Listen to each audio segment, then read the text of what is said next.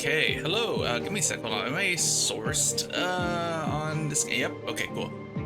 Give me a minute while I just quickly. Let me see. Announcements here. Yeah, we're playing Morimens. We're back on Morimens. And then tomorrow we're playing Toadtopia. I want to play that game. It looks cool. It's been a while since I played a Toho fan game. So give me a sec.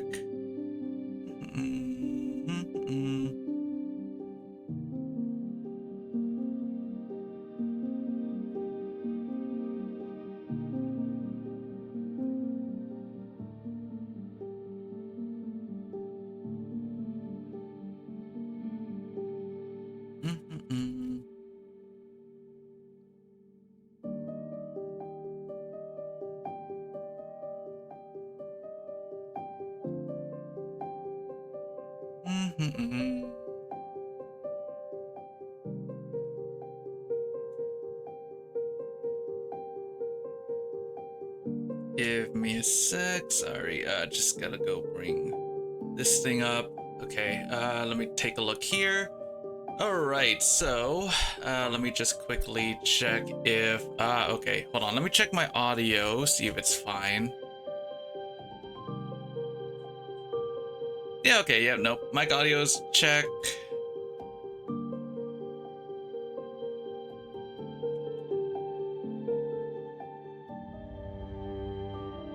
Yeah, mic audio is good. Let me just like volume that down a little bit. There we go. Okay. Yeah, mic audio is fine. Game audio is fine. Cool, everything's fine. We're gonna claim all this stuff. All right, so we got our handbook. Let me see.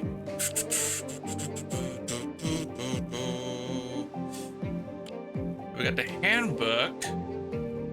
Apparently chapter 1, I haven't done Passion to Dust and Dreamscape. Should we do... Wait, how long is Dreamscape? If it's, if this one takes place in chapter 1, it's like Deep Dive, Passion to Dust. Let's see. I'm kind of curious on... You know, might as well check it, I guess. Culinary Dominion, Passion to Dust. Kind of want to see how long Dreamscape is. I guess we'll see. Wait a sec. Yeah, why not? Because I am gonna be doing Dreamscape. I want to see how long it is. If it's long for like a whole stream, then that's fantastic.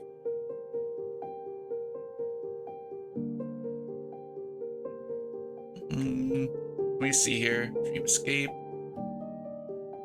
Okay. We'll do the Psych Deep Dive first. Apparently Passion to Dust. Might as well do this one real quick. Why not? Might as well go do it. Let's see here.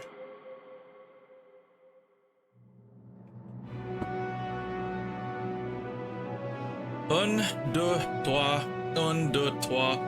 Very well, neat and elegant. The strings and woodwinds murmur in the background, weaving with a rhythmic stomp of feet to form an ordinary, graceful harmony, a dance of sound that stirs the soul. What's going on?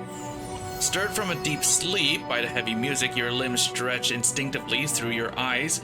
Though your eyes remain unbearably heavy, your lids press together tight no matter what. They refuse to part, not even a sliver of light slips through.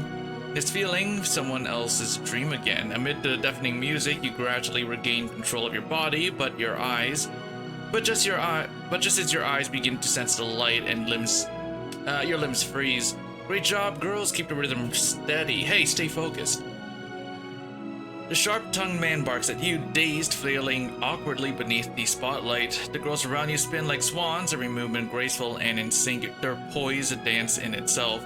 But someone moves like a wild duck among swans. You are that unfortunate someone. You quickly realize this is a dancer's body, but it remembers nothing. Even standing feels unsteady, let alone recalling the intricate steps. Always a handful living up to your reputation as our prima ballerina. The prima ballerina, that's me. No one answers. The dancers glide past without pause until an elbow knocks into you. You stagger 2 steps, lose the rhythm, and are shunted to the edge of the stage, but there is no escaping the critical stares from below. Hold on, let me bring this down a little bit. There we go. Okay. There are no rows of seats beneath the stage, just pairs of tables and chairs arranged across an open floor. Tasseled silk tablecloths shimmer beneath scattered jewels. The masked audience's faces glow eerily under the lights. What's wrong with that kid in front? A misstep. They don't care about dance. Don't you get what kind of people they are? True, that body really is. These people aren't just ordinary spectators. What are you standing around for? A pampered, plump hand yanks your bare arm, pulling you into the shadows behind the curtain. You nearly ruined everything. This is the final rehearsal before the real show. What were you thinking?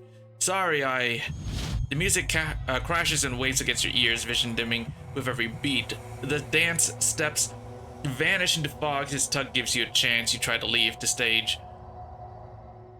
Don't move. I need someone to balance the formation when I go on. Go to the back left and fill the gap near my steps.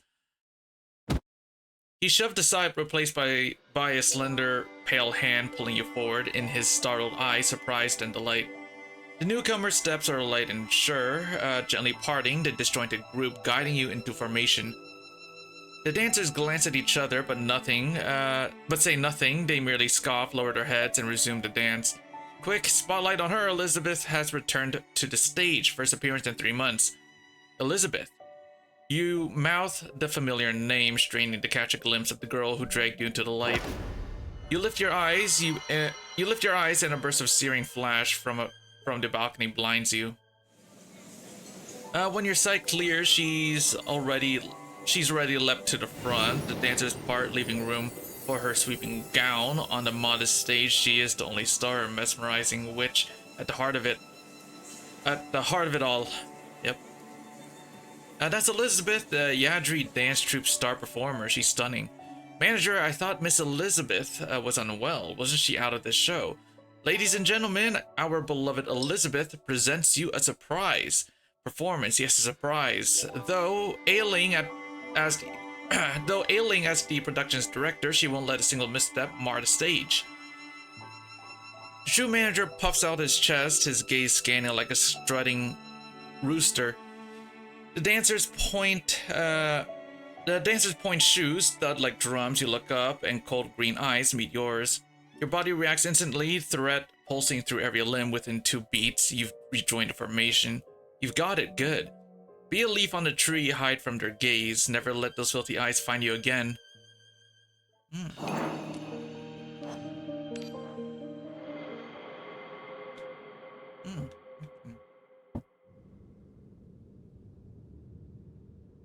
Finally, it's over. The music ends, you freeze, holding your pose alongside the others, ready for thunderous applause, but only hushed whispers rise from below. Price. What's the rush? Anyway, performance auction. Before you can make out the guest's words, the curtain descends, cutting stage from audience like night from day. So beautiful, the real ending to Swan Elegy. If she hadn't stepped in, I can't imagine. To our rescue, you're giving her too much credit. If she hadn't walked off, we wouldn't have needed to replace her with a half-baked lead. Walked off, half-baked. This body you currently inhabit still won't answer your questions. Her memories lie hidden in some unknown corner. You push through the crowd of dancers chattering like excited birds, reaching toward the girl who's turning to leave. Liz, where are you going? That's right, Liz. The black-clad dancer who saved you is none other than Liz, the Awakener you know. This dream belongs to her, the girl who always locks herself in Mythic's dancing studio. Liz turns, her lips twitching as if to speak. Elizabeth, dear Elizabeth, I knew you couldn't leave the stage behind. The troupe manager squeezes in beside her with an oily grin, his voice almost groveling. Liz gracefully steps back like a butterfly fluttering out of its reach. No one dares to stop her. They can only watch as she disappears down the passage. The manager's smile freezes and curdles. Putting on airs. I would have had my way with that little bitch if it weren't for. What are you staring at? Get ready for the next dance. Upset those lords, and you'll be the one paying. The girls flinch, but in the end, none dares to protest. They all obediently climb down and return to formation. And you, what was your name again? Never mind, it's not important. The manager picks a beautiful dancer with a lazy flick of his finger. She steps forward with an overjoyed smile. Manager, I'm Carolyn. Carol, doesn't matter. You're doing the current call. At your age, you won't be on stage much longer. This is your last shot at stability. Thanks, manager. He heaps insult upon insult, but she bows her head, dignity discarded at his feet. The scene is suffocating. But you can't stay here. You didn't come to someone's dream to become a ballet star. Seizing the moment, you bow and try to vanish into the crowd. Liz is backstage. Door is within reach, but a pudgy hand clamps onto your wrist and yanks you into the wings. Ow. Manager, you... Damn, okay. The blow rings in your ears, your cheek flushes and swells instantly. Pain blooming across your skin. Try to slap it back, hold back your anger. Yeah, no, fuck this guy, dude. Dancers keep to a vegetarian diet and frail routines off stage. This body is weak. But you are not, even in dreams, your awakeners can knock this creepy flat. You are not the protagonist of this dream. Lashing out could sever your connection to its owner, maybe for good. Do you even realize what you've done? I named you prima ballerina, and you repay me by ruining a crucial rehearsal. Do you know how humiliating this is? You forgot your steps, nearly ruined your reputation. Me, but if I'm the principal, then Liz. Liz, if she hadn't quit, you'd never get a whiff of this title. Quit, Liz was the original principal, then why? Too many questions, get to your room now. Manager has lost his patience, he grabs you and shoves you into a cramped, dim room. The door slams, he shouts from the other side. Pray you remember Elizabeth's steps, or you'll be sold to the House of Bliss. What kind of place is that? The lock turns coldly. You know you won't get a response tonight. He's gone. Oily bastard. May you spend the night stuck on the toilet. You kick the door in frustration. The ancient wood doesn't budge and remains silently wedged in the door frame. You overestimated the strength of Point's shoes. A piercing pain shoots through your big toe as if the nail bed had been flipped by your kick. You yelp, tumble onto the bed, curl up and whimper. Someone knocks on the window. You hadn't locked it. The visitor climbs in with ease. So fierce most of the time, yet all tongue-tied when scolding someone. She stands by the bed, leaning over with hands behind her back. Her ash-gray hair brushes your cheek. Liz. Quiet, the dorm wall is thin. When the music stops, the audience might hear. She presses a chill cloth to your cheek. Cold. You were slapped on this side, right? She sits and rolls the cloth gently across your face, your grimace twitching with every pass. Ice cubes, where'd you get them? From that old pig's private cellar. Old pig, you mean the manager? Ow, gentler. It's midsummer, ice is rare, he never give it to you. She presses harder. I didn't ask, I took it. Liz lets go, pulling you up to sit. She rummages through a simple ice pack and fishes out a small ice cube, placing it in your mouth. A strange sweetness spreads with the cold, easing the burn on your face. You press the cloth back to your skin. Did you skip the stage today because you overheard something? What? Her gaze hardens, she cups your cheek and locks eyes with you. Did you learn the truth about the troupe? Did the manager or agents force you to? Anger and worry rise in her emerald eyes. Her palms grow colder than the ice.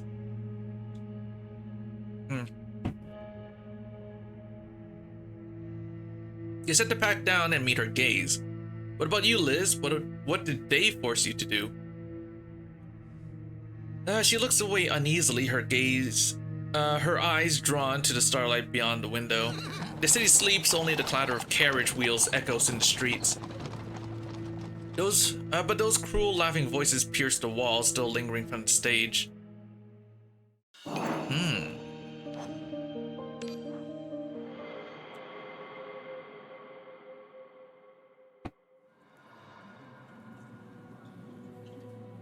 Through a corridor, the whispers of people conversing in the theater would not be heard clearly. You only sense that those sounds were tinged with disdainful and superior mockery.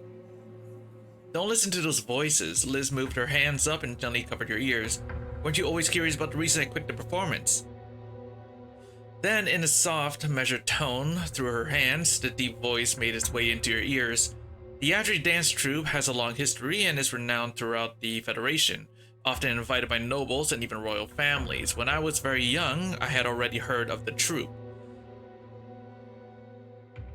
A year ago, on a midsummer's night, I ran away from home and joined the Yadri dance troupe. A year ago. Elizabeth Sal. I remember this is the name of a royal dance troupe. Yes, the founder of the Sal dance troupe was my grandfather. Oh, I see, Elizabeth. Can I call you Liz? Do you like dancing? I really love dancing, sir. Just one look and I can remember the steps. And when I was 12, I choreographed an entire ballet. Oh, you can choreograph dances too. How did the audience respond to it? I'm sorry, manager, my dance drama has never been staged. My parents always said they'd disown me if I kept dancing, and even my grandfather hit me several times because of it. Didn't know that old man Sal was such a master of pretense. Manager, did you just say something? I'm saying old Sal really wasted your talent. The manager circled Liz, sizing her up with a gaze as if she were a precious work of art. Your arm muscles are more beautiful than any of the other girls in the group. They may be slender, but your dance addition, they're definitely strong. And the ratio of your waist to your legs, Liz, you're a born dancer. Hiding you and your talent at home is simply a desecration of art. Do you mean that the Yadri dance troupe will accept me? That's right, absolutely. Not only will you join the dance troupe, but you'll also become the new principal. My new star, your ballet, it'll have its premiere at the largest theater in Londinium. The new principal? But if I were to become the principal, what about Miss Denu? The current prima ballerina of the troupe. I've heard she's especially proud and exceptionally skilled. Now we have you, and that's what matters. Sign this contract to join the group, and I guarantee I can make you an A-list star. The manager held Liz's hand, and the latter, filled with joy and resolve, solemnly signed her name on the paper. She signed it without reading the contract, and the girl's eyes filled with either disdain or pity were all taken by her as jealousy of her recognition. 3 months ago. The last whip turn on deux trois, well done.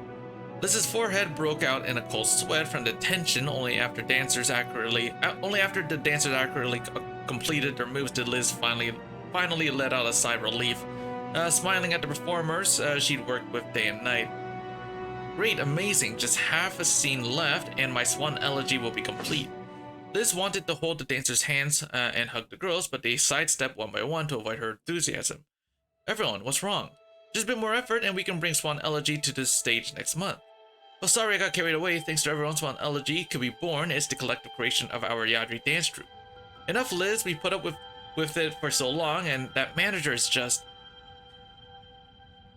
Stop talking, think about Danube's fate. Another dancer held her anxious friend. The first dancer showed a look of lingering fear as her gaze darted around.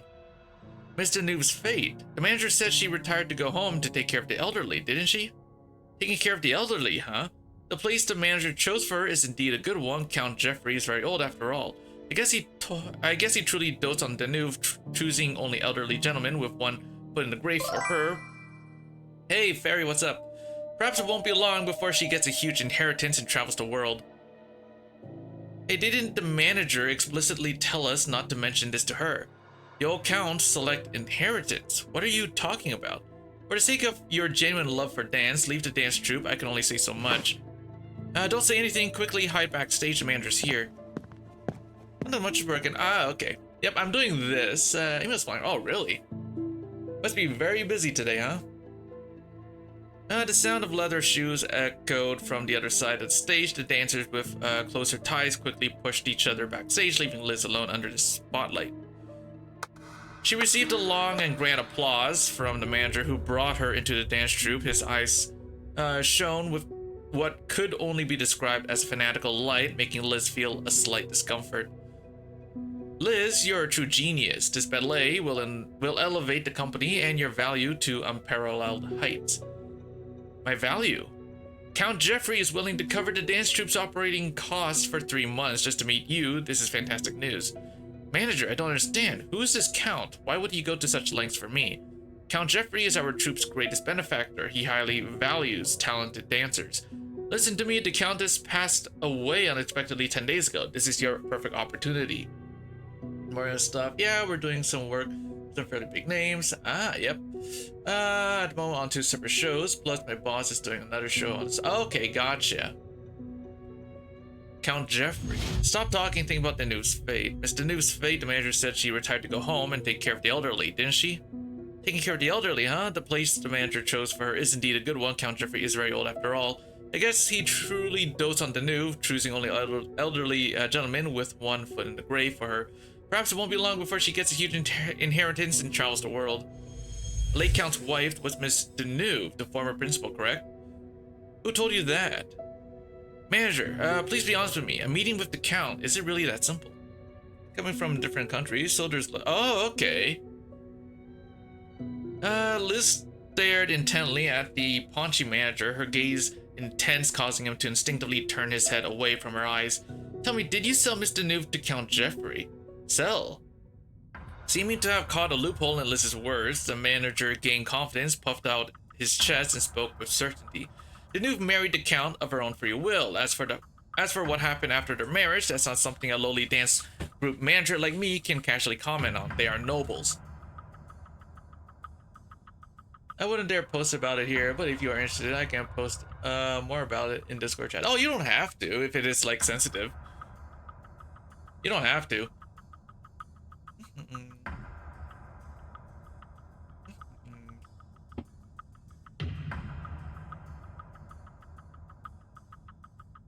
So the dance troupe has always been your tool for seeking fame and recognition, allowed it to carry favor with the powerful.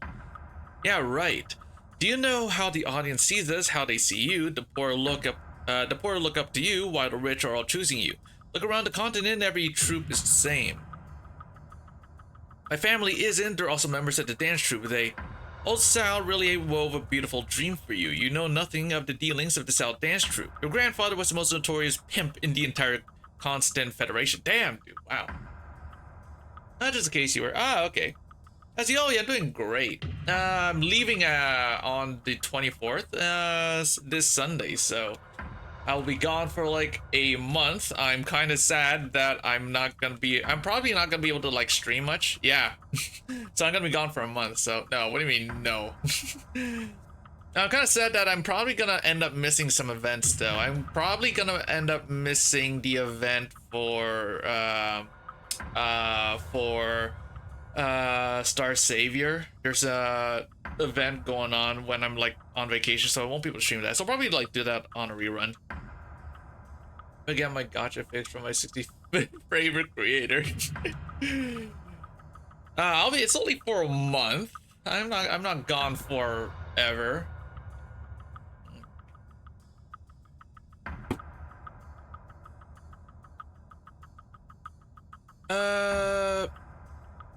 Can anybody do? I hope you have fun. Oh yeah, I'm gonna be relaxing there. It's been a while since I like took a vacation. I don't remember the last time I took a vacation, so I can't wait.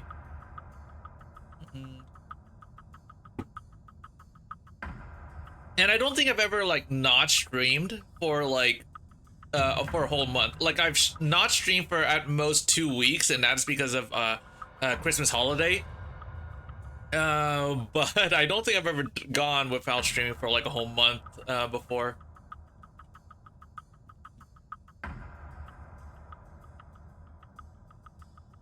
Attic, what do you mean? What do you mean?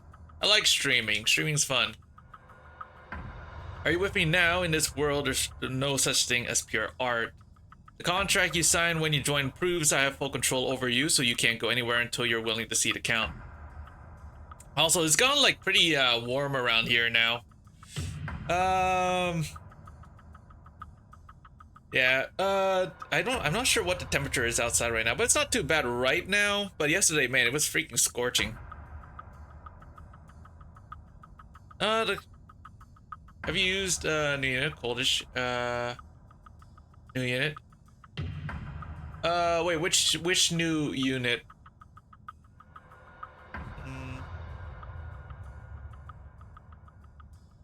The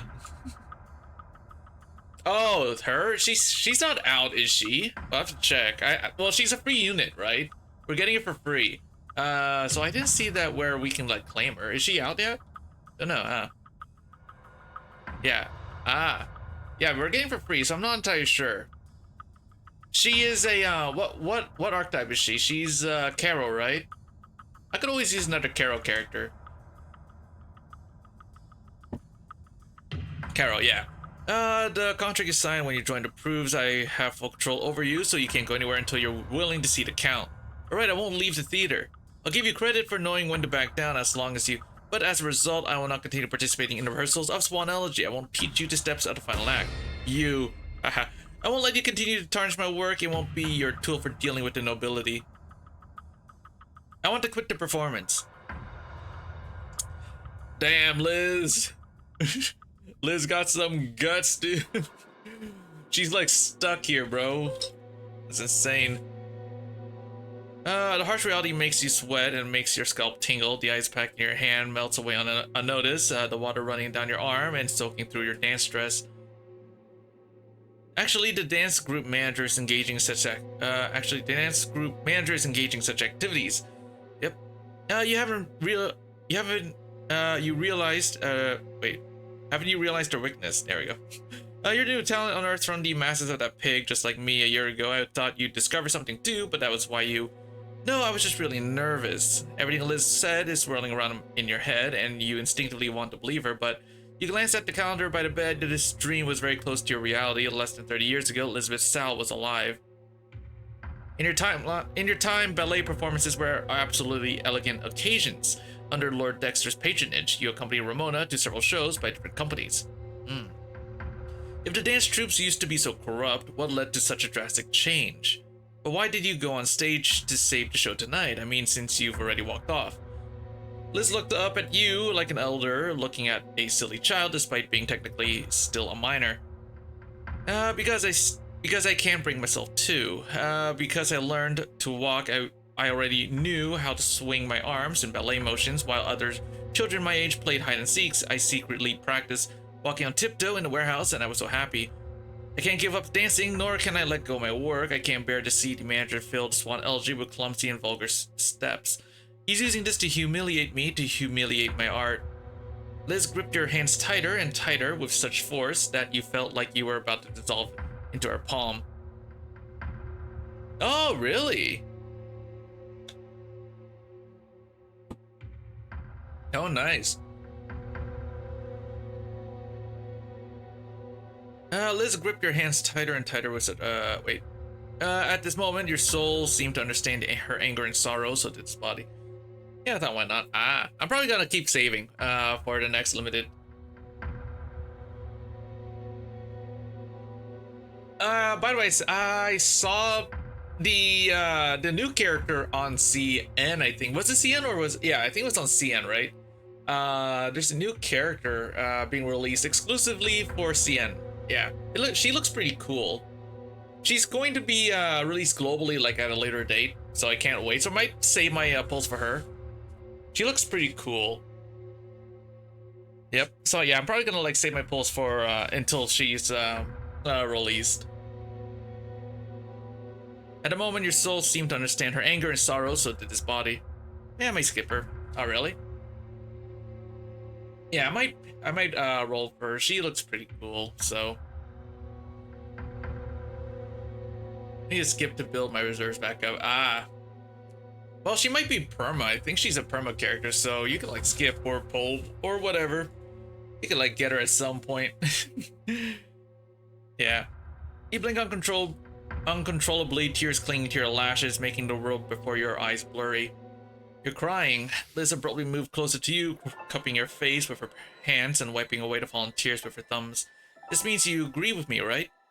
The gray-green eyes were inches away, and this time you clearly saw the struggle and pain within them. She waited for you almost desperately, waiting for your positive answer. I still need to use my 20 to 10 pull star. You get different with the tick.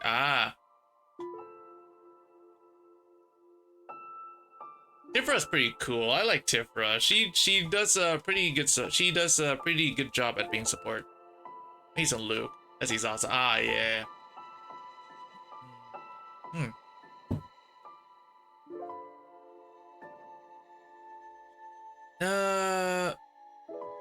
Yes, you're absolutely right. You recall the conversation with Liz in the archives of Mythic University. Dancing should be pure. A true dancer should express her heart through their steps, not just her body. Liz's eyes lit up, her joy clear to see. We are indeed the same. You can understand me. So could you help me? Help you, Liz? Do you have any plans? I don't want their evil to keep spreading. I will end it here with my own hands. Okay, I'll help you. What do I need to do? Liz touched your face, her tone softening with a touch of sadness and guilt in her eyes. Is E2 as good? Yeah, I think I only have like Luke E1, I think. I only have Luke E1. Liz touched her face, her tone softening with a touch of sadness and guilt in her eyes. The manager is wary of me. He definitely won't believe I'd step on stage. She picked up the cloth of the makeshift ice pack with 2 fingers. Most of the ice had melted and the fabric was so wet it could be wrung out. A wave of unexpected drowsiness suddenly washed over him. Even his breath was caught in his throat. Elizabeth, what have you done? You're the principal he picked. He'd only turn to me if you were absent. Liz covered your mouth and nose with a cloth, and a sweet, familiar yet uncomfortable scent spread through your nostrils. The ice, it's laced. Can't believe you managed to bite down on that ice cube for so long. It finally melted. You'll be fine. I've seen a manager use this drug to make unruly girls comply. It's just like a deep sleep. That's right. After waking up, everything will come to an end. Which were E0 Sash? Or from Morimens? Let me see. I don't think we got them yet. Hold on. Which one's this one? Yeah. I got all that stuff to do still. Oh, we got this stuff. Ooh. There's stars.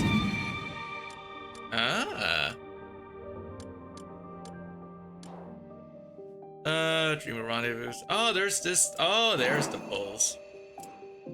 Oh, I have to clear multiverse link for Gone Sea of Love. Okay, so 50, so it's 100. 150, that is, yeah, 250, Cleep. Oh, okay, so I just need to do this one then. Clear multiverse link for Gone Sea of Love. Oh, so it is here. I guess. Fade memory. I'll log in quick, yep. Yeah, there's a bunch of stuff. Lots and a lot. Well, awaken 100 times. Okay. Oh. Yeah, fun stuff, fun stuff. Look at all that stuff. Ooh. Okay, maybe after, wait. What part, like, when does that take part in anyway?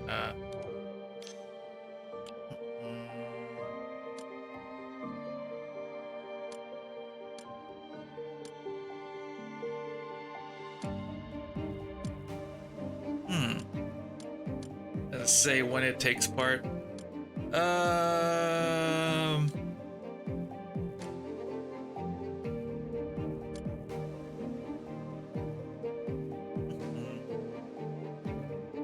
Is Faded Memory's second part?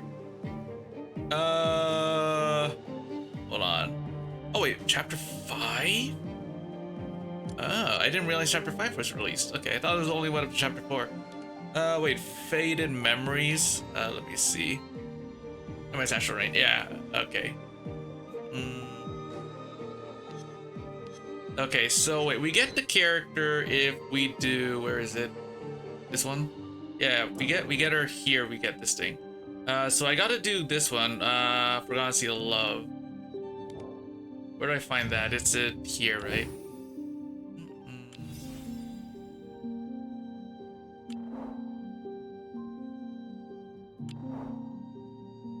It's somewhere. Hold up.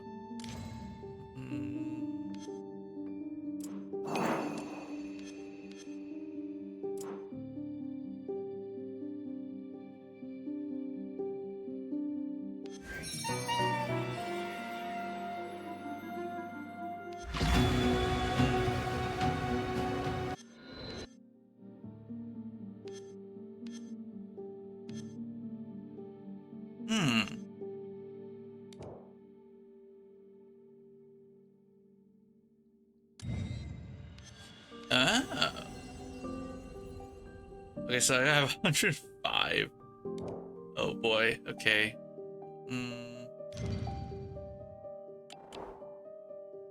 Now, what is multiverse link anyway? Is it... Oh, wait, it's this thing. Oh, it's not even out yet. Oh. Yeah, this is the thing. Okay. It's not out yet, I don't think. I don't see where I could do the quest.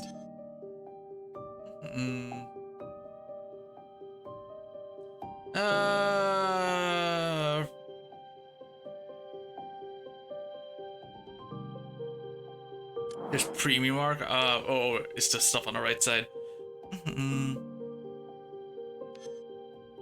Okay, I'm guessing it's not out yet. Okay. Oh, what's that? Oh, gift box. Oh.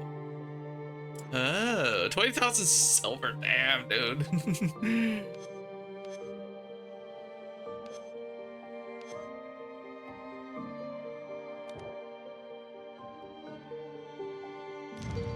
Hold on, wait. When does it release? Baptism of Silver and Blood.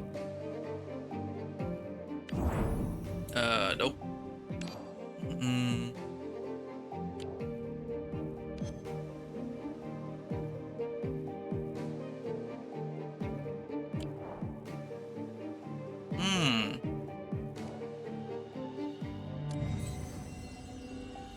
I hope it's gonna release like this this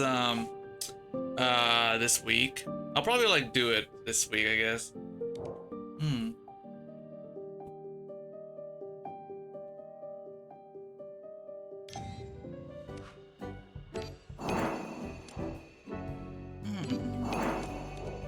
Okay, hold on, wait, let me like search it up real quick. Let me see when it's like releasing the multiverse link. I'm pretty sure it'll be here for a while, so I might be able to do it when I get back from my vacation. So let me see.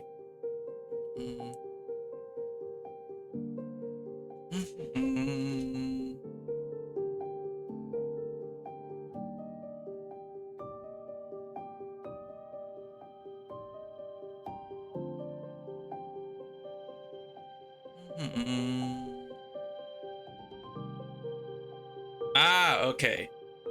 Okay, so yeah, it's releasing in 2 parts. Okay, so on the 30th, yeah, okay. Yeah, on the 30th, it will release it'll release it, so. Okay. So yeah, it'll probably be here by the time I like return. I'm hoping that it's not gonna be too detrimental for... It's not gonna like reveal spoilers for Astral Reign, because I'm not even there yet. I haven't even done this thing. It's Banner Sash. Oh no! Wait, 3K? Yo. What, on the basic banner? Ah. Oh, there's this thing. What's this? Walks all life. Ah. Hold on. What's on this banner? Is it like... Oh. Oh. The hell, new cores. Yeah, new cores. Yep.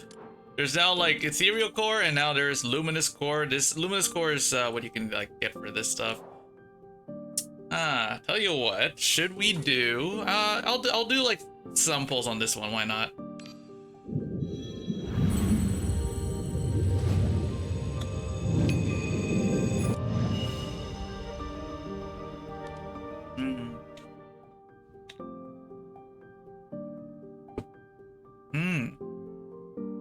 Okay, apparently this takes this one ethereal cores takes like gets taken first. Might as well go for a little bit, why not?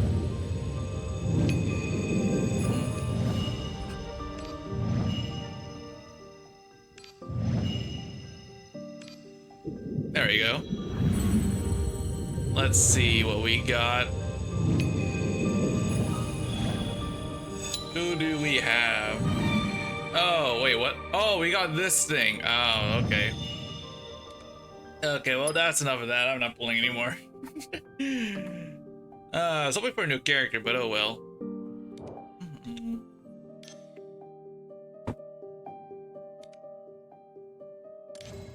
Wasn't there a mission for? No, not this one. Oh, this one. Oh, and then we get, what are these for again? Ah.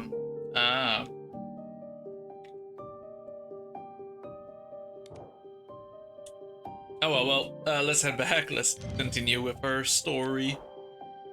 Where are we?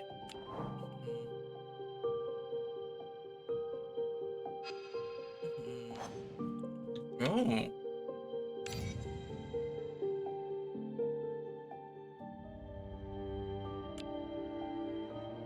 Oh yeah, I was like messing around with this one.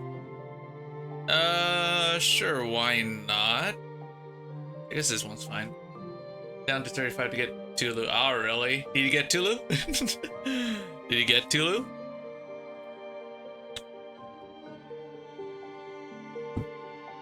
Yeah, oh, nice. Hmm.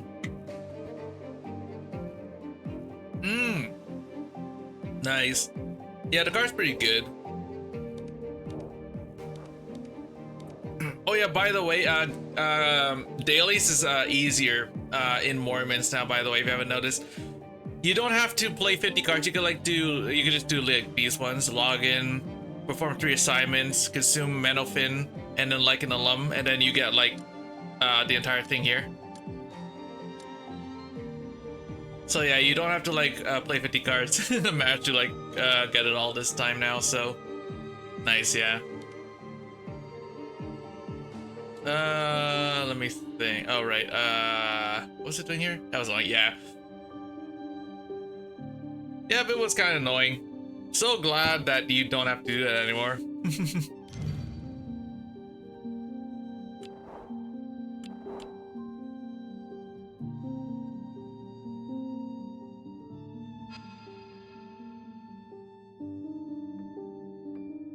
Would have to use a GIMP to team.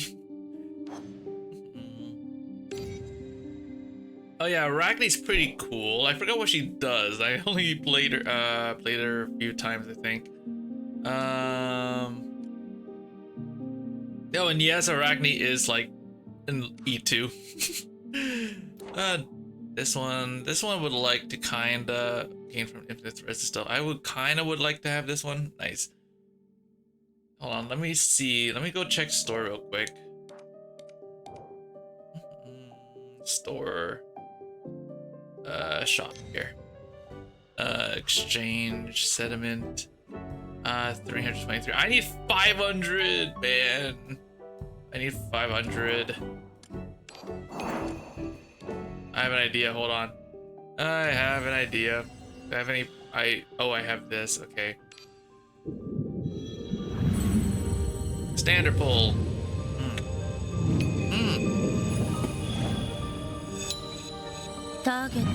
Oh, hey, Ellet. There we go. Neat. I don't have enough yet, though. All right, forgot to get this stuff. This stuff here.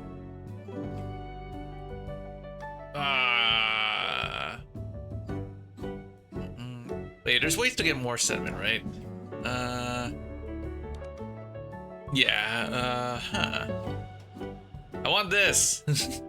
But I have no more sediment. Damn it. Okay, whatever. It's fine. Whatever. That's fine. That's fine.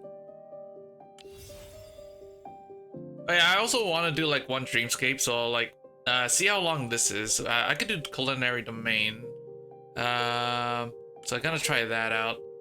I've never done a dreamscape, so I'm not sure how long it's gonna take, so.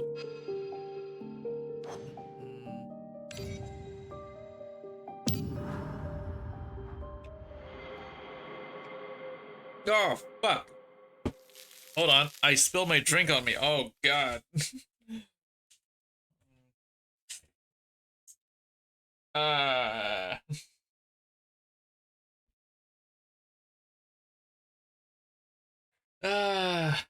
Where the... There you go. Mm.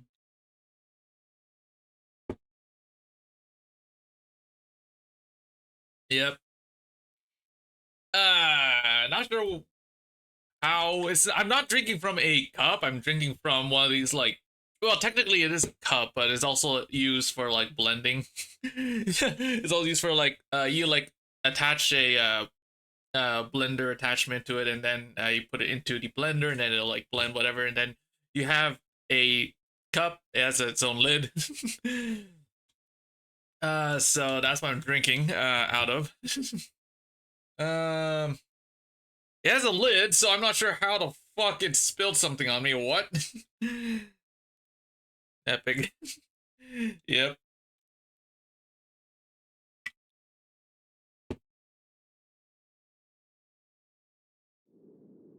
Finds a way. I don't know.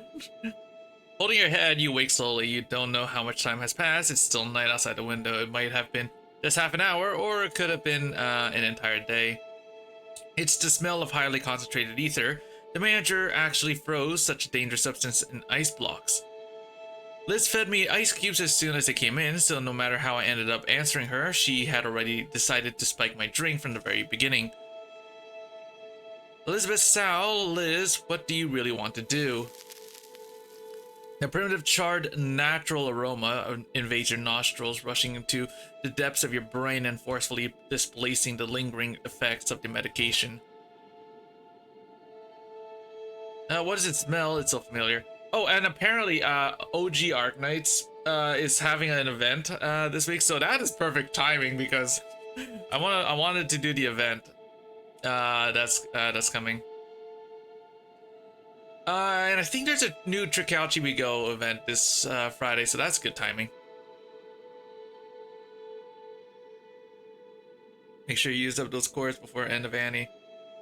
Oh, what? Wait, are they limited? They're not limited, are they? Those ethereal cores? Are they all limited?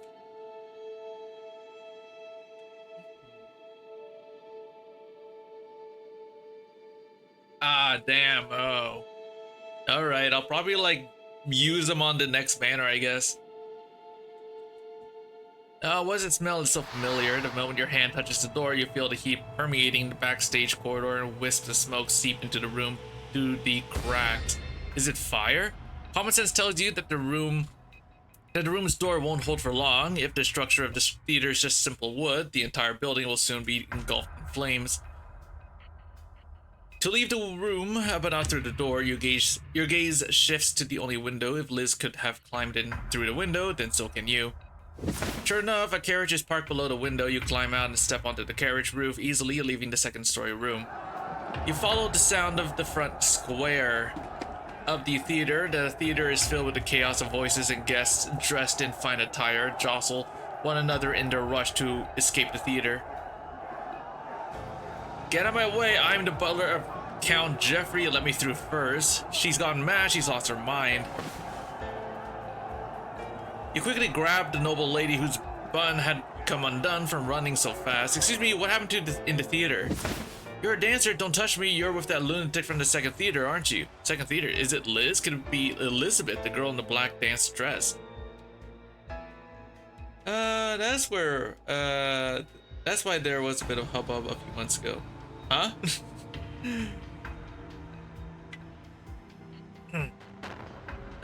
Second theater, you know that mad woman and you claim you're not her accomplice. Someone beat that dancer to death for me. Ah. It's because the game has given us so many, and people are selling fully decked out accounts. People are selling their accounts? Oh. I mean, like, dude, that's like breaking, I think that's breaking terms or something. So yeah. Asia, yeah, no, they're gonna get banned. Yes it is, but they don't care. Yeah, I mean like the people who sell them the accounts, aren't they just gonna like report the accounts that they sold them to? They get to keep the money, and the person who paid for that account would have like a banned account. I doubt it.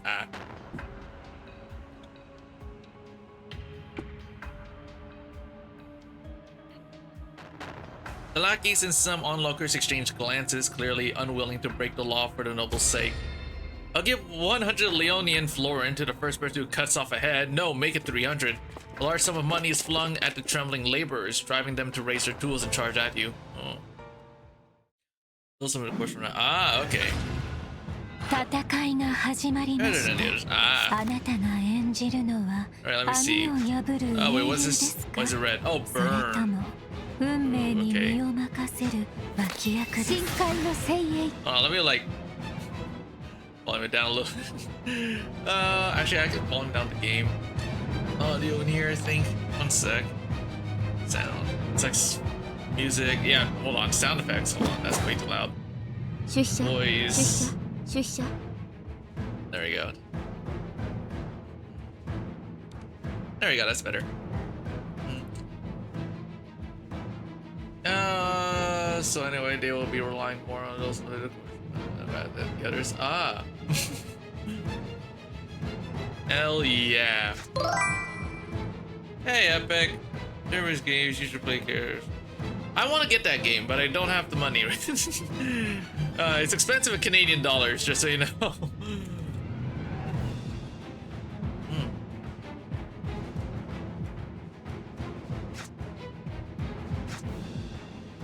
It's a very good game. It was on the Xbox Game Pass. Ah, really? I don't have Xbox Game Pass. I don't want to give my freaking credit card information. Thank you very much. I don't know if it is anymore. Probably not. I think they usually like keep it there for like a few months. It got Game of the Year. Oh yeah, I know it got Game of the Year.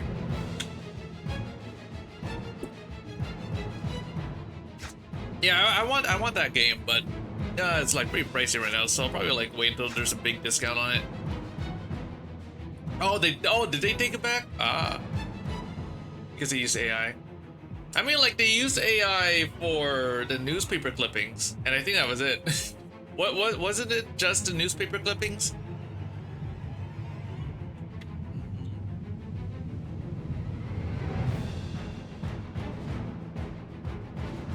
I don't know. No idea. What am I looking at the moment? Yeah, I heard about the AI thing. I heard it was from the AI clippings that they had. But honestly, if it was just the newspaper clippings, you wouldn't really notice it unless you're really, really looking for it. This Pando, get out of wet. Don't worry. That's Pando. Don't worry about him. Don't worry about him. Let me see. What was it doing? Oh, crap.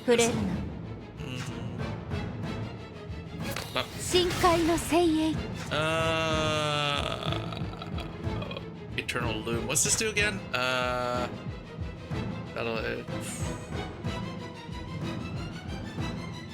Okay. Dude, this one real low.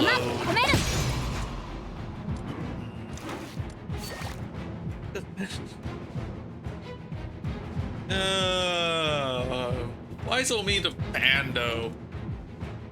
Would it make you feel better if Pando was a cat? I can make him into a cat, I think. Yes. Okay. I'll make him into a cat. 1 second. I can do that real quick.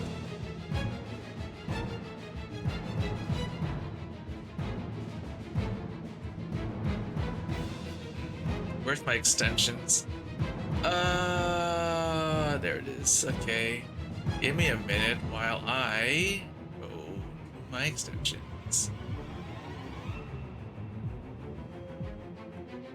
Settings. Yeah, I can make him into a cat.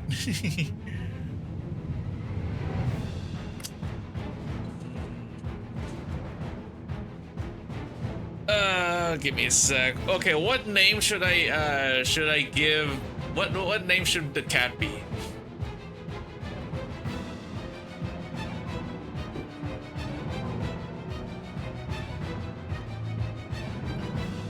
It's actually already a sec. Actually, wait, no. It's telling me to change. It's telling me to make a new one. Login. Yeah. It's telling me to make a new one. Hold on. I want to change it, not make a new one. Yeah, we do this one. There you go.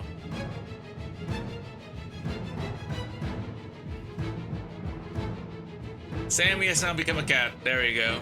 Oh, I can make him into his. Oh, wait, he can be an axolotl. Wait. There you go. I can make him into an axolotl. One sec. Level 37 axolotl. Okay. Where is the... Here it is.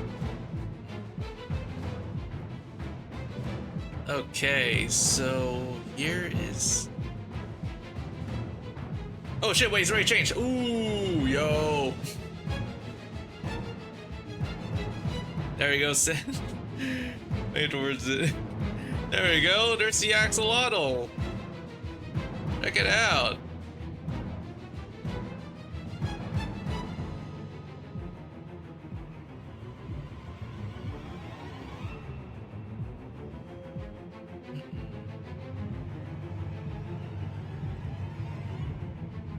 There we go. Temporary placeholder textures in early development. What do you mean, kill it? Fine, okay, you know what? Fine. It's gonna be a cat then, alright? I'll change it to a cat. If that'll make you happy. Change it to a cat.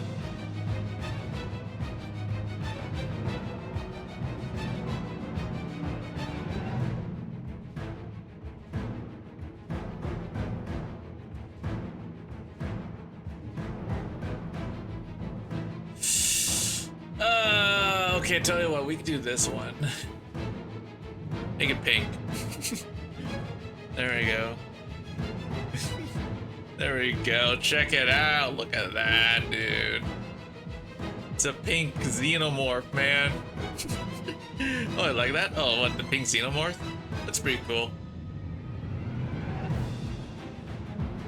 There you go. He's just gonna sit here on right there. There we go. That's why it must change. I could change it into a raccoon. Or a dragon. There's a dragon. Red dragon. It's nice. Yeah, there's a dragon. I could change it to a, yeah, there's a cat.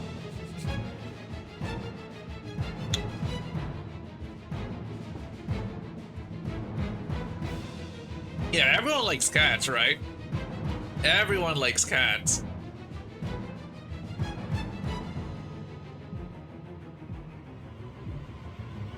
Okay, I have to live with all of them. Everyone likes cats, right? Everyone likes them.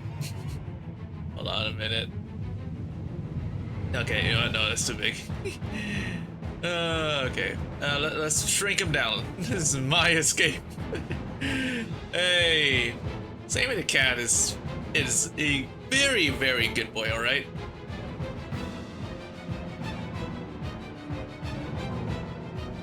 There you go. Why? Okay, fine, okay. We can change. Whoops, actually locked out. We can change. We can go ahead and give... Oh, there's a fox.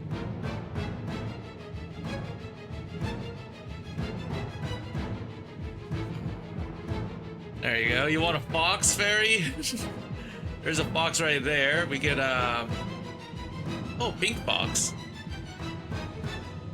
Oh, the Arctic fox looks nice. Needs to be level 45 though. There's a bulldog. Who doesn't like bulldogs? Damn, yeah. You know, like if there wasn't Eve, then I say do that. Damn.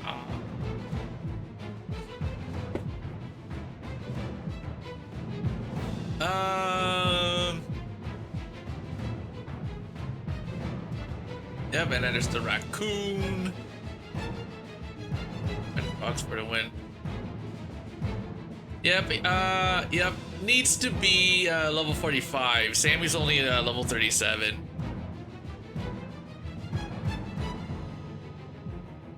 Ah. Oh, there's some premium stuff. The Arctic Fox looks pretty nice, but I can't select it. Okay, okay, we'll keep it as a fox for now, right?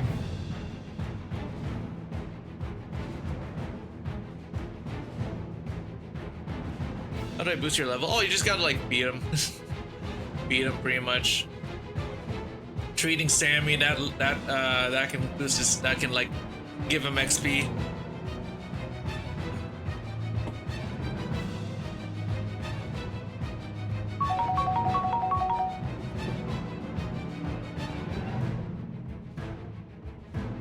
There we go. Okay, yeah, we'll keep Sammy the fox for a while.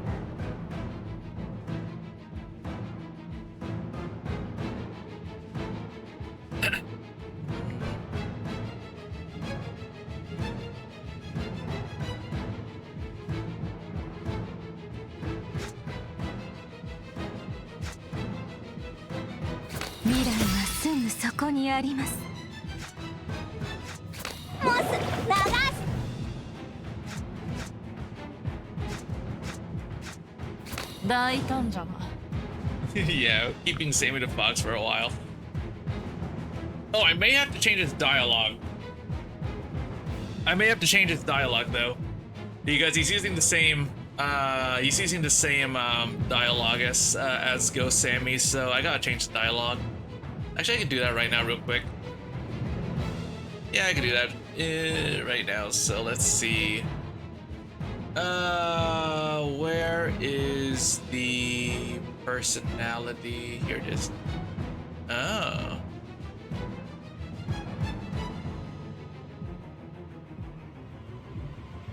Oh, wait, I can still, oh, it's super pan. Oh. Oh. Okay, I can set a personality. I can make him sarcastic, ASCII. There we go. I could make it the personality of a toxic gamer.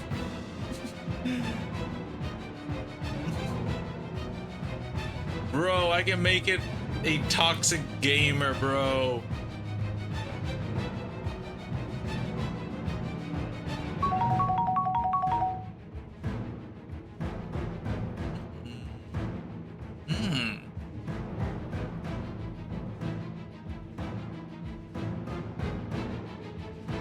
Yeah, nah, we're sticking with ASCII, yep.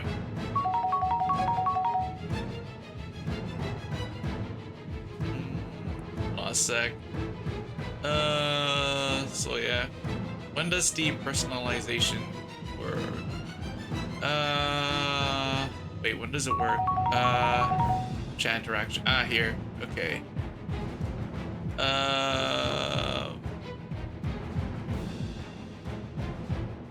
Personality. Dynamic personality.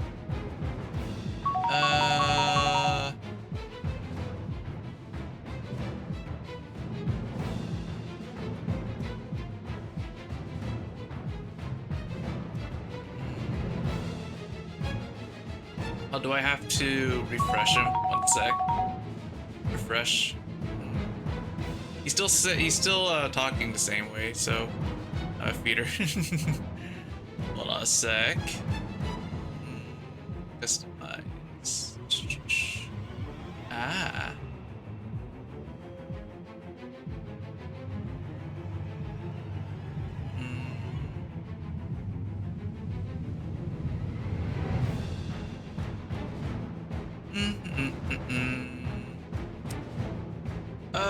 Chat interactions, dynamic personnel. Wait, when does?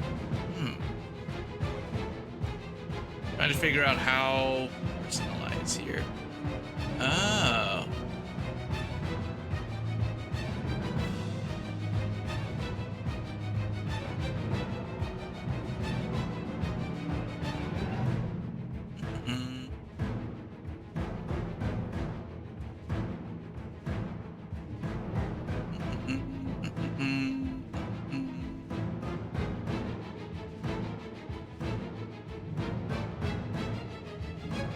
Mm, I guess I do have to change to chat.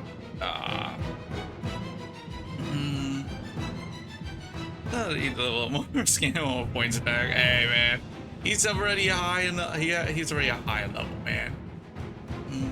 How do I unsec? What's this? No.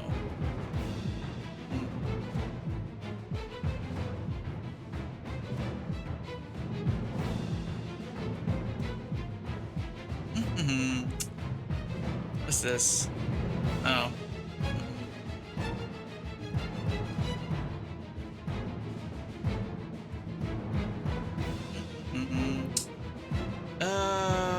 Personality.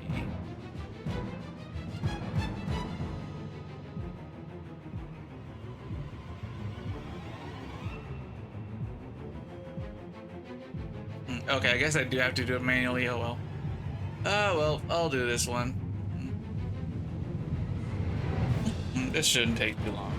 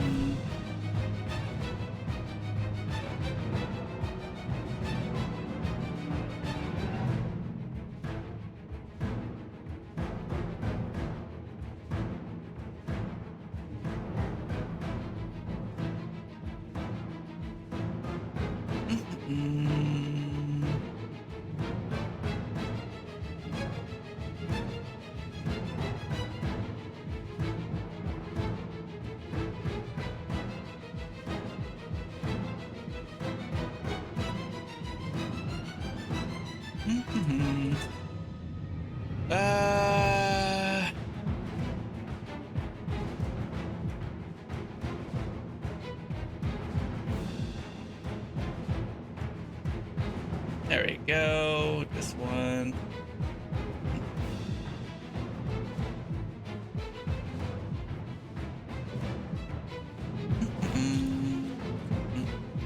I'm just like changing the chat interactions to make it more suited for the fox. The chat wants the Arctic fox. I want the Arctic fox too.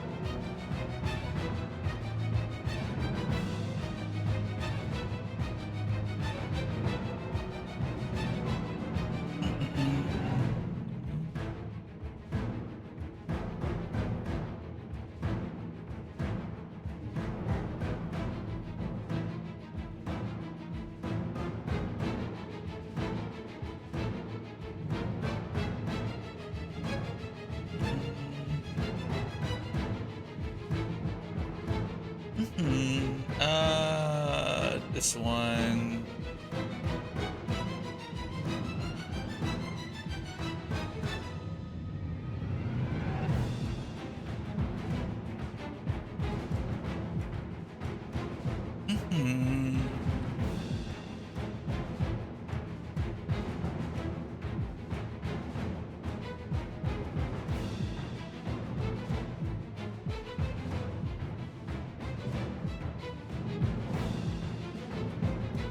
Getting food. Getting food one. Okay, gotcha.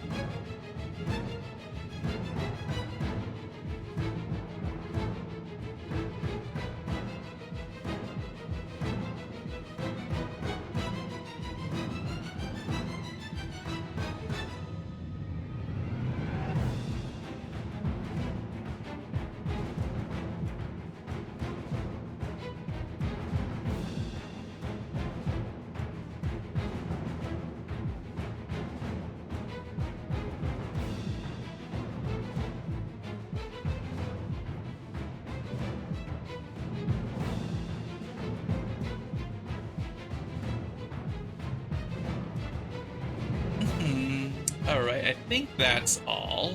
Oh wait, nope.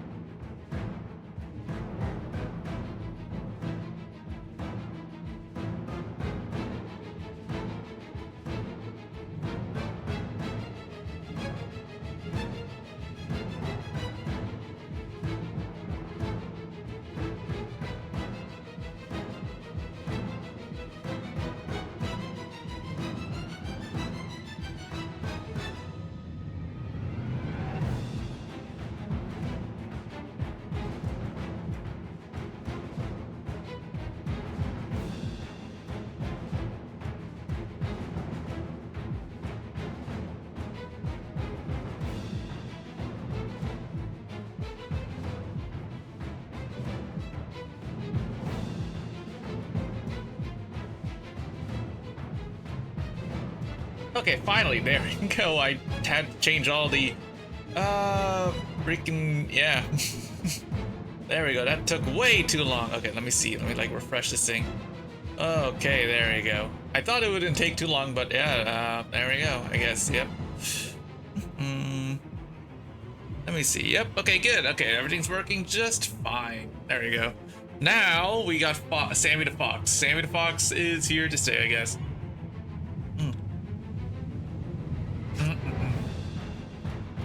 There we go.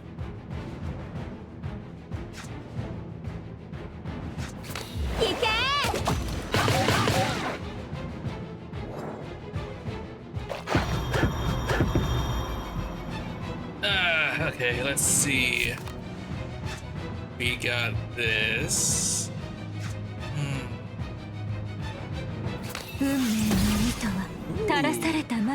Okay, oh. Right, right.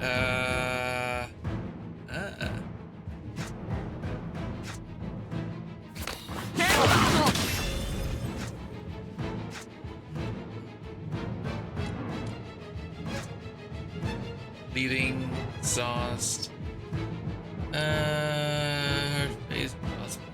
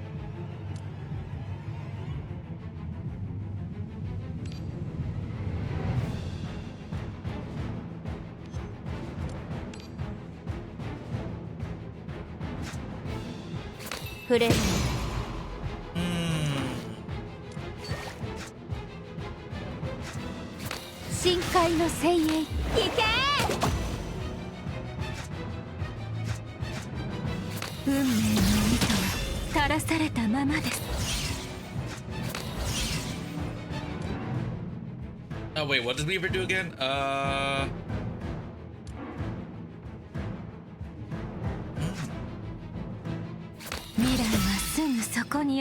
I forgot to put this, whatever. We can do...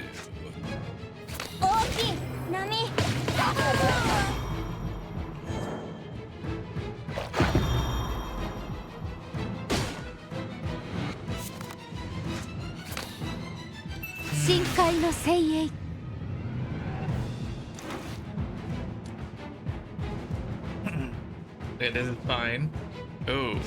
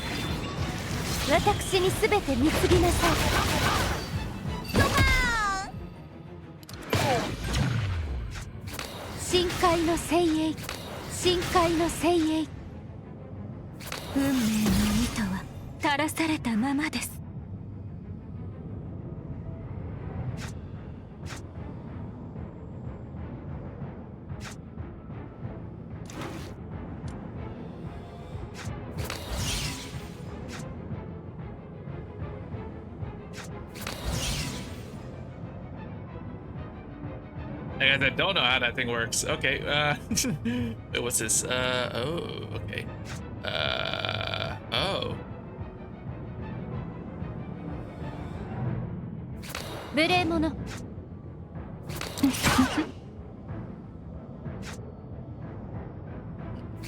世の前にひざまずけ銀の鍵が道を照らさんことを無駄な抵抗はおやめなさい大きい波サブー引け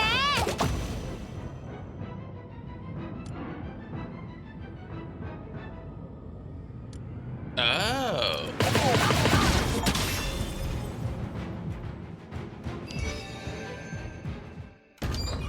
Oh yeah, this game has achievements on Steam now. I just remembered that this game has achievements on Steam. You mustered the courage to push open the door of the first theater through the flames haven't you reached. Though the flames haven't yet reached here, thick smoke and heat slam into your face, stinging your eyes. You tear off a piece of tablecloth, knock over a decorative vase, and use the water from the flowers to wet the cloth. Covering your mouth and nose with your damp cloth, the humid air, rich with an earthy, rooty scent, fills your lungs. You crouch down and feel your way forward slowly on the carpet. Ow! The running girl collides with you and you both tumble to the ground. Why are you still going in? Run, hurry! You recall this dancer according to Liz's description. She seemed especially warm and kind. Is Liz inside? The dancer trembles violently as if she heard the name of demon. Liz was gone mad. She drugged the food for the audience and everyone else. Everyone passed out. Only those like me who are overweight and not allowed to eat, and some ladies who skip meals to stay slim managed to get away. Hey, don't run. I said don't go in. You ignore the dancer's warning and rush toward the second theater. Liz. Pushing open the door to the second theater, the scene makes your blood run cold. Fainted guests and dancers lie scattered across the floor. The once bustling lobby is now silent with flames spreading everywhere. Only the areas marked by these slime have been spared. Some things in this world, even fire cannot consume. You shouldn't have come. Liz stands in the corner of the stage. You cannot see her. Only her voice carries from across half the theater. Liz, did you start this fire? Bitter chuckle comes from the stage, and you know the question is too weak. Whether or not Liz lit the fire, the fate of her and you already sealed. AF-29 Blank Garden Second Theater caught fire during a performance of the ballet Swan's Elegy, including Count Geoffrey, a member of the royal nobility, and others. A total of 13 nobles, 25 servants, 12 dancers, and 1 dance group manager perished in the flames. After investigation, the arsonist was identified as the deceased prima ballerina, Elizabeth Sal. Liz doesn't respond. She still has her back to you and moves one hand back and forth as if winding something. All set. She takes 2 steps forward and stands still at the center of the stage. Then fluent music pours out, blending with the crackle of the flames. This will be the true curtain call of Swan's Elegy. Guess I'll have to make do with phonograph for music though. Let the musicians go because they were innocent, didn't you? You're innocent too. You can still leave. I've been watching you for a while. I know you're not with them. I know I desecrated your art. I nearly ruined your Swan Elegy, remember? Liz kneels on the stage, extending her hand to beckon you closer. Only now do you realize the stage is covered in black slime. Could it be D-slime? You've just taken 2 steps forward toward her when a gust of wind slams the theater windows open. Now the silent flames are suddenly fanned alive, racing to bite at the stage curtains. Liz, come down, the fire spreading. The lintel collapses with a deafening crash, a charred beam smashing to the ground, throwing up clouds of ash and sparks and igniting the cashmere carpet. Liz, Elizabeth, don't do anything stupid. Let's leave here together. There's still time. Please, give this world another chance. 30 years from now, ballet will be regarded as one of the finest forms of art. Just give it some time. Liz lies at the edge of the stage and extends her hand toward you once more. Her palm is smeared with D-slime, yet when it touches your cheek, it carries the warmth of a living person. I know I can't put an end to all the evil in this world today, but I've always known that. All I want is to light up a fire to reveal the darkness, to let justice shine through. I have no other choice. With that, she pushes you away with all her might. Sorry I drugged you without your consent. Are you sure you're not leaving? You can still jump out the window. You shake your head and sit at the stage's edge, arms wrapped around the legs. You count the people in dance dresses in the theater, including Liz, and there are only 11. So that makes you the 12th. The 12th to perish in the flames. Well then, I'll make you my only audience today. Elizabeth Sal presenting a solo performance of Swan's Elegy. Liz bows to you and casually lifts the burning curtain.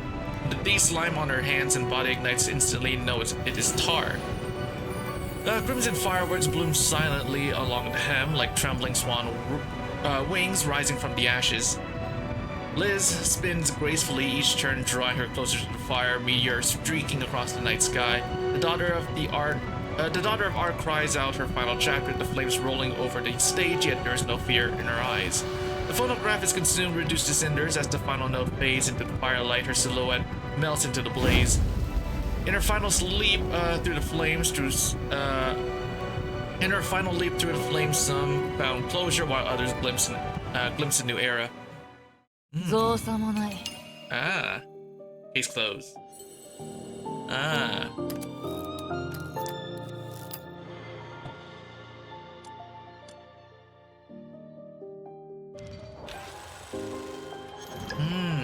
New posse. Ah. Okay, so yeah, I'm not entirely sure, right? For the team I just used. Is probably, I don't know if the team I just used is the best one I should be using. So maybe we gotta like mix and choose, like mix up the teams I'm gonna be using, right? So I'll figure out how to use her properly. I'm probably not like using her properly so she probably doesn't like belong on that team or something.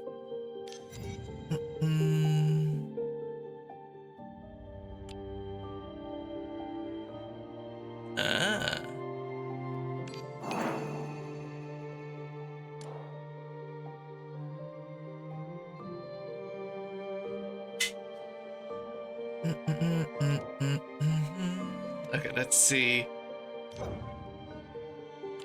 Oh yeah, I haven't claimed this thing yet.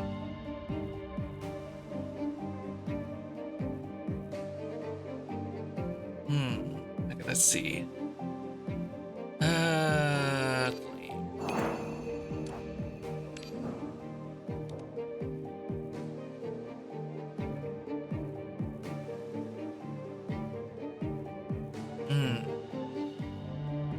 Let's see, handbook. This.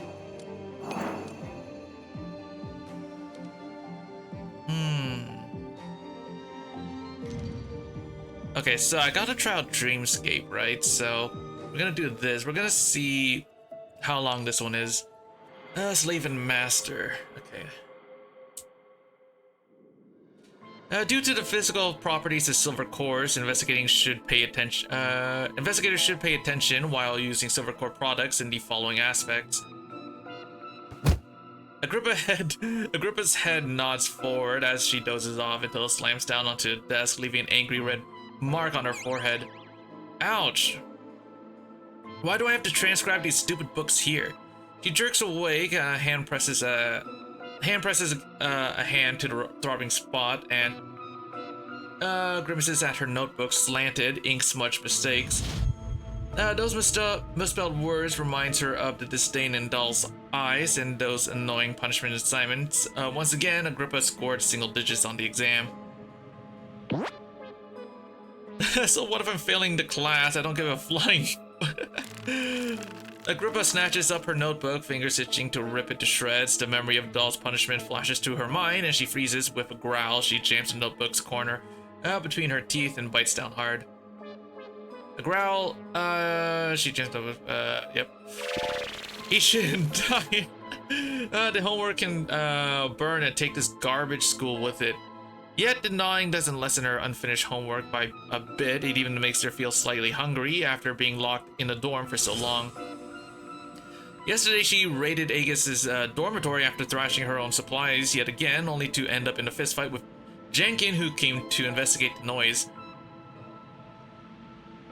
The verdict came down hard. Agrippa ended up with double transcribing punishment and a 3-day grounding. Barbecued chicken wings, fries, borscht, and crispy buttered bread. Agrippa recalls the only thing she loves about the school, the delicious free dishes with eggs, cafeteria. She finally shakes her head, slams the table, and stands up. To hell with the grounding, they can trap me here. They can't trap me here. I can go wherever I want.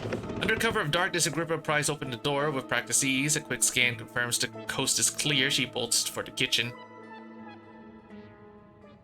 I wonder what's left in the kitchen at this time. Who's that? They're even guarding the kitchen now. How stingy do they even get? Agrippa immediately ducks behind the corner, then pokes her head out, cautiously to scan the shadowy figure by the kitchen door. That person looks familiar, with that mop-like hair. Uvash.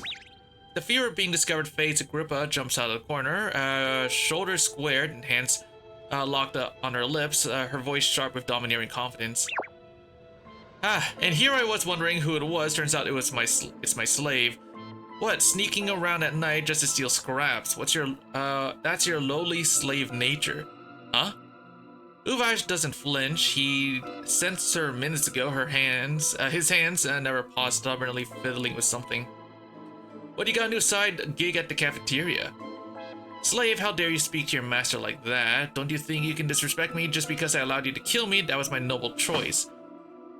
Hey, eyes on me. What are you doing? Stop ignoring. Shut up. Uvash shouts irritably, startling the approaching Agrippa. What are you yelling about? Are you crazy? Why are there so many locks on this door? On the kitchen's unremarkable small door, layers upon layers of locks hang as if the kitchen's owner is angrily guarding against some habitual offender. Ah, so that's why you're squatting there. You can't even get in. Been seeking bites every day and still failing. Not every day, mind you. I've been coming here every 2 days. Is that any different? Doll should have punished you too. Get your sleazy ass locked up. Uvash completely ignores her, already back to wrestling with the locks. Agrippa stomps her foot, wanting to turn around and leave. She should leave. She will leave, but her traitor's stomach growls in protest. She considers going back to face those endless transcriptions and decides to stay with this despised slave for now. Move aside, stupid. It's just a few locks. You can't just pull it open. We gotta work it. Before Agrippa can pick the locks with her spider appendages, Uvash yanks off the entire set of locks along with the doorknob with a roar. Out. Uvash reaches his hand into the large hole, easily unlocking the door from the inside, then kicks the door panel down and strides into the kitchen. You uncultured slave. Hey, wait for me. Oh, no wonder you keep breaking in. This place is packed. Agrippa, who's never set foot in the kitchen in her 2 lifetimes, widens her eyes in excitement. She darts between overflowing baskets of ingredients with frantic glee. I've seen them before. Cherry tomatoes, carrots. They keep putting these in my meat. What is this giant green melon? It's even bigger than my head. Whatever, it looks nasty anyway. All veggies. Where did they hide the meat? Uvash, what are you doing? Stupid woman.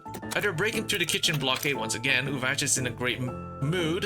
He skillfully opens the weak little lock on the fridge and waves to Agrippa. Dude, they are raiding the kitchen.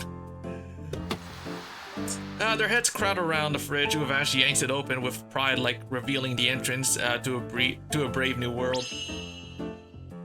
Is that volcanic ribs? Various meats stand stacked in neat rows. At the center rests a full plate of seasoned ribs that spice a rich aroma curling into the air. Why are there so much left over today? I used to only find raw meat. Uvash stares at the ribs in momentary confusion, but Agrippa's already snatching the plate, her eyes glittering. What are you waiting for, slave? Hurry up and make a fire. Uvash snorts and decides to lecture her about how to use ovens. Then he spots a strange bun lighting up where the plate had been. In an instant, the floor beneath them splits, revealing a dark gaping hole. The delicious rib slips from Agrippa's grasp. The two crash into the pit with an echoing thud. The floor snaps shut above them. Darkness silence. 2 pairs of wide eyes stare at each other. Why is there a trap door in the middle of the frickin' kitchen? Oh. I have the Romans. What's this? Oh, is it that short? It's like 2 story stages. Under Uvash's full force strike, the floor above them doesn't even scratch. Instead, silver patterns light up elegantly across its surface. What happened? Why is there a big pit here? I see, it was a trap and despicable bait for you, Uvash, you idiot. Agrippa, slow to realize their predicament, starts clamoring, seeing Uvash's attacks prove utterly ineffective. Her anger boils over. You damn slave, useless, worthless. Now I'm trapped with your stinking. They'll fling this trap open tomorrow and go, look, the kitchen thieves, 2 absolute morons.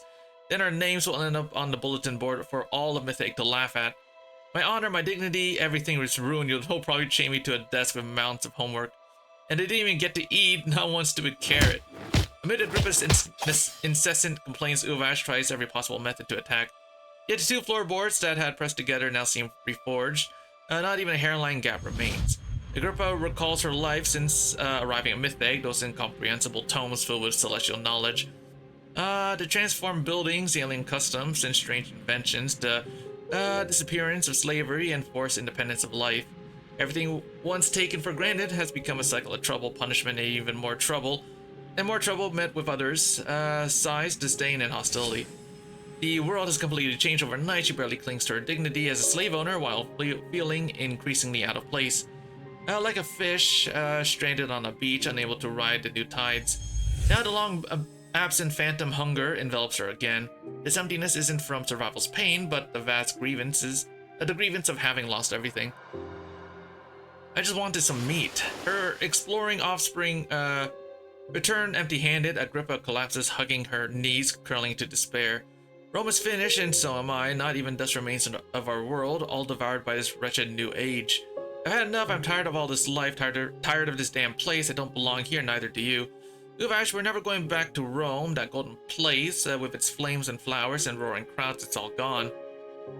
Uvash has been sitting nonchalantly in the corner, ready to wait until dawn, but Agrippa's curses are getting too loud to tune out. He digs at his ear, frowning as he cuts Agrippa off. You're yelling my ears off, so what? Huh? I said, so what if we're not going back?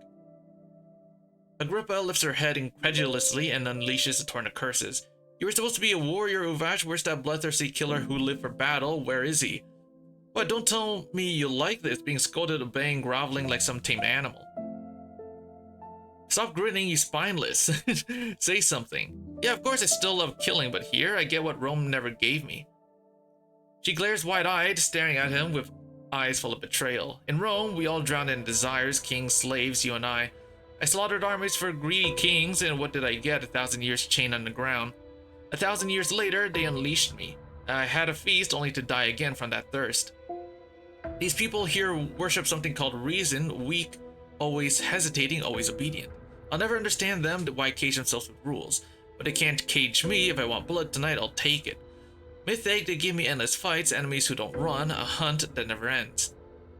Yeah, we're locked in here for now. When sunlight hits those lazy bastards, storm tomorrow morning, they'll find me gone. I didn't watch them scramble like ants on a hot pan until they're crawling to open this damn door themselves. See, this so-called new era can't do anything to us. Agrippa's angry expression freezes as she sees Uvash relaxed in the corner with his legs crossed. She suddenly understands the precious reassurance this place offers. She remembers falling asleep peacefully at night here, free from betrayal's fear. The nightmare that once trapped her in the maze, she hasn't recalled it in ages, but the sight of this arrogant slave still makes Agrippa feel a peculiar itch at her teeth's roots. Don't make me laugh, all that talk just to admit you traded Rome for a new master's boots to lick. Make me a slave, a weapon, whatever. They give me blood, endless blood, so let them have their rules. As for your rules, they've been dead and buried as long as Rome. Even if we return to Rome now, monsters like you would be hunted on sight. Guess you should thank this place, no? Now I see you've turned into a coward. You're just scared of being used up and tossed aside. You'd rather be a pampered lapdog. Scared? I've never been scared of anything, no regrets. I won't be like a certain idiot clinging to a ragged pride while fighting a world that's already moved on. Who are you calling an idiot? Agrippa lets out a furious screech. Her hair stands on end as pale chitinous eggs burst from her body, appendages stamping wildly before charging at Uvash. Despicable slave, I'll make you pay for your insolence. What, should I suck you dry again to prove my point? Uvash! In the cramped space, venom and blood spikes fly as limbs and spider appendages clash, a chaotic struggle where neither is willing to yield. During their commotion, some stray attack connects, and the silver glowing door above suddenly flicks. Wait, did that door panel just flicker?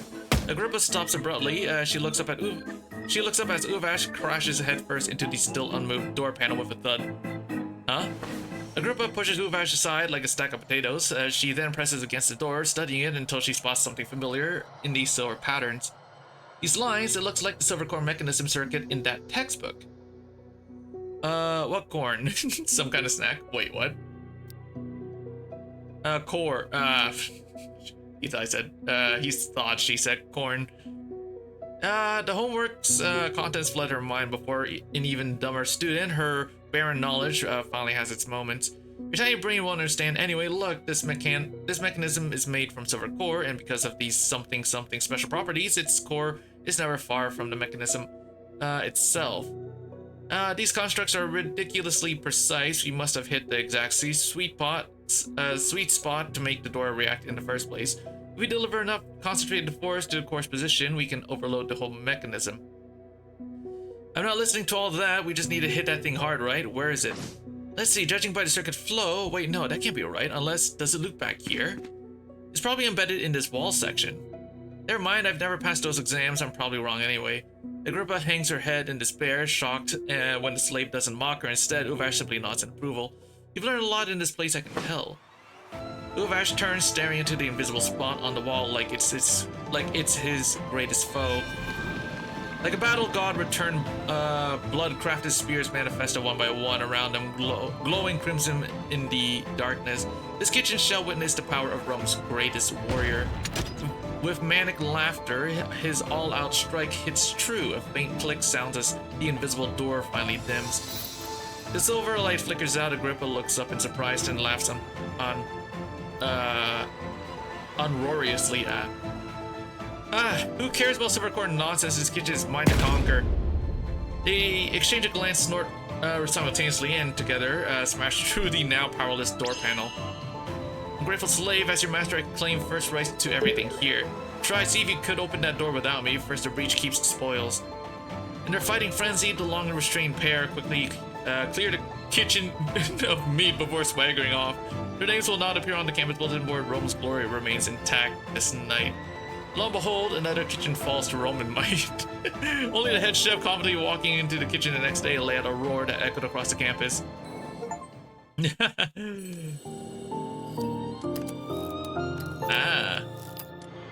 Okay, so I see that they're pretty short. Okay, so I should probably like do these.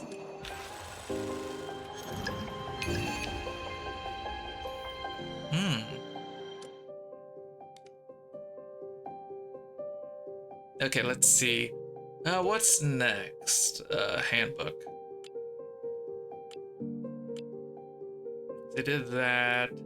Those two are done. Got these two. Psych deep dive. I'll do these two another time. I want to do the.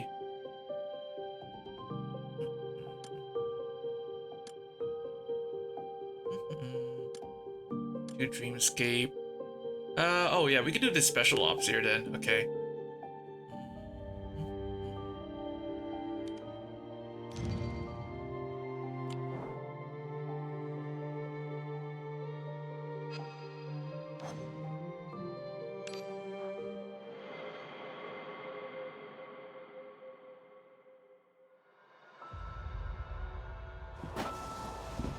This is Elworth. That's right, welcome home, Hellet.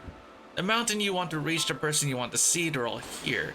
Herbert extended his hand, pointing toward the snow-covered mountains ahead.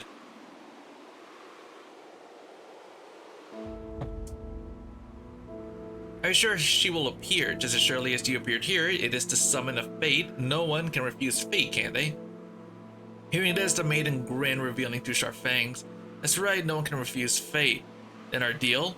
Deal, you and that crazy lantern woman brought me here, so I'll lend you a hand while I'm at it. I think there's something I should remind you about. Your state isn't very stable right now. Getting close to this mountain might cause uncontrollable situations. Whatever you want to do, just do it. Don't get in my way. The mountain's presence, her presence, I can feel them all. I will kill them and then devour them. The maiden licked her lips, a beast-like grin spreading across her fierce face. 40 miles out. Of course, snowflakes fell, piling on the girl's head, dyeing her hair a mottled white. You reached out and gently brushed them away. Are you really not cold? Lily hesitated for a moment, hid her reddened hands behind her back, and obediently shook her head. Awakeners won't freeze to death. I'm sorry, Lily. This mission is special. Thank you for coming with me to a place like this. It's okay. Lily was born here. Lily wants to help brother. He sighed, patted her upturned little head, stood up, and gazed out at the vast white world ahead. The raging snow and wind swept across the sky, falling upon the faintly undulating mountains at the edge of the polar glaciers, falling upon the place where you were heading 1 week earlier. Earthquakes, avalanches, volcanic bursts, and dissolution beyond the eyes reach. This world really never takes a break, can't even find time to enjoy a drink in peace. Professor Dexter. Flames danced in the fireplace. The finely dressed middle-aged man set down a newspaper in his hand and waved you over. Oh, you're here. Please have a seat. Professor, I heard you had something urgent for me. That's right, absolutely urgent. After the charity fund took over the Rice Sanatorium, the follow-up work has been handled fairly well. One patient's family runs a winery. To express their gratitude, they sent over 2 bottles of fine homemade wine. It's far too dreary to enjoy them alone. What do you say? Care to try it? Looking at the wine glass he offered, you let out a helpless sigh. Professor, I've been very busy lately. If there's nothing else, I'll be on my way. A life without knowing how to enjoy oneself is a life without pleasure. There's one other matter, trivial compared to wine tasting perhaps, but I think it might interest you. What? That one friend who sent the wine told me that the patient has been showing abnormalities. Her moans and howls resonate through the asylum day and night, and her ever deteriorating mental state and condition have left the doctors at a complete loss. That does sound terrible, but I really have no experience in the field of psychiatric disorders. It's not about the medical field. Perhaps you haven't forgotten that one young awakener lady is linked to a patient at Francis Asylum. Give her to me.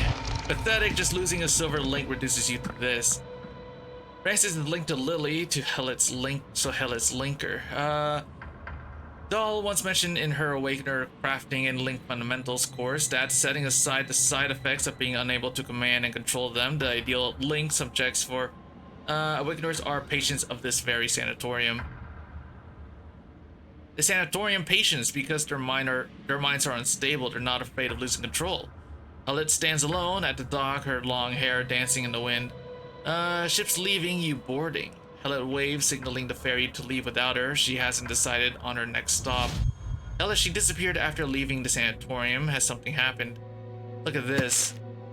A newspaper still smelling of fresh ink was pushed in front of you. Massive avalanche struck the polar snowfield Elworth U blank. It has been measured as the largest on record. Cause unknown. Elworth. Under the influence of the Awakener Hallett, the asylum patients has been crying out the name of the alpine snowfield where an avalanche recently occurred, Elworth. And then there are those visions you saw in your dream, quite memorable, weren't they? The visions from the dream, Hallett's whereabouts, and this anomalous avalanche, they all point there. Symbols of the church of the Lightbearers gathered in the dream. What they are going to do might be related to Hallett. Exactly, there are always those in this world who have no sense of tact and love nothing more than disturbing other people's lives. I'll get to the bottom of what's happening in Elworth. Understood, time is of the essence. I'll prepare to depart for Elworth at once. That's not what I meant. Hey, I really don't understand why I'm getting a phone call from Ringo. 1 minute.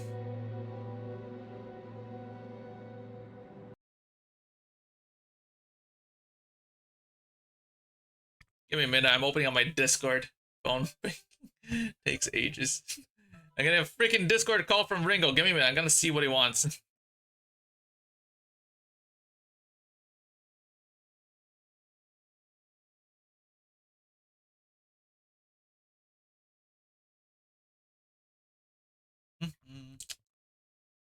Ringo. Ringo. I'm in the middle of a stream. What's up?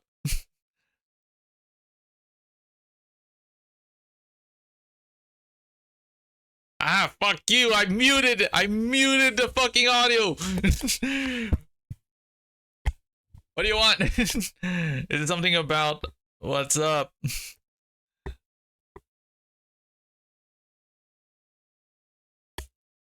The bank heists. Don't worry about it. I'll do it eventually, maybe. I'll do it eventually. I'll do it eventually. I'll do it eventually. All right, it's fine. I'll do it eventually. Yeah, it refreshes 2 weeks, bro. It refreshes 2 weeks, doesn't it? Every 2 weeks it refreshes. Every 2 weeks, no? I'm pretty sure it does it every 2 weeks. I'll do it when I'm on vacation, all right? I'll do it when I. Yeah, yeah. I'm leaving. Like I will be gone starting on Sunday. So yeah, this Sunday. Yeah. Huh? Oh yeah, yeah. Everyone knows about that already. Yeah, everyone knows about that. I'm kind of sad. I'm probably gonna have to miss out on some events that's happening though. Fuck no, no. I ain't giving you my fucking account. Mainly because it's on my personal account, so I can't really give you that. No, I'm not giving you my personal account. Ah, no way. I am not asking my chat to tell them to decide on whether I should give you my personal account or not, Ringo. Ringo. Have his person. No, dude, you're not getting my personal account. Sammy's there. What do you mean? Yeah, dude, that's Sammy, man. That's actually Sammy. I'm not kidding. That's Sammy. See, that's Sammy right there. See, Sammy's right there. See, Barry's knows. He's seen Sammy the fox, right? So, Sammy the fox. Oh yeah. Oh yeah. I'm gonna like unmute the freaking Discord so that the chat can actually hear because I sound like a crazy person talking to no one. No, you're not that crazy. You're totally not talking to the ghost in your head. Sure. Yeah. So you got the light cone or whatever it's called, the fucking card? Yeah, the arc. Yeah, the arc. It's level 50 now. Oh, nice. Yeah, I got mine to level 52, I think. Look, Fairy agrees. I should have your personal. No, you're not taking my personal. Just on the phone. How else are you gonna grind your stuff? I could do it over there. They got like my cousin's got Wi-Fi. No. You live in the boonies, bro. You got no Wi-Fi. The fuck are you talking about? There's no Wi-Fi there. There is Wi-Fi there. No, I don't believe Hell you. yeah. No, they all constantly use Facebook. They wouldn't be able to use Facebook if they had no Wi-Fi. No, they use data, bro. No, hell no, that's hella expensive. Just to use, using data just to use Facebook, bro? Yeah. Wild, no. Sounds about right. Hell no. What are you talking about? I don't know what you're talking about. No, you don't know. I'm talking about everything. I can like play all the gacha. Yes, bro. What, Facebook? Yeah. So I do have like all the games that I do play on my one phone, so I can like just play it. So I can just like do all my dailies myself. I mean, you are old, Funlaser. No wonder you have Facebook. I don't even use Facebook. No, I know you use Facebook. I don't even use Facebook. I barely like post anything on social media, bro. I found your Facebook. Nah, you don't. Yeah, I found your Facebook. No, you don't. He's a Facebook. I ain't got sure? Facebook. I have your Facebook. Nah, the only thing, now. the only time I've ever used Facebook was back in high school, and that was for this one gacha game. And that was because of this like one gacha game that I linked my account to. You post daily. No, you haven't. Such liar. Oh yeah, the game is like EOS, so I don't really have a reason to keep my Facebook account anymore. No, this guy posts daily on his Facebook. What are you talking about? What are you talking about? Why are there so many updates for NTE, by the way? There's what updated? They're always small patches.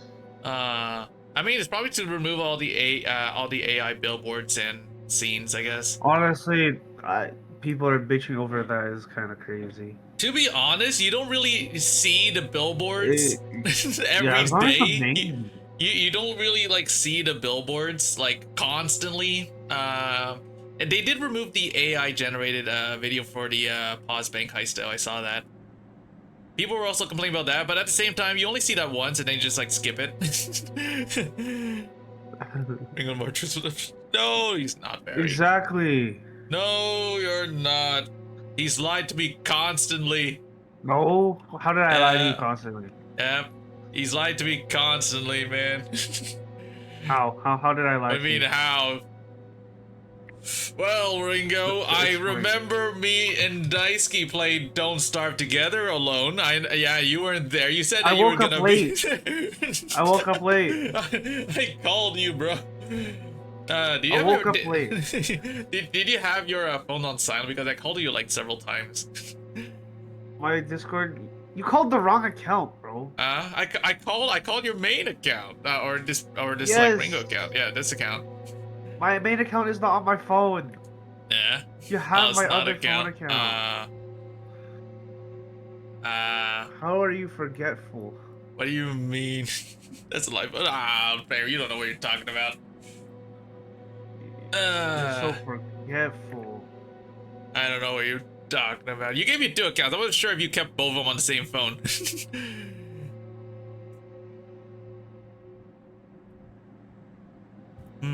Really? Yeah. Well, I also like woke Oh, yeah. up pretty late. So that's, you know.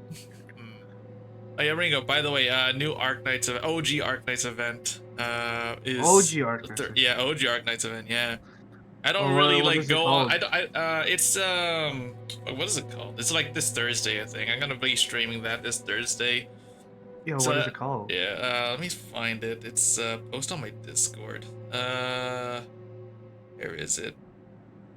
We're getting a 6-star called Nasty.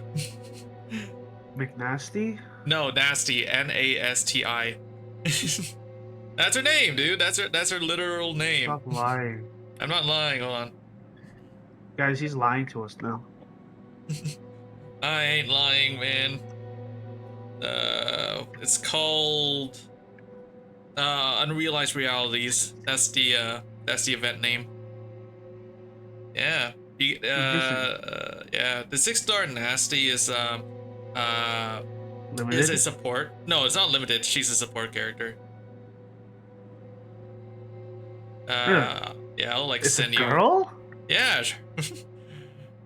Yeah, it's a girl. Why would they name a girl Nasty? That's her name.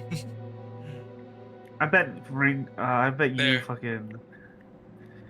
I Apparently bet she's you're a the one good who named the character. Ah, man. That's her name. You went to YoStar. It's like, yo, name this girl Nasty.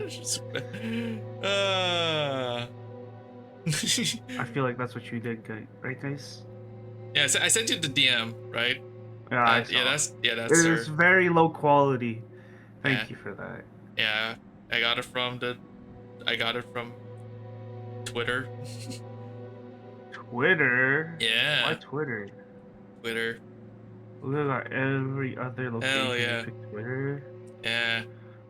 Well, You know, I I wasn't forgot gonna my use. Twitter login. You forgot your Twitter login. I cannot log into my Twitter. Oh no. You know my streaming account for Twitter? Yeah. Yeah, I don't know my login for that anymore. For Twitter? Damn. But can you like press forget password or whatever? Yeah, but it asked for my birthday. I low-key made that account when I was underage, so I lied about my age. So I don't know what birthday I put. I low-key just scroll a random birthday. You know? Do you not do that when you were younger? Oh, I did all the time. But I still have my account, so.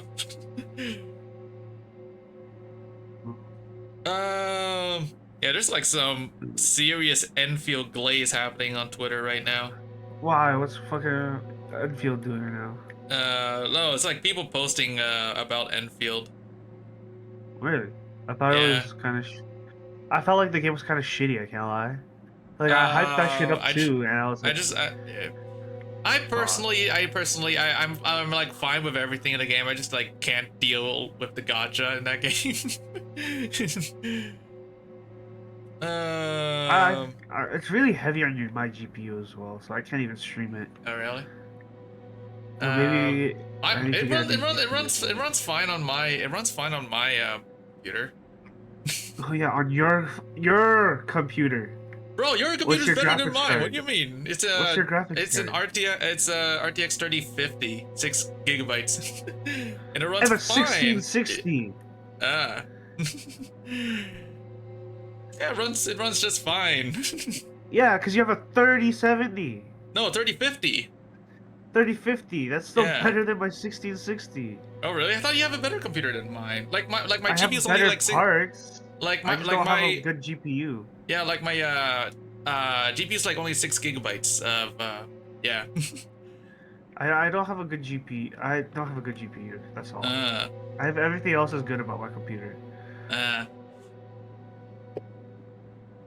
Like, yeah, like I might go back into the game once they release this like one character. Apparently people are calling her a Sui sibling, so maybe I'll like pick her up. who? Like this character, I cannot remember her name, but people are calling her a Sui sibling. Sui Basic, sibling? yeah, like a Sui sibling, like a Nyan and Dusk and stuff, you know? Oh. Yeah, cannot remember her name, but I believe people are saying that she's a product of Nyan and the other Sui siblings. Apparently she was made by them. Offspring. Oh yeah. Yeah. Yeah, so I might pull on, so I might get her.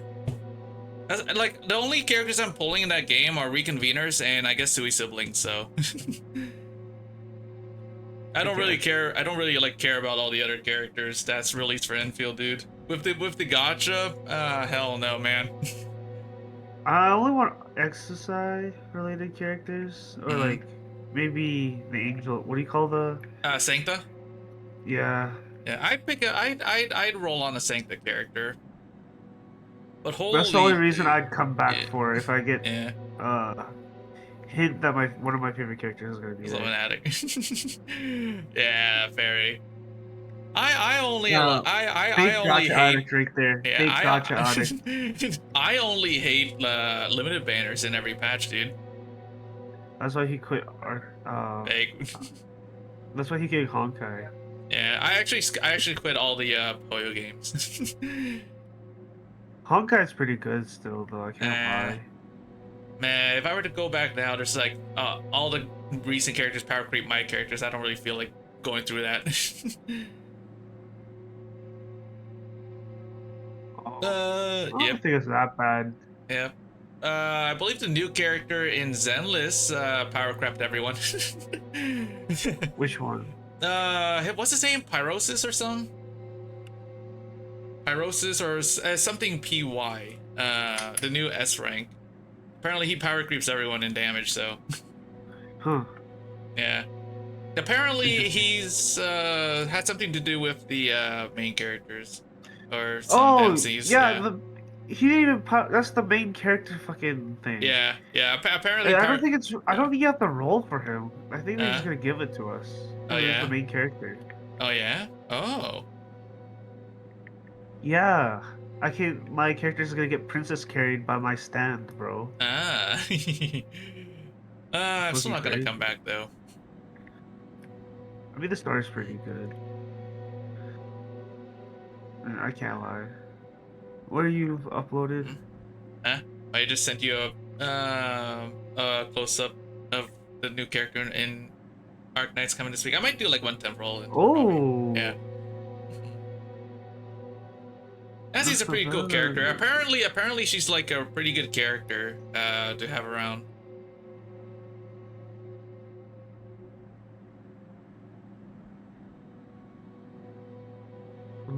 Alright, I'll leave you to your stream. Alrighty, Ringo.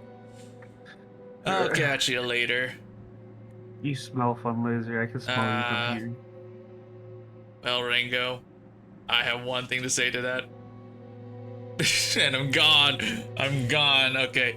What are you guys talking about? Gray on the watch. What do you mean, man? What do you mean? Oh yeah, I just remember I gotta go grab lunch. I haven't eaten anything today. So I'll be right back. I'm just gonna grab something to eat. I'm getting hungry. 1 minute. Watch. Oh, what's Ringo say?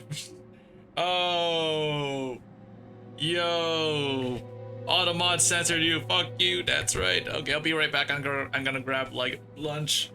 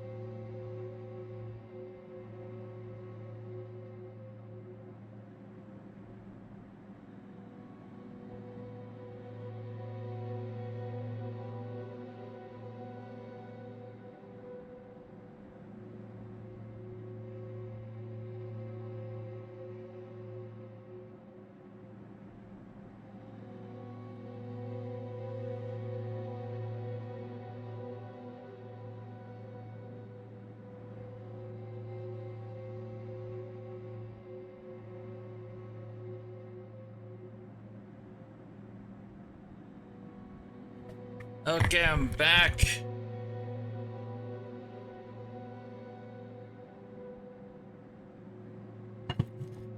I got food. Okay, where were we? What was I reading? I really don't understand why everyone's always in such a rush. At the very least, finish this drink first. Yeah, I got food. The drink before him was down in one gulp, holding the empty glass. He gently waved it toward the gate. May the silver key light your path, Keeper. Keeper, how are things looking? Okay, I gotta eat my food real quick.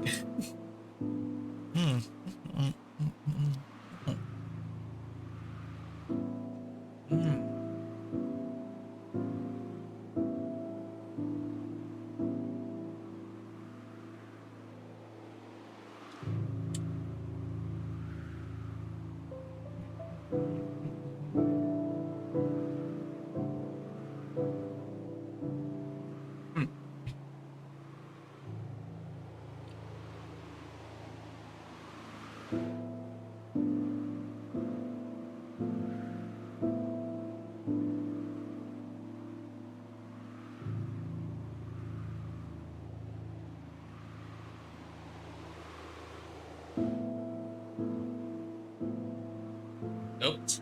Oh, that's the wrong one. Bring him back. There we go. He'll sit over here. There you go.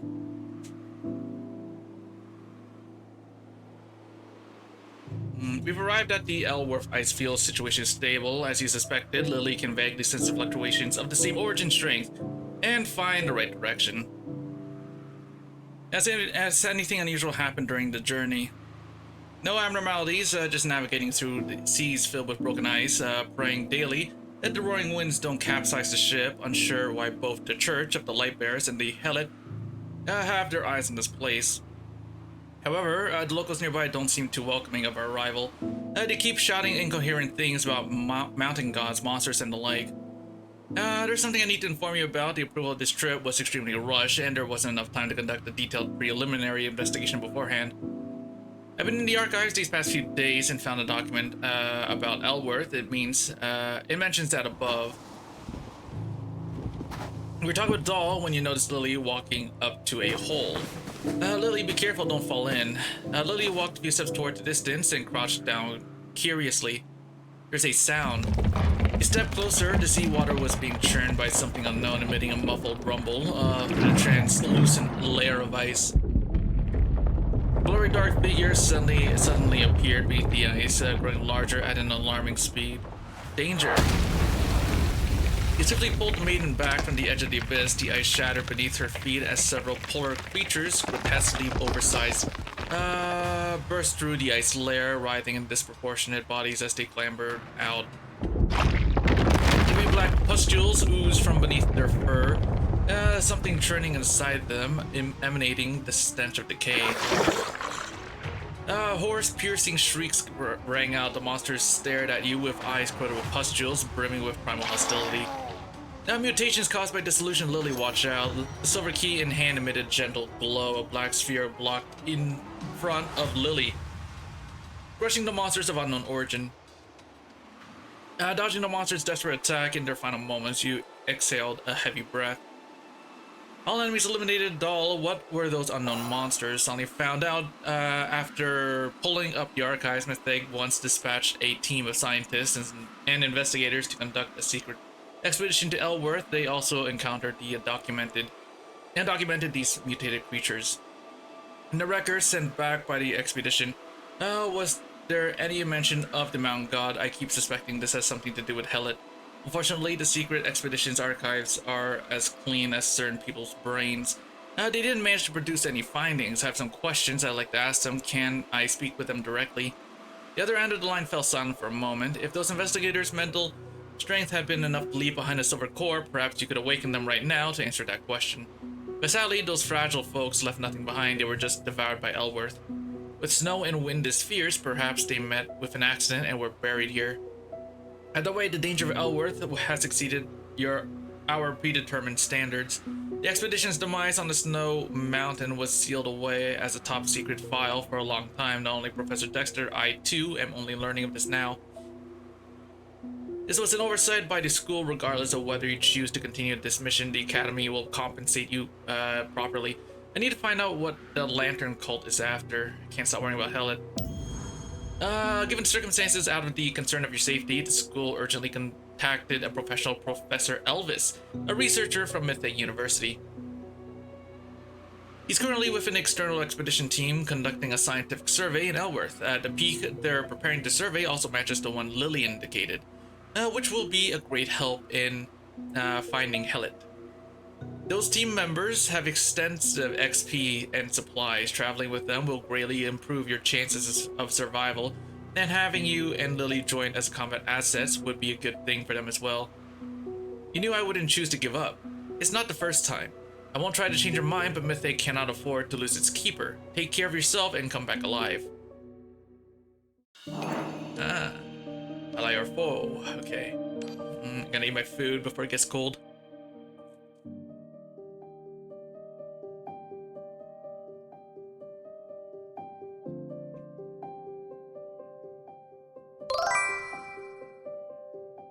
Oh, hey, what's up? Yep, enjoy my meal. Yep. It's just my lunch.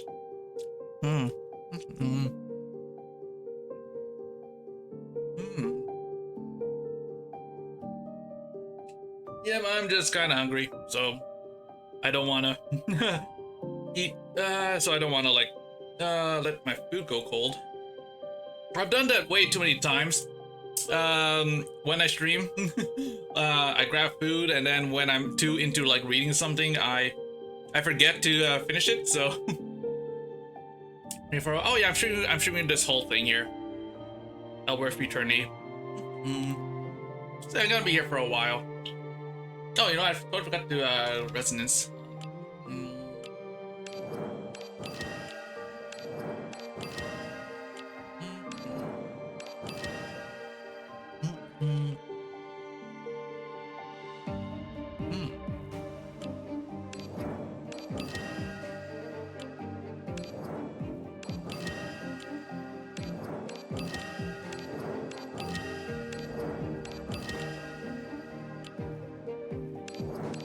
Oh, while I'm here, hold on. While I'm like out of here, check my handbook.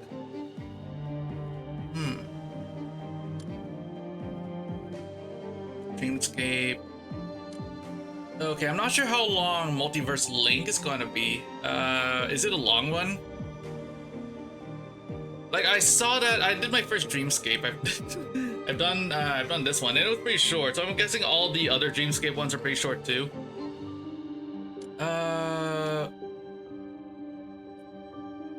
I'm thinking this is gonna take a while. If I remember right, it's fairly short. Oh, what, this one? Okay, then let me see. Probably like do all this next stream. Oh wait, yeah, probably do all these dreamscapes. Next time I stream. And then the next time I stream, yeah, I'll do like all those, and then we'll finally do this one. Return to the Big Smoke. I have not done this one, so I'm probably gonna do that. I'm pretty excited. So the next time I stream, it's gonna be a pretty long stream too, so now we're gonna do all of those and then do this one. Gotta get started on this one. Oh, that's gonna be exciting. Oh, thank you for the follow. So, yeah. Probably like I'll probably like start work on this when I return from my vacation. I'll be gone for a month, but then after a month I'll come back. maybe at least like take a day off when I come back. Because freaking the plane ride's gonna be like 3 days.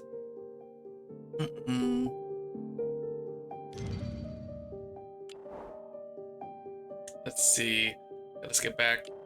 Wait, this one. Okay, 11 on 11. Good. There we go. Okay.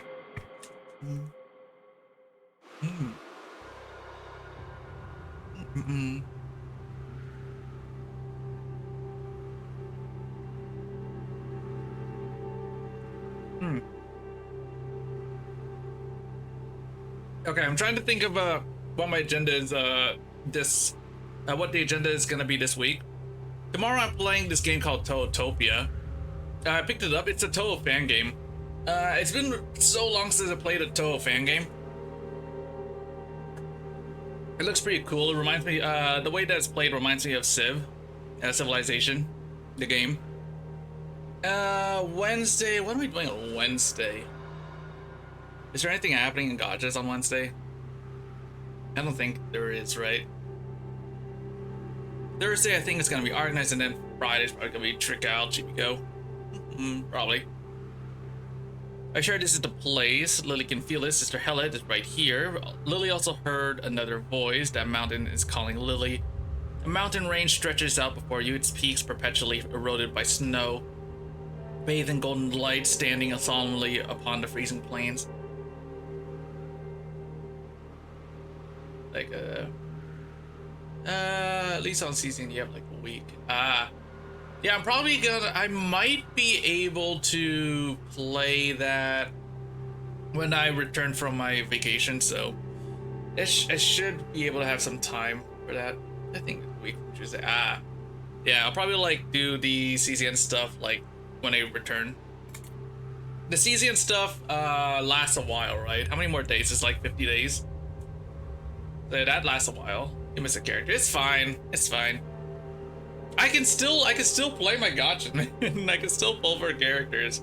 I just not gonna be reading the story until I like come back. I usually like do story on streams, so I usually like refrain from doing stories. Yeah. The next character is a perma character though, isn't she? So the mountain range stretches out before you, its peaks perpetually eroded by snow, bathed in golden light, standing solemnly upon the frozen plains. Also, gotcha, I think it's Saya. Is that her name? No, not Saya. No, not in this game. We're talking about like in Chaos Hero Nightmare. Whatever her name is. Fails Missouri. What are you talking about? My bad. No problem. I play a lot of gotcha games on stream, so so yeah. I still haven't seen any Saya gameplay. Oh yeah, Saya's release. Well, we can get Saya when we've done the multiverse link. How long is that gonna be? Like, it's releasing next week. I think I should be able to probably play it when I get back, probably. Call of Mountain is because Hella is there. Can you two sense each other? According to Dahl, the expedition team should be arriving around now too. Let's wait here for them. Researchers from Mythic traveling 1,000 miles to survey each such a dangerous place.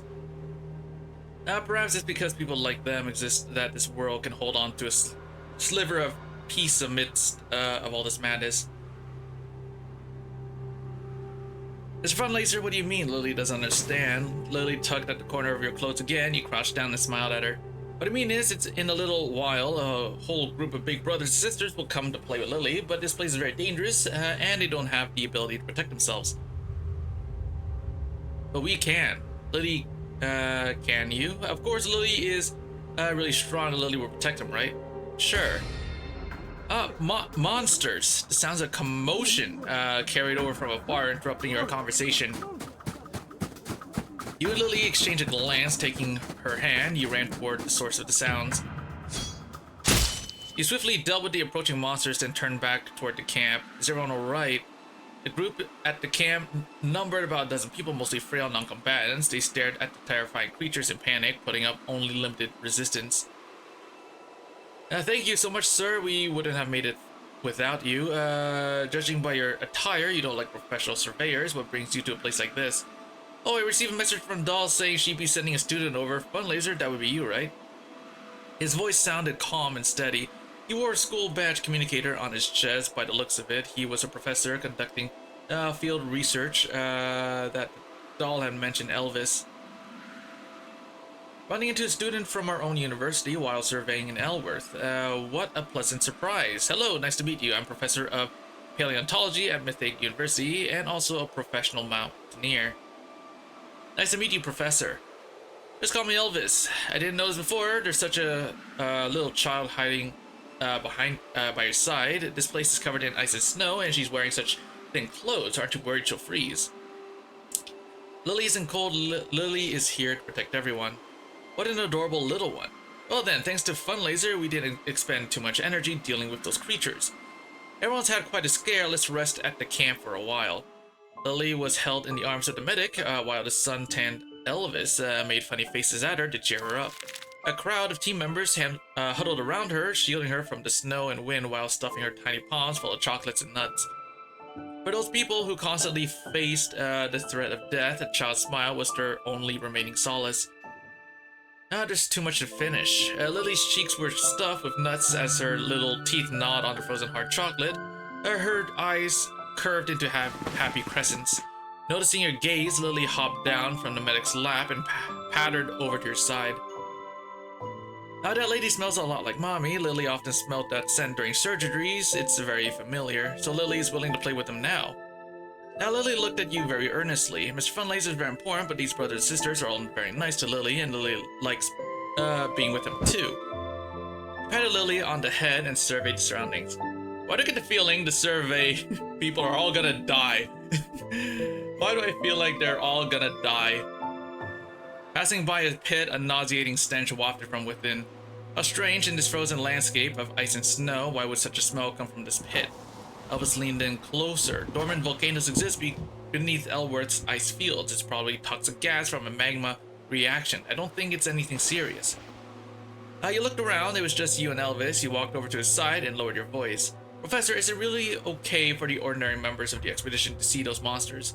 Don't worry, they can't see the traces of disillusion. As for the animals' bizarre behavior, I've already explained it away, saying it's a biological virus unique to Elworth that causes them to become like that once infected. Since I'm the only scholar on the team with any connection to biology, everyone believes me without question. No one wants to take a second look at those animals so they don't discover anything. We'll be getting a story very soon. Oh yeah, I remember that. I wonder if I have to read through every one of them again. Oh man, I mean, I wouldn't mind honestly. If the story's gonna be completely different, so I don't really mind like rereading the story. Fingers crossed is good, yeah.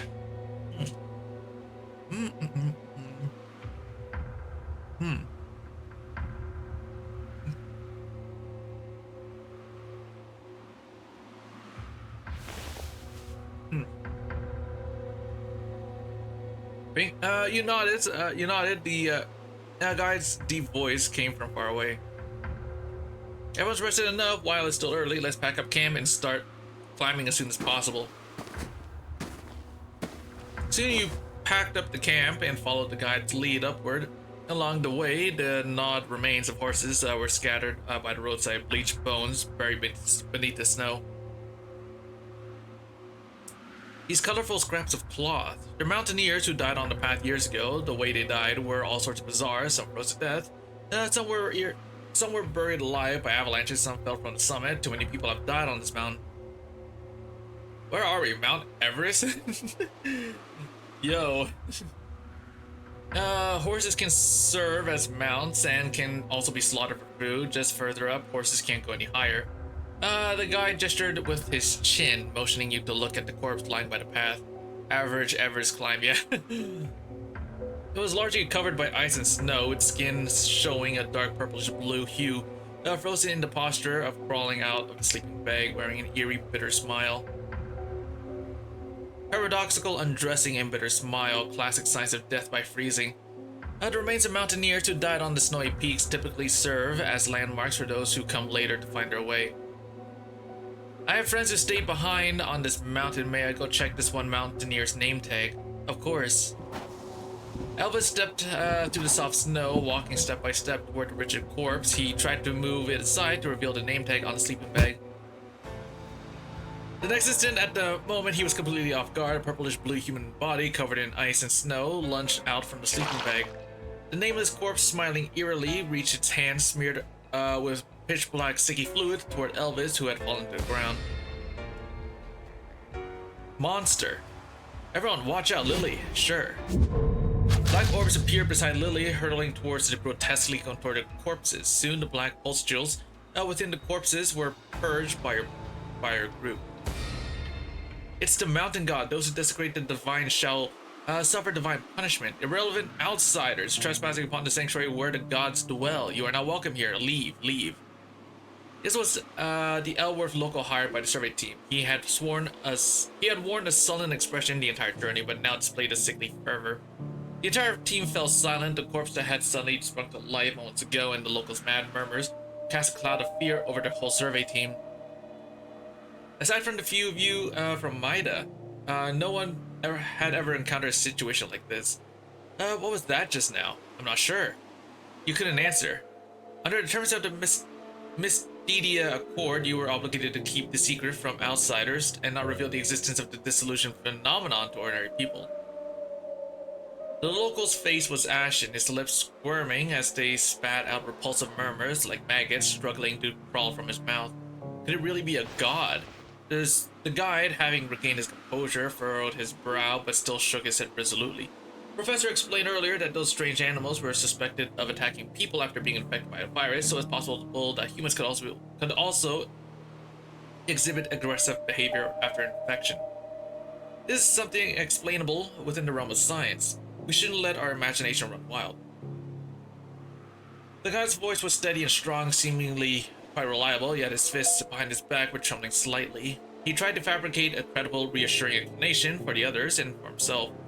The frightened surveyors clearly weren't convinced by this superficial explanation, but their expression gradually calmed as they buried their knees deep within and began picking up the set-off once more. Thousands of meters up on a snow-covered mountain facing an unknown abyss, people needed a false comfort. They needed something to believe in. The survey team returned to silence, resumed their climb up the peak. He spent 2 days climbing the mountain, gradually adapting to the climate here. The survey team gathered plenty of results, but there wasn't much joy to be seen on anyone's faces. Those eerie incidents continued to trouble every uninformed member. The rock samples collected along the path were already sufficient. If you still insisted on pressing further upward, the survey team would be unable to continue with you. He paused, his tone somewhat apologetic. I need to be responsible for everyone's safety. After climbing upward for a long time, you still couldn't find any trace of Hellet. The summit was engulfed by a fierce wind and blizzard. Should you abandon the operation and descend with the team, or press on against all odds and continue climbing to the summit? You need to make a choice.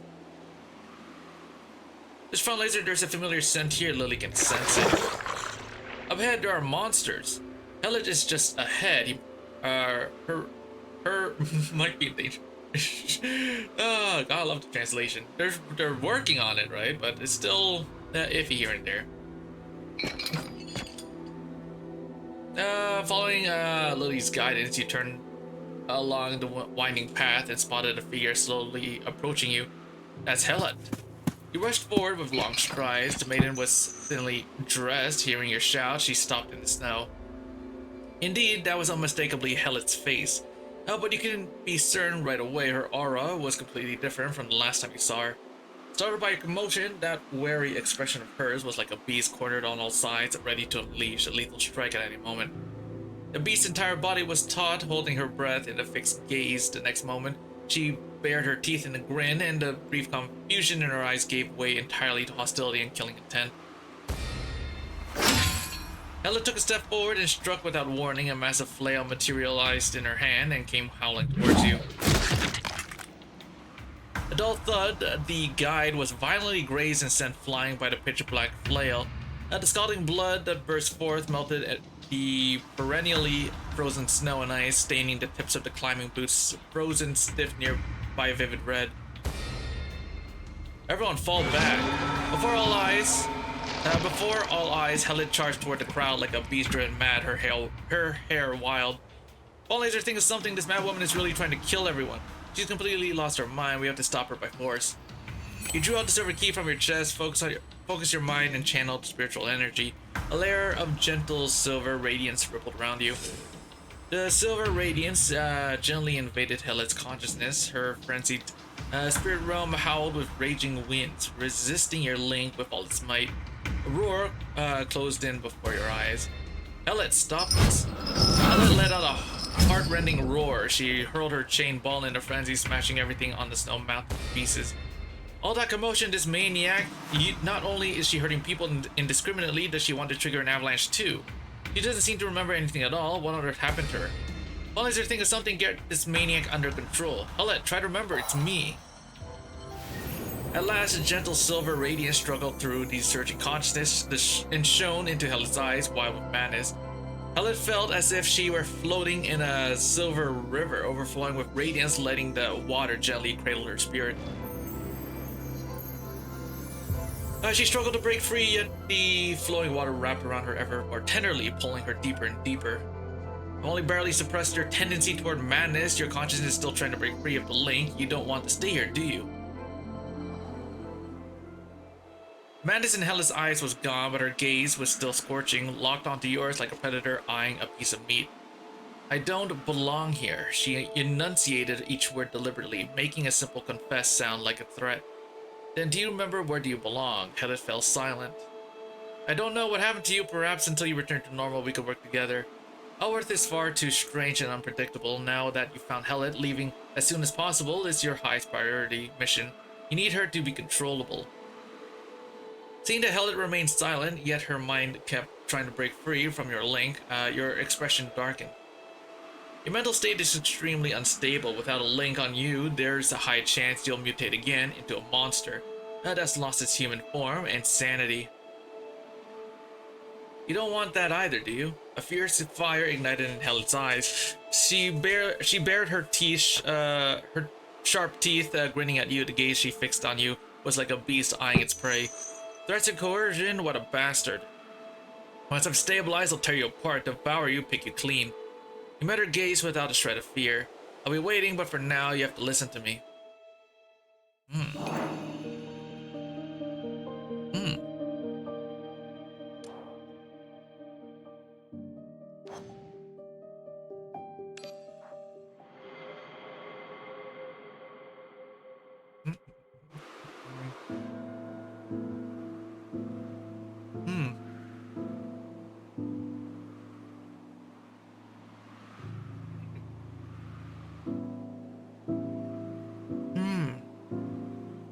Give me a minute, I'm like eating.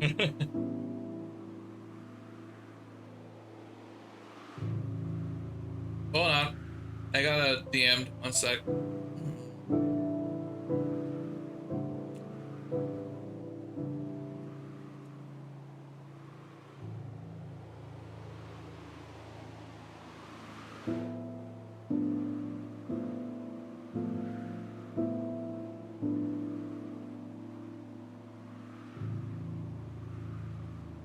That's roughly the situation. I've discussed it with the guide and Professor Elvis. We have insufficient intel on Elworth, and continuing further is extremely dangerous.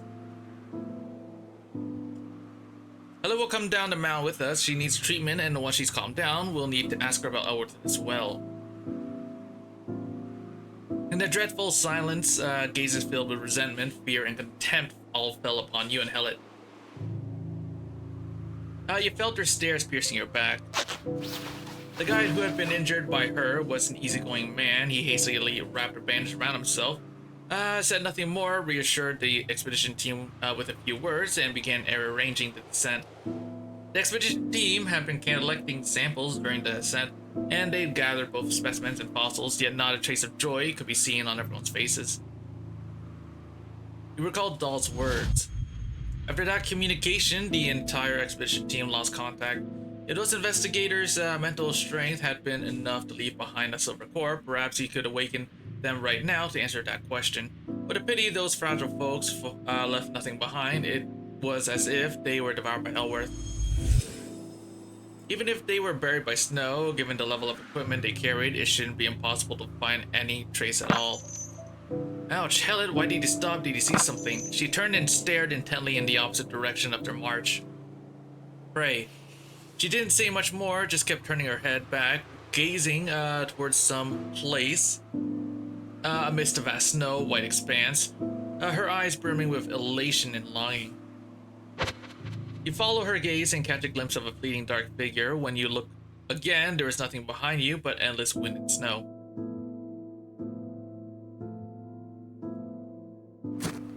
Compared to climbing up the mountain, the path down proved even harder to traverse, and the monsters grew increasingly dense.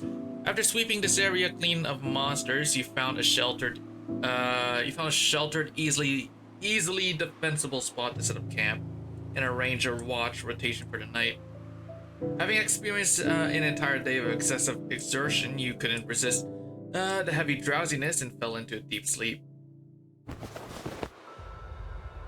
Faint, muddled voices arguing stirred from your dreams. You lifted the tent flap only to discover that everyone's expressions were frighteningly grim.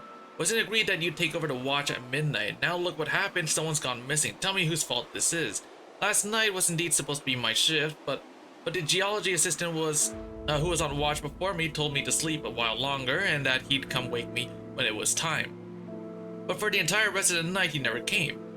How long has he been missing? Everyone saw you arrive as if grasping at a lifeline.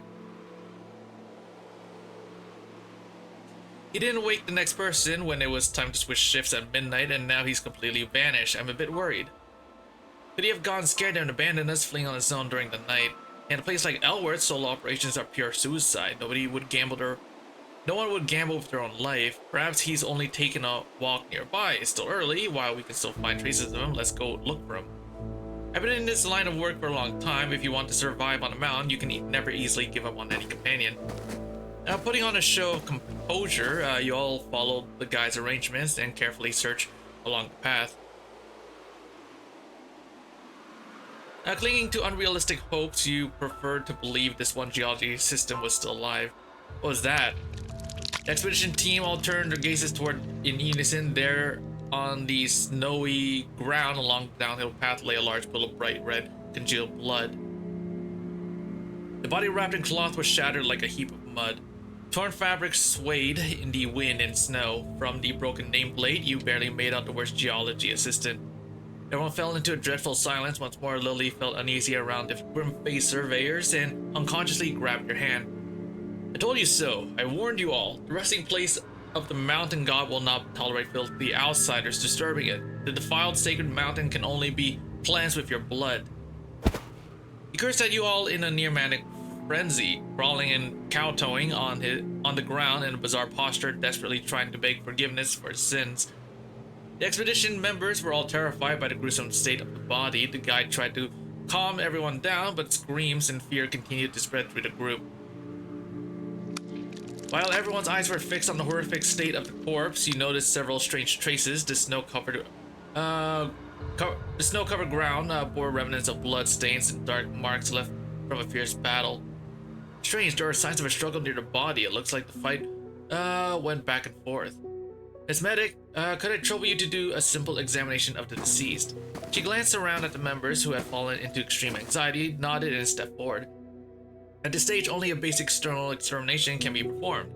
The clothing on the body surface is torn with obvious external injuries. The entire body exhibits comminuted fractures, suspected to have been caused by heavy blow from external force. Minuted fractures. Is it possible the death was caused by a fall? The elevation difference between our camp and this location is less than 3 meters, not nearly enough to cause full body minuted fractures. We can essentially rule out death by falling. Current conditions are limited and the body is severely damaged, making it impossible to determine the point of impact, but one thing can be confirmed. The medic pressed her lips tightly together, her back trembling slightly. You could tell she was putting on a brave front. No human possesses the ability to beat him into this state.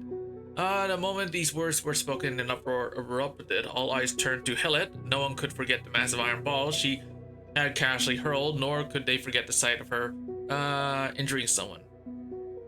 From an anatomical perspective, I also agree with the medic's assessment. The deceased bones are thoroughly shattered, indeed the result of death by violent impact. Her analysis is sound. Is it possible this was done by a non-human creature? The killer chose not to act at the camp, but instead lured the victim to a more remote location to avoid alerting those at camp. Such meticulous actions can only be carried out by a creature with near-human intelligence. But from all the mutated creatures we've encountered so far, none of them are capable of this. So, he spread his hands, a look of helplessness on his face. According to the professor analysis, it seemed that hell literally was the only option fitting profile of the perpetrator behind this bloody incident. Bone broken and more than 2 bars, 3 or more. Basically, bone puree. Ah, damn.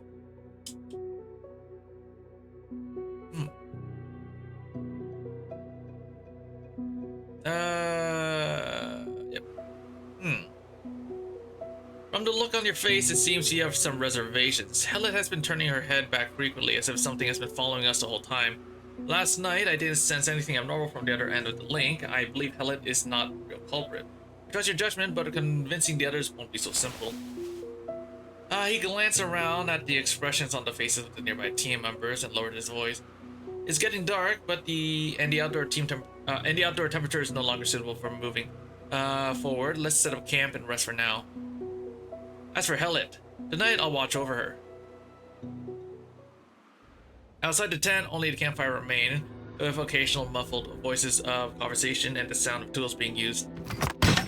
Some of the frail researchers and had bound together things found everywhere on the snow mountain, and stone axes and stone knives, placing them under their pillows for a small measure of comfort. Others had completely abandoned reason, devoting themselves to imitating the postures of the locals had once used to appease the gods, prostrating on the ground, crawling in strange labored movements. From time to time, hostile gazes were cast toward your tent. The tent flap was lifted open and 2 figures walked in. Rather than stumbling around without a clue, what everyone needs more in a desperate situation is an imaginary enemy. An answer, if not Hellet, it would be someone else. Hellet still wore a cold expression, not saying a word. The madness you had forcibly suppressed rage in the depths of her eyes. The guide walked over and patted you on the shoulder. I've examined the chain ball. It doesn't match the wounds on the body. Hellet is not the killer. I'm certain of it. Hey, Shadow. What a news. What happened? What kind of news? Actor list, and, yeah? Oh, really? The Backrooms movie. Nice. Or, oh. Wait, who is that again?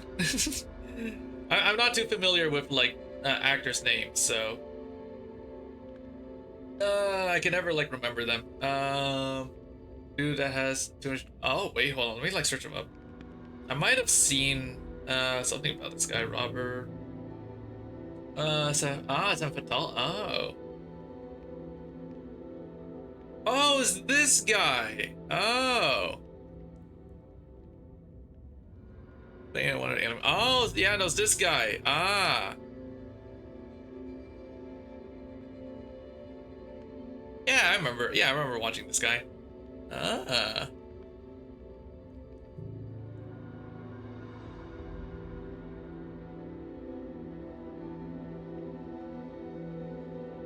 Ah. Oh, he played in the, it says that he played in the Alien movie from 2024, Alien Romulus.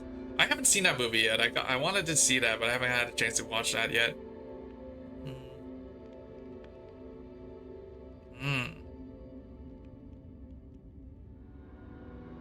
Damn. So wait. What's he gonna play? In the Backrooms movie.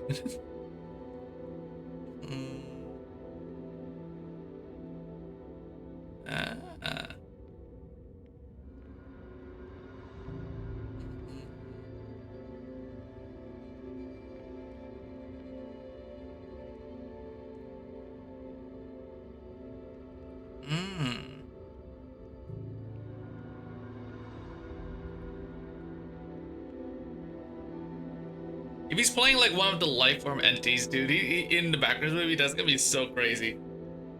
That'd be so awesome.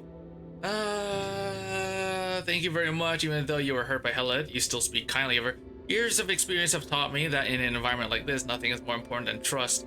You should see those scientists. They worship the gods with more devotion than any believer.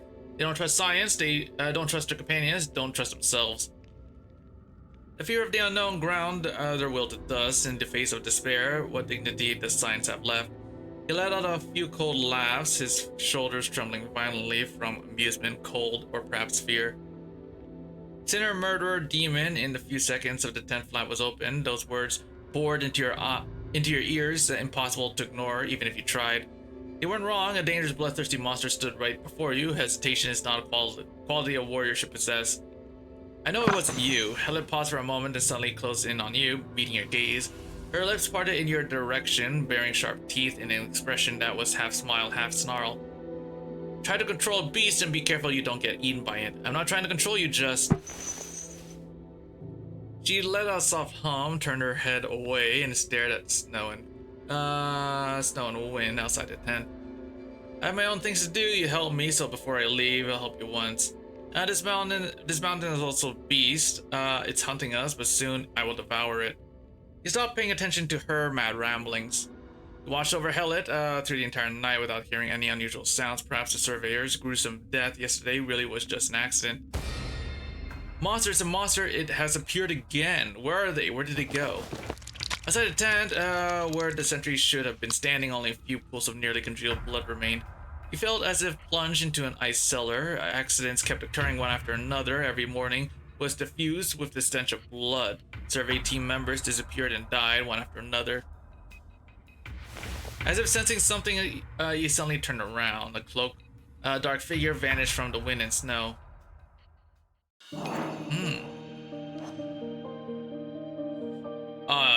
You did not find the enemy found you. Oh, wow.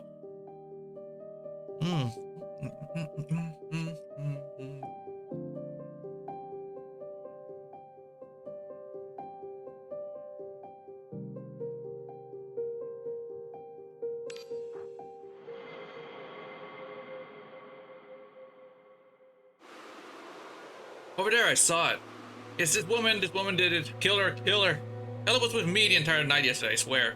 You're all in on it together, liars from Mythic. Snap out of it. If it weren't for Funler's help, we'd have died 10 times over on this mountain already. The guy shook the surveyor's shoulders forcefully under his commanding words and gazed. The surveyor finally calmed down somewhat. Thank you very much. No need for pleasantries. What did you say you just saw just now? That dark figure, I saw him just now when we discovered what happened to the surveyor. He's very likely the culprit. In this heavy snow and wind, he can't have gone far. It's easy to get lost here. We'll go with you. What's your wound? Let's go.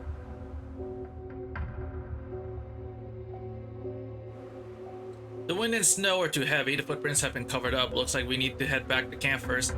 Yeah, we'll continue investigating the dark figure later.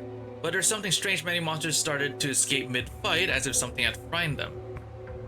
Not again, haven't enough of us died already, monsters. I don't want to die here, it's her. She angered the mountain. Gosh, she's the one who deserves to die. Kill her, kill this Several surveyors' faces became twisted with distortion, and their voices began to grow incoherent. The once pale white ground of the snow mountain was now crawling with viscous black slurry. This gurgling, eerie liquid surged forth from the flesh of the surveyors. A black spike shot out suddenly, thrusting toward Helen. Get out of the way. You turned sideways and shoved her out of the way. The spike pierced straight through your shoulder. You let out a muffled groan, your arm going limp and falling against Helen's shoulder. Blood mixed with melted snow splashed into her eyes, shattering your dim reflection. Searing pain radiated from the wound, your mind turning in turmoil. The lynx suffered a brief halt. You watched her anxiously. If she wanted to, she could turn and attack you right now, and your mental strength would undoubtedly break down as well, but she didn't. Hellet? I don't take advantage of people when they're down. When the time comes, I'll leave fair and square. Until then. She turned her gaze towards the survey team that was screaming to tear her apart. Those eyes, once calmed by the silver glow, reignited with an intense bloodlight. You lot are asking for death. Helot. It was too late. The howl of the chain ball drowned out your shouts, smashing mercilessly into those out-of-control team members. You stared blankly at the pool of sticky black remains before you. The teammates who had fought alongside you not long ago now lay here forever, left on this perennially snow-covered glacier. Countless explorers had perished on snow mountains, but such gruesome deaths in such great numbers, this was the first time for the guide. He could no longer hold himself together, his shoulders trembled as he retched violently. He suffered dissolution too. The dissolution here, its development speed is unbelievably fast. Those monsters that escaped and the reactions of these team members is all far too abnormal. It's only us left. We must get down the mountain as soon as possible, otherwise. His words were cut short as darkness fell before his eyes. Oh shit.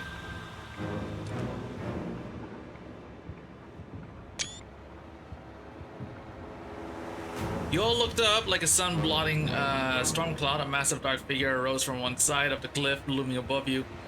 Upon the enormous monster's body was carved a massive symbol, one you had seen before in a dream. That's the Church of the Lightbearers. Mr. Funlaser.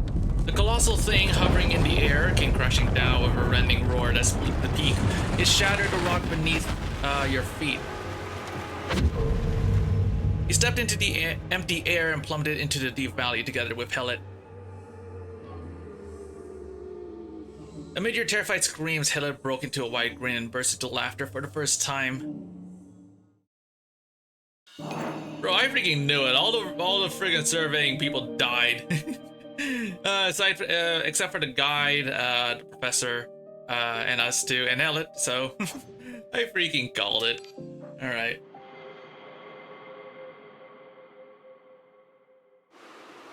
This place was hiding such a massive monster. What is that thing? Facing a colossal monster unlike anything he had ever seen, he mustered every ounce of his strength just to barely remain standing. Hold on a sec. This is so loud. With a thunderous crash, Lily blocked the monster's attack. Her balance wavered, and she staggered a few steps, yet her gaze remained fixed on the monster beyond.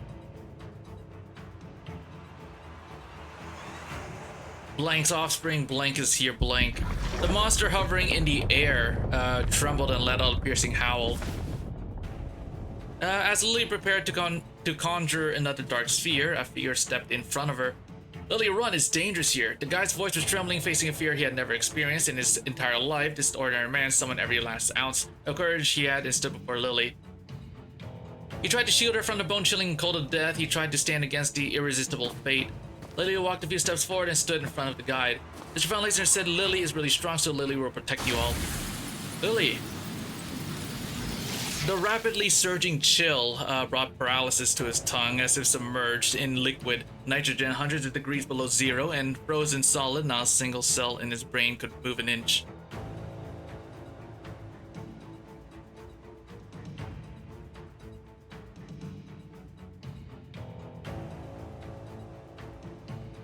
Hold on a sec. Let me just... There. An ultimate cold capable of instantly freezing thoughts and reducing them to dust. The guide in Elvis's body solidified into ice sculptures, toppled by the fierce wind into the snow. The ultimate cold crept up Lily's fingertips. What did you do? You blank, can't blank. Lily's expression darkened, her gaze shifting from the guide to the massive monster floating in the air. The fluorescent blue monster shrieked venomous murmurs, snow particles bursting forth and grazing Lily's cheeks, yet her face remained expressionless. Lily listened to brother protect everyone. A smooth, enormous black sphere coalesced from her fingertips. Lily extended a single finger, pointing at the fluorescent blue monsters suspended in the air. You are not allowed to hurt them. Oh, it's this altar. Lily, Professor Elvis. No one responded. You open your eyes groggily, feeling dampness against your back, your snow-soaked coat being torn and compressed. What is this? You had crashed into a frozen lake surface, smashing a deep crater beneath you. Seeping out from the cracks in the ice were smooth black spheres resembling pustules.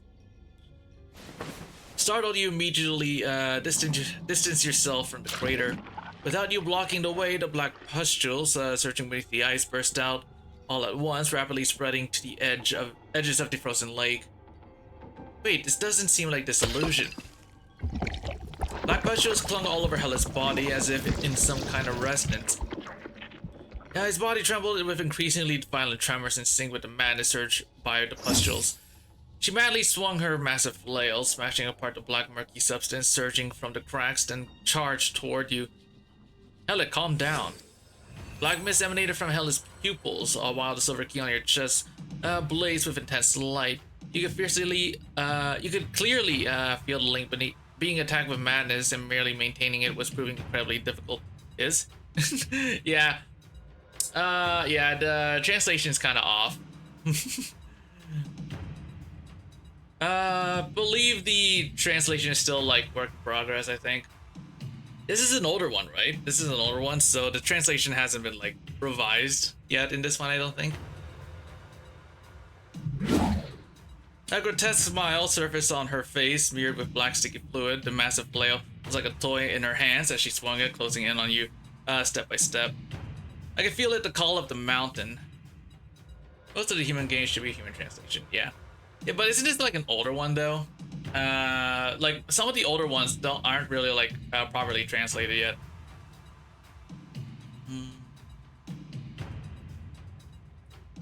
What are you going to do? The link, there's no need for it to exist anymore. The flail came howling down, about to smash it to the top of your head. I see, yeah. I guess this one I either got a bunch of errors just look through. Yeah. Yeah, like a bunch of the older ones, right, are basically like, have like some translation issues. But all the stuff in Astral Range should be fine though. A tremendous sound exploded above your head. You slowly moved aside. The arm you had instinctively raised to shield your eyes. If you've had enough of this tantrum, then stop. The flail was knocked away, collapsing lifelessly to one side. In the biting cold wind, the ever-persistent familiar dark figure stood with blade in hand, blocking your path. The massive flail swung by Hellet, shattered a swarm of black pustules, its residual force sweeping across the ice encasing the rock, and the mountain let out a mournful cry of fracturing. Spike and flail collided violently. Sparks flew from the eyes of the two locked in confrontation, each unleashing their still burning fury upon the other. The dark figure blocked your path, fiercely catching Hellet's madly sweeping flail, and was pushed back several steps. The cold wind howled, lifting the cloak torn apart by iron spikes, revealing a familiar profile. Hellet! You finally appeared. I've been waiting for you for a very long time. You're too slow. She hurled the sticky spike she had condensed in her hand, piercing the sticky pustules on Hellet's body with clean precision, scattering a trail of black dots across the snow. Hellet, you're the dark figure that's been following behind us all along. It was me. I sensed the summon and came here just like her. Why did you come to see me? A strength of the same origin drew me here. I wanted to see what she was really trying to do. Later I saw that monster. You helped me once I help you deal with this trouble, I won't owe you anything. Monster? Monster that hunted the surveyors and sent you falling off the cliff. So all those people who went missing were, yes, the monster lurked behind you, waiting for the right moment to strike. I tried to intervene and protect a few of them. They survived, but were still captured by the monster and dragged into its lair. If you're Hellet, then she is. Hellet's gaze was ice cold. Her hostile eyes swept past your shoulder and landed on the other Hellet behind you. A spike flew out, following her coldly veiled gaze, only to be knocked down onto the snow by a massive flail hurled by the other Hellet, melting into the pool of pitch black slime. Wait, whatever this is about, let's talk about it. You hurriedly stepped between their hostile gazes, trying to ease the tension. But it seemed to have no effect. You sensed me long ago, this entire path, you've been preparing to kill me. A fragment from another dimension can easily lose control. If you want to survive in this world, there are other ways. Alive, what I want is far more than just being alive. The other Hellet licked the black slurry staining the corner of her mouth. The chain ball spun madly in her grip, the sound of howling wind drawing her closer. Chain ball spun madly in her grip, the sound of howling wind drawing ever closer. Only one Hellet can exist in this world. The weak me is the phantom that shouldn't exist. Dimensions fragments the weak me. Could this be Genesis? You recalled your encounter with Genesis Ramona. That's right, this fragment of her was shed from the me of another world. In essence, we are the same person. But I don't understand why she would appear in this world. The other Hellet laughed wildly and arrogantly, unleashing all her surging malice through her laughter. Who's the same person as you? Herbert was right, you're just like the old me, weak, lost, and utterly fragile. Herbert, him again.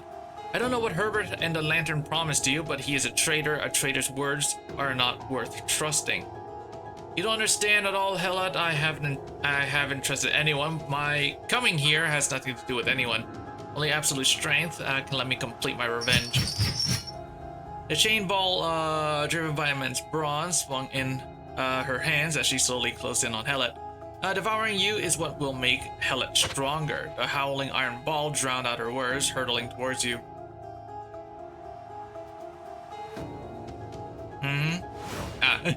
Helot dodged a heavy blow of the chain, hurling the sticky spike in her hand at the other Helot's vitals, barely steadying herself at the edge of the ice crevice, oozing with pustules. The pustules are oozing out again.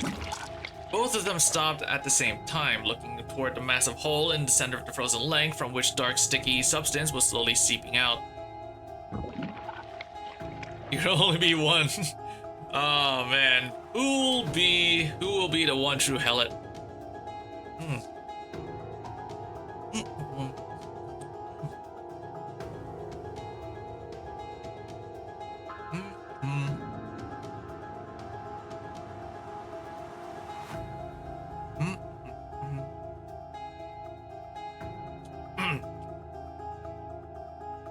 This crack is gradually widening. There are more and more pustules inside, and if we delay any longer, I'm afraid we'll never be able to leave. We need to get out of here now, and we need to bring Lily and the others with us. Now let's scan the surroundings. Where's Lily? Wasn't her always with you? I'm pretty sure it's supposed to say, wasn't she always with you? When we were pushed off the cliff by the monster, Lily and a few survivors were still above. You have to find them, confirm they're safe, and get them out as soon as possible.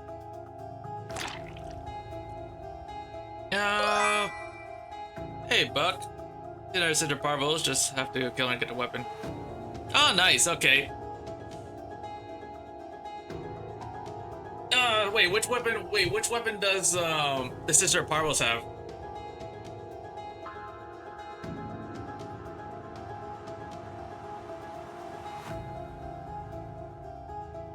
Oh, a sec. I'm just gonna reflip this one up to here. There we go.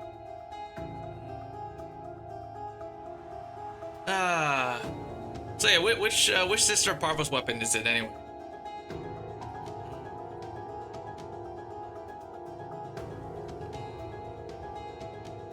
Oh, Tennis Spyrex. I have that. It's the pistol, right? I have that. It's not bad.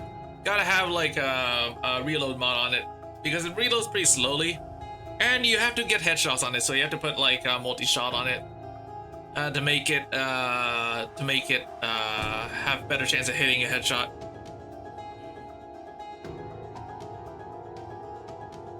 Oh wait, where was I? Beneath the fissures in the lake surface, endless darkness and occult secrets lurk. Pitch black pustules surge out from every expanding cracks in the ice surrounding you completely.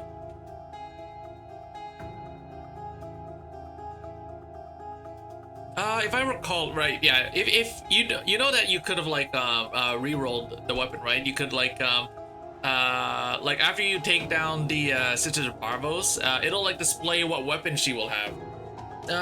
You can like either choose to like just leave, or you can like take on the weapon holder.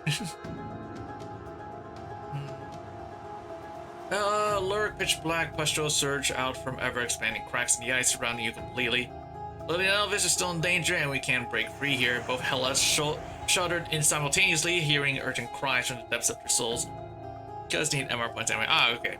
Again, that voice. The other Helot smashed a deep crater with her flail. Countless pustules crawled up from the pit, clinging to her flail from the ground. Pustules writhed and assembled from all directions, yet she suddenly stopped. On her face, a madness grin emerged. Yes, this is it. I probably. Oh yeah. Speaking of like Nemesis weapons, I am probably gonna do another Kuva run, another Kuva farm, because I gotta get the Kuva Nucor. The Kuva Nucor is like a really good weapon. Yes, this is it. This is it. It's blank. He sees us. Hell it, he's summoning us. That's Escape this place with us first. Escape? No, I didn't come here to escape. Don't be fooled. These pustules will only keep emerging endlessly. If you keep going, you'll be devoured. What if I'm the one who devours it? What? These pustules belong to this mountain. You felt it too, didn't you, Hela?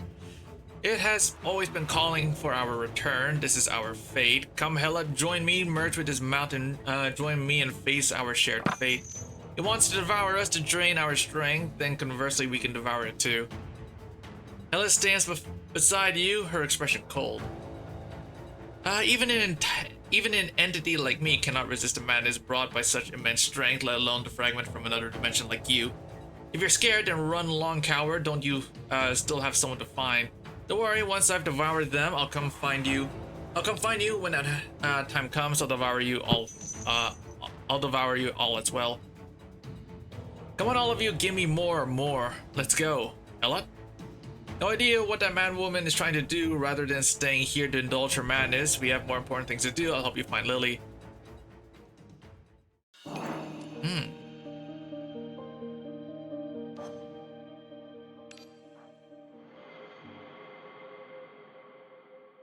Sacrifice. You scaled the glacial rock face where there was almost nowhere to set foot. You following Hela's faint sense of Lily, squeezed into this crevice in the rock. The crevice inside a glacier should be packed with ice and snow, yet the temperature here wasn't low at all. There was even unsettling moss clinging to the inner walls. Was it really okay to leave her back there? That was her own choice. Her being there is at least buying us time. We need to hurry. You tripped over a protruding piece of white bone on the ground, but Hela caught you with a quick reflexes and pulled you back. What tripped you was a complete human leg bone embedded in the wall, as if it were the remains left behind after the rock wall had devoured it. What is this? Some not-so-lucky mountaineer. Why are these bones inside the walls? Can the walls devour people? We already have enough to worry about right now. Let's keep moving.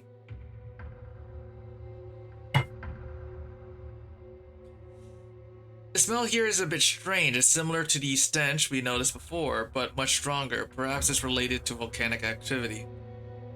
We might be approaching the volcanic crater. The smell is somewhat familiar.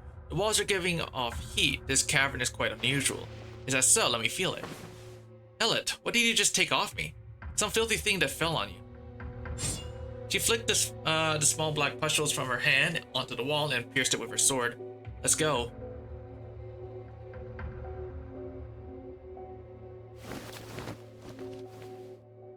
The deeper inside we go, the stronger the stench gets, so sorry I bumped into you. Getting closer and you'll face the consequences, human. I really can't help it, the path keeps getting narrower, and these walls seems to be moving. Next time, come up with a better excuse. Please unleash us, let us go. A faint voice came from the depths of the cave. There's someone inside, we finally found them. Just as you were about to press deeper, a hand grabbed your arm. Hela shook her head at you with a grave expression. You're right, the walls are closing in. If we go any deeper, we won't be able to get out. As if responding to our words, the walls began to slowly rise. A corrupted hand slowly emerged from the wall, followed by a thigh, a skull. Countless chunks of corpses surged from the walls. Some only bare white bones, others still bearing rotting flesh.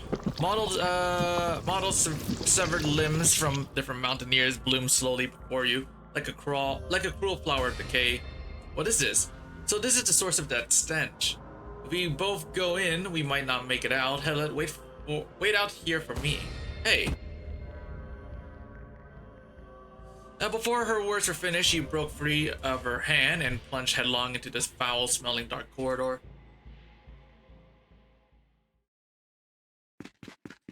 Lily, Professor Elvis, guide, where are you? To the great blank we offered tribute. Following the sound, you stepped into the depths of the cave where countless rocks and spikes converged, surrounding a pitch-black altar. On the altar were several dark red human figures cowering and kneeling on the ground, already devoid of any sign of life. Still one step too late. You poked your head out from the shadows of the corridor and looked up to where the people were prostrating in worship. There is an unnatural rupture on the dome. Within the hollow rock floats that glowing blue monster marked with the Church of the Lightbearers insignia you've once encountered. It was incomparably horrifying and massive creature, and this was the first time you were able to examine its appearance closely. Its exposed skeletal structure resembled that of an arthropod, its surface coated in a layer of frost. At the center of its body pulsed this cluster of peculiar blue flames, emanating a suffocating, inducing chill. Those pustules again, this is trouble. Don't dare hurt Mr. Funlaser. Black orbs appear before you, crushing the pustules, lunging toward you into puddles of filthy liquid. Lily, are you okay? Lily is fine, that bad thing is the killer. Lily squeezed out from the crevice, her small hands dragging a long climbing rope, the other end of which was attached to two adults, tightly bound and unable to move. They were all frozen stiff by this bad thing, but they're not dead yet. Lily remembers that what Mr. Funlaser said. Lily has to protect them. But Lily doesn't remember the path and took the wrong turn, which is how Lily ended up here. Bro, Lily was just dragging them behind her. Lily, do you know what this place is? Lily looked up, gazing innocently at the monster curled up above her head. This is, where the monster sleeps. The deceased on the altar were covered in bloodstains. Upon closer inspection, they were all familiar faces to surveyors who had previously gone missing. You slipped out of the corridor with Lily, weaving through the rubble without alerting the monster. You successfully approached the altar. This thing is probably planning to live, this thing is probably planning a live, human sacrifice. A what? Through human sacrifice, awaken a being controlled by the Church of the Lightbearers. They aim to bring back a creature that should not exist in the world.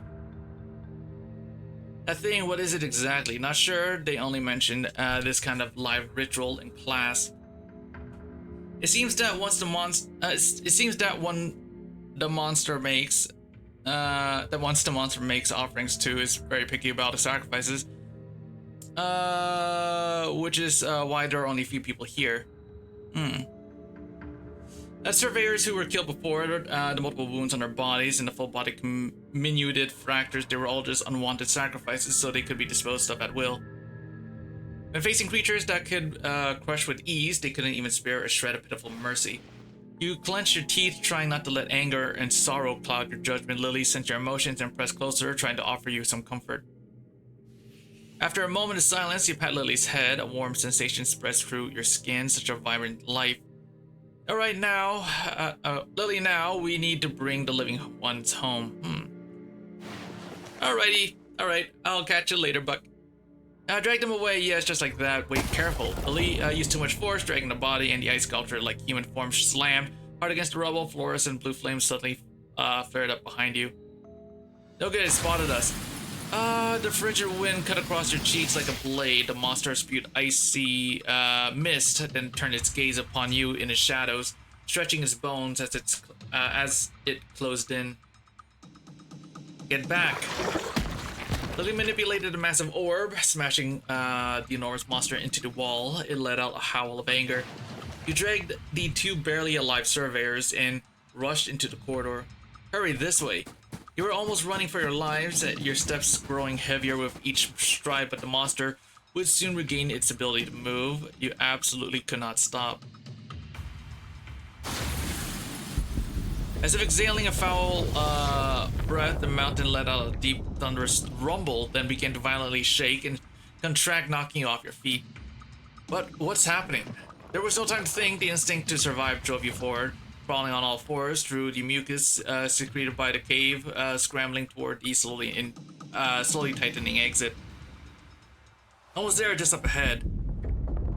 The entire mountain turned completely upside down. The corridor's angle shifted abruptly, tilting sharply downward.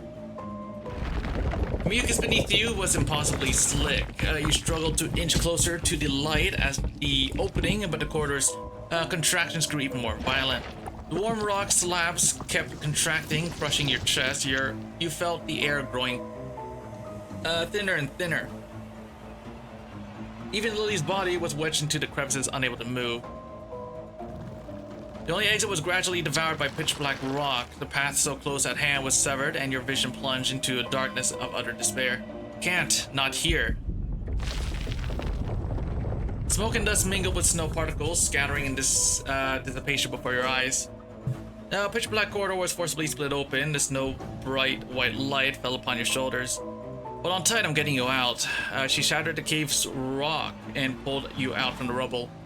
The favor I owe you, consider it repaid. Helot! Before the words had even left her lips, she suddenly stepped into nothing. The ground that had been hillside in memory vanished into thin air, transforming in an instant into a bottomless abyss. Ah. Okay, this is 7th. Okay. Hold on, I'm gonna be right back. I'm just gonna grab a drink. I'm gonna get another drink, so give me a minute.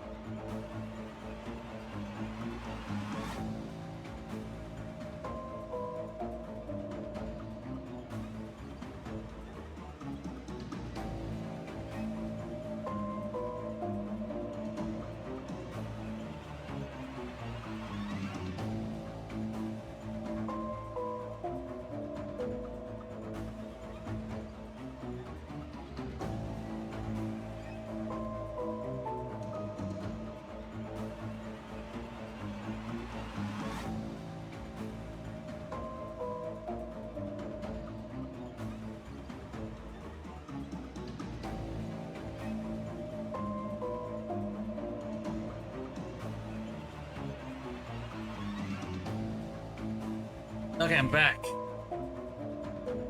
Helot, hold on to me. The instant she fell, you instinctively reached out and grabbed her. Your ice axe pierced into the mountainside as you hung precariously midway down the snow mountain cliff. The wound on your arm seeped blood, sending waves of searing pain through you. From her other hand dangled the two expedition members, still tightly bound together. She tried to climb up, but the ice axe and your arm on the precipice could no longer support any more weight. Fun laser. Lily called out anxiously, trying to conjure a dark orb to lift you all up, but she had exhausted all her strength in earlier battles. The dark orb could barely take form, let alone bear the weight of a person. Let go, you can't hold on much longer. Ella's eyes went wide as she struggled to break free from her grip, only to find that the strength coming from those fingertips held a tenacity she had never felt before. I won't. The crampons on your feet dug desperately into the ice, yet kept slipping from the descent's pull, only barely holding on thanks to Lily's support from above. Your face flushed red as you endured the intense pain, pouring every ounce of strength into holding tighter, firmer. Yet you could only watch helplessly as her fingertips slipped inch by inch from your grasp. Her face was only 4 feet from yours, yet in that moment those 4 feet felt impossibly far. Let go, you'll die too if this keeps up. The wound on your shoulder was torn apart, and blood splashed onto the skin beneath Helot's eyes, rolling down her cold, hardened face. She suddenly widened her eyes, stunned for a moment, not even noticing the blood flowing into them. I will never abandon any comrade, no matter what, never. The entire mountain began to tremble again, shaking violently as if it were a landslide. You endured exhaustion and agony, but your ice axe was flung off the mountain. Thank you. At least I did my best. You closed your eyes. The anticipated bone-crushing impact never arrived. Instead, you collided with several rocks in succession, turning the fall into a tumble down the slope and eventually into a slide. A few seconds later, you stopped. The deadly cliff from just now has turned into a flat ground. Several hundred meters away, Lily stands where you just struck with your ice pick waving at you. Just now, the bold words and the life and death farewell seem to turn into a farcical comedy. Did you just say thank you? You misheard. You follow her gaze and catch a glimpse of a fleeting dark figure. When you look again, there is nothing behind you but endless wind and snow. Flat land turns into a cliff, and the cliff turns back into flat land. Descent in the mountain cave and those ever-changing cave walls. Perhaps our guess was correct. This mountain is alive. We must prepare for the worst and remain vigilant against any changes in the mountain. The path down the mountain has been sealed off. We must head to the summit and find a new route. We need to descend as quickly as possible.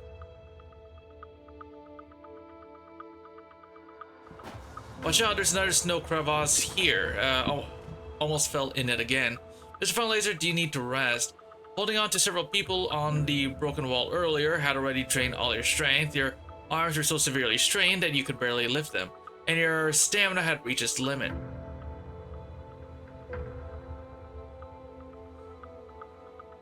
Let's hurry, God knows when this mountain will shift again. I can still hold on for now, don't worry. Lily, what's wrong? Lily saw something strange. Her small hands clutched her head as she tugged at the corner of her clothes in bewilderment. What did Lily see? The snowfield, the dead, the starry sky, and us. I saw them too, those entwined phantoms clinging to me and Lily. I can feel it, a strength is rousing. The glacier let out another roar-like bellow and began to shift its form ever so slowly. This time, the long-concealed glacial lake revealed its true appearance, and you caught a glimpse of the frail figure covered in black pustules standing upon it. The fissure in the glacial lake grew wider and wider, like a long gaping wound stretching across the lake surface beneath the sprawling glacier. Black pustules surged forth endlessly, covering the other helot. I can feel it, more, give me more. These eerie pustules sense her summon, buzzing with excitement, rushing over one another to pour into her lips and teeth, actively seeking her devour through plea unheard. They seem to relish being shredded, revere being swallowed, and crave being torn apart and consumed. You arrived before the other helot. Her body was submerged into pitch black pustules, her form already so ethereal it resembled a haze of mist that could be blown away with the slightest breath. Leave this place now and there's still a chance. Leave? We've never had the right to leave. The paranoia's grip and madness in the other helot eyes suddenly vanished. Her gaze turned to helot, carrying an unprecedented composure and calm. Those things that once hurt you, that deep-seated hatred, have you ever forgotten them all, helot? I've never forgotten, You're lost, helot. Only strength great enough can fulfill our vengeance. Vengeance is our only meaning. Vengeance against whom? Fate. Those two calm words sent a violent shudder through Hella's body. No matter where we are, this mountain will call us, devour us. This is our fate, just like all those filthy things we once experienced. You've known the answer all along, but turned a blind eye to it, haven't you?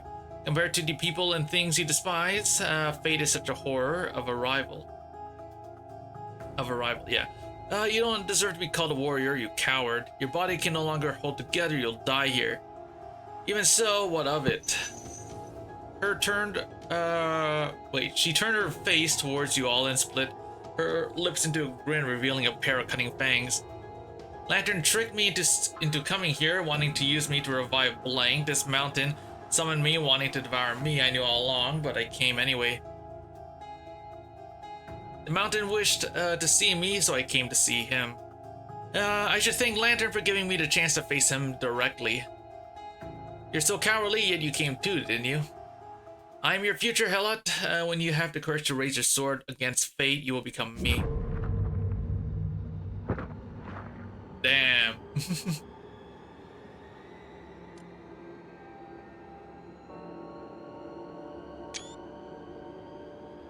Black pustules accumulated more and more, like a swarm of hungry primal creatures, greedily lunging at her body, crawling up her cheeks. She laughed like a beast, greedily tearing into raw flesh, like a king about to ascend the throne. Watch, helot, I will devour it. I will become powerful. No fate will ever be able to stop me again. Yeah, I love all the art in this game. The art in this game is great. Never again will there be chains. Never again will there be betrayal.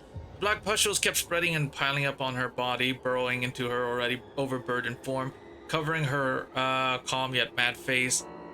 I will have my revenge. As if the pustules had been punctured, black and red fluid splattered in all directions. The beast's final shriek still resonated through the empty valley where she had stood. There was nothing left but a puddle of liquid. Revenge, huh? Helot raised her head somewhat blankly, gazing up at the pale gray sky. Coarse snowflakes rolled across her skin, melting into tiny water stains. She was devoured by the mountain. Before Hela could speak, your question was answered. The mountain beneath your feet began to tremor. From deep within the mountains, a low and foul call echoed forth.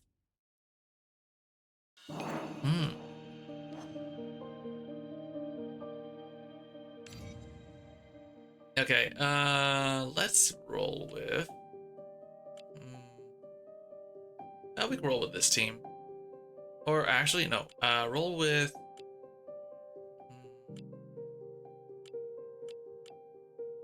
Yeah, no, I think this team's fine. Might be fine.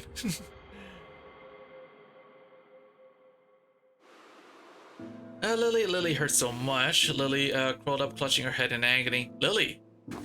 You ignored the pain in your head and went to Lily's side to check on her. A heavy thud and Hela collapses to the ground, her previously composed face now filled with pain. Hela, what happened? You lean down to check on Hela, but she suddenly seizes your arm. Spikes burst from the mucus on her palm, piercing your forearm until it's dripping with blood. An eerie light blinks in her eyes. Her once cold and aloof profile is tainted with an uncanny smile. Your linker can no longer suppress it. This is the only way. You activated several keys, sending ripples of silver light towards the frantic Hela. You close your eyes and once again overdraw your spiritual energy, pouring every last drop into the link as you forcibly take control of her. As she calms down, her unfocused pupils regain their light. When her gaze falls upon your blood-soaked forearm, she parts her lips, then presses them tightly together. You're finally awake. The backlash from deep within your psyche surges like a tide. You feel an overwhelming exhaustion, your haggard complexion. Complexion as deathly pale as the eternal backdrop of this frozen wasteland. Are you alright? What happened? An extremely powerful summon. We couldn't withstand it. The other Helot has been devoured. This mountain is about to awaken. Before the words even fade, a massive dark figure sweeps over your heads. Fierce wind scrapes across your bodies, and a bone-chilling cold spreads from beneath your feet all the way to your heart. It's that thing. Beneath the grotesque and terrifying colossal monster, you are as small as a grain of snow about to melt. But the monster's gaze doesn't linger on for long. Instead, it turns away unnaturally, dragging a fluorescent blue flame tail as it flies towards the snow-covered summit. Flames erupt dozens of meters high from the mountaintop, their brilliance piercing straight to the heavens. What is it doing? Several crisp sounds of ice shattering ring out, the ice encasing Elvis, and the guide breaks apart and they gradually awaken from the extreme cold. It can't even maintain the deep freeze on these people. It seems the monster has diverted most of its strength to the mountaintop. What is it planning? It has been performing life sacrifices all along to awaken the sleeping snow mountain. And the snow mountain in turn calls me and Lily to return. So then, it wants to sacrifice you to the snow mountain. We need to get out of here now. Alright, let me see here. Alright, shouldn't be too bad. Let's go.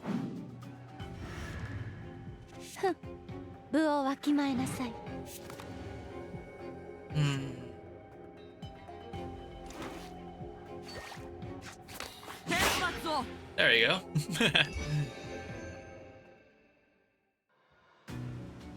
I love Tulu, dude. So good. I guess we take this one. Oh, full Aquar team. Yep. Battle.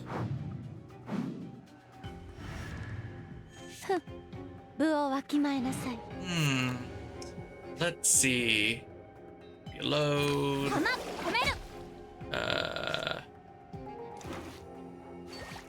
Reload. Good enough, okay.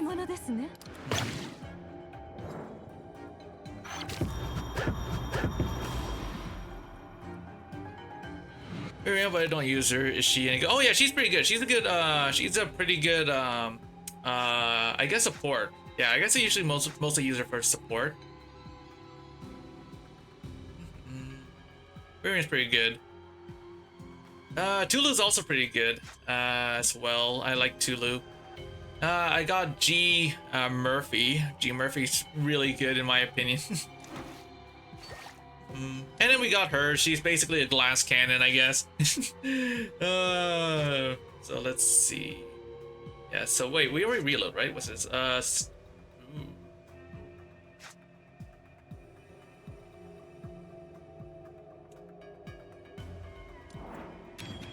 You do this one. There we go. Hell yeah. This. What else do we use this? Oh.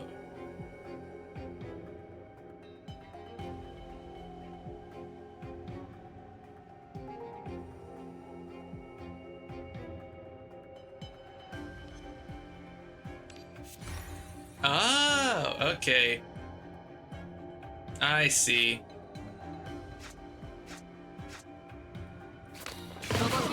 There you go.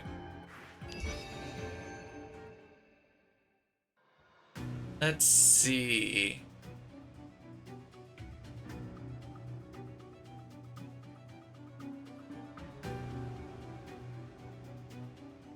You do this one.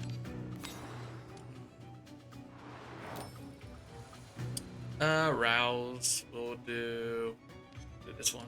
Or actually, yeah, we'll get this one.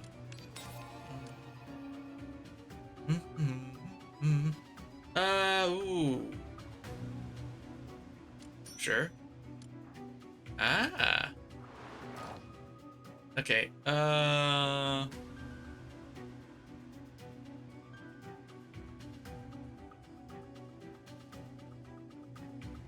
Wait, is Miriam support or is she damage? I can't remember. I think she's more akin to damage. Still good either way. Her cards that she can put out are pretty good.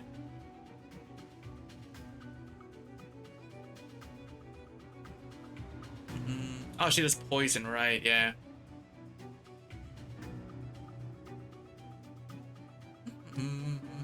Let's see. I want this one.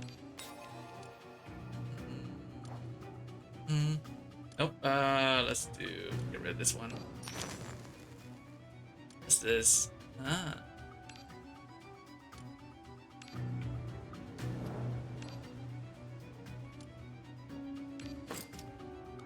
There you go. So we're gonna do this one. Hello, where are you going? Watching Hella climb toward the fluorescent blue flames atop the snow mountain. You hurry a few steps ahead to catch up, asking anxiously. If my judgment is correct, the place protected by all of the monster's energy is the dream core of the snow mountain. But then I can't hold out mentally for much longer, and the path down the mountain is already impossible. It's too late to flee now. We have to destroy it. Understood. If you want to do multiple quick chaos runs, the currency runs out tomorrow. Oh, right, yeah, gotcha. I gotta do that. We will stop it. We will make it out of here alive. You and Lily followed her steps one after another. A rustling sound arose, and the pure white snow mountain was crawling with ferocious small monsters. To defend the dream core, the monster really is going all out. Finally, so be careful. Alright, let's see. Oh shit, this guy's cool. It's like a cocoon. Ah, okay, so we will do this. This.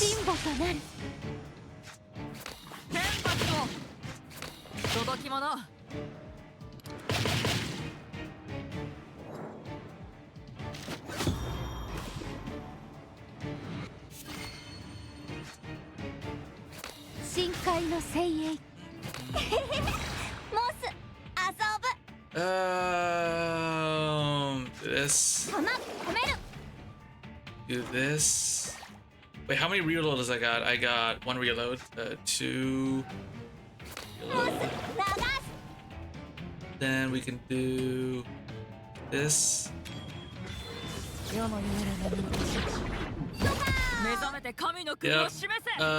Do this.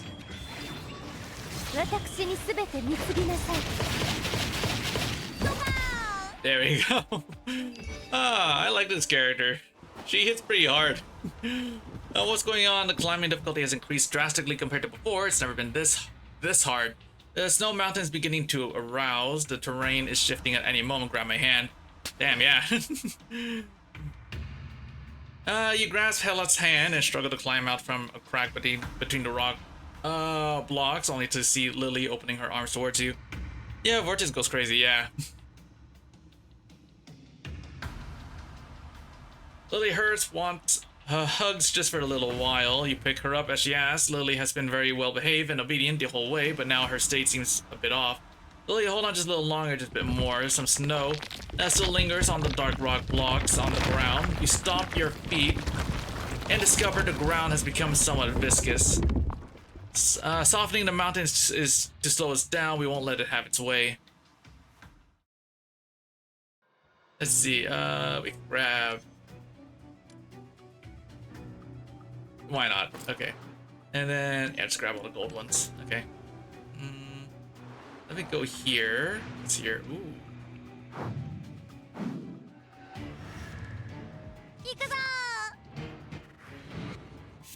I forgot what her thing. Oh, the spell burn. Oh. Okay. Charge. You strike. Reload. Charge. Reload again. There we go. Should be fine.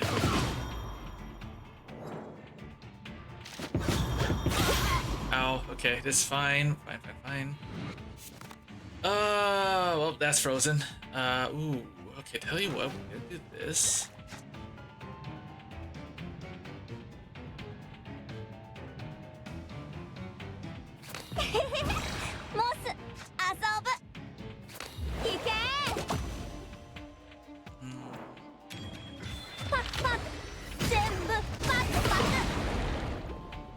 Nice, okay. I have an idea.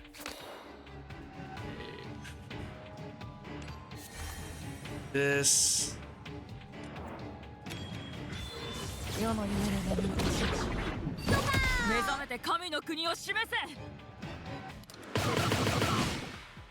Good enough, okay. Nice. Let's see, I want, we'll take this one.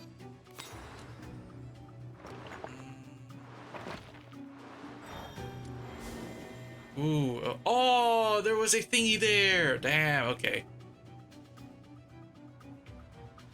Whatever, I think I can make my way back. I'm not losing my elements. Let's take this one.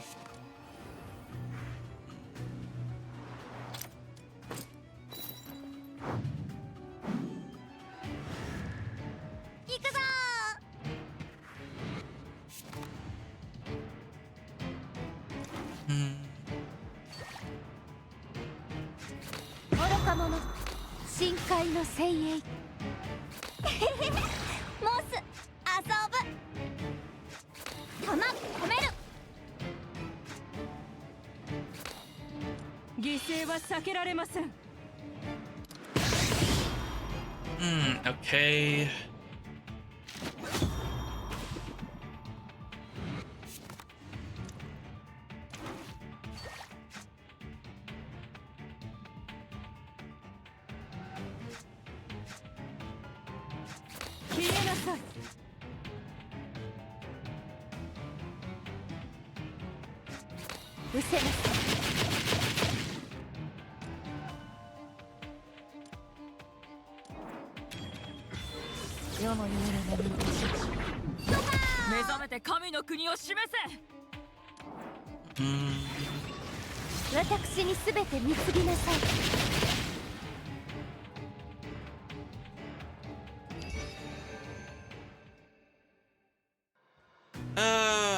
Orita's posse. Yeah, I just have that on.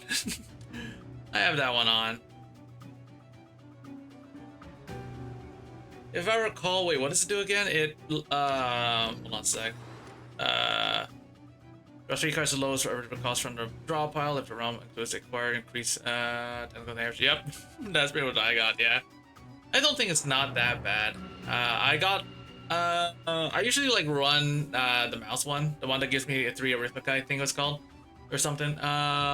But I'm running this one because I have full Aquar team, so I'm guaranteed an Aquar card. Let's see.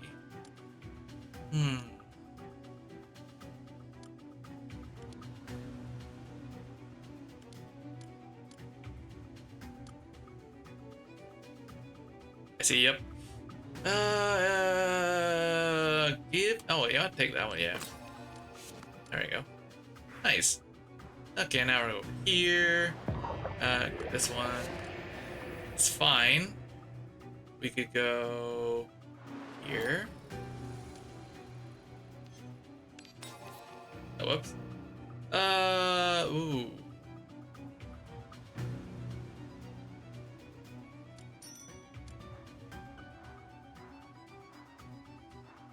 Oh, I have to go through this dam. Okay. Well, that's fine. I don't know how many expedition members I have. Oh, here. I have 26.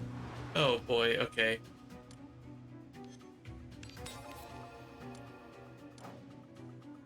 Let's get rid of... I'll get rid of this one. This one, yep, take that. What's this? Why not? Give it to... Oh, yes, this one. Dropping like flies, yeah. Wade, yep. Okay, now we're over here. Where does this go? Oh, right, wait, no, at least with me back here, okay. Back I go, okay. So, we're gonna go through... Okay. Ah. Oh, I gotta go through here.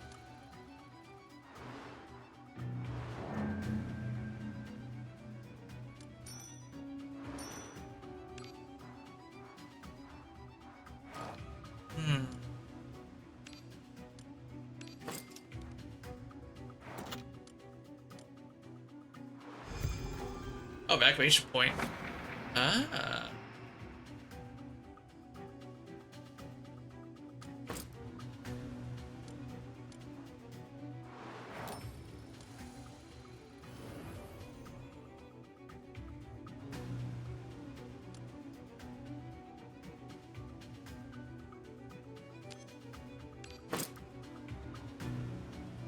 Oh, well, I'm full. Yep.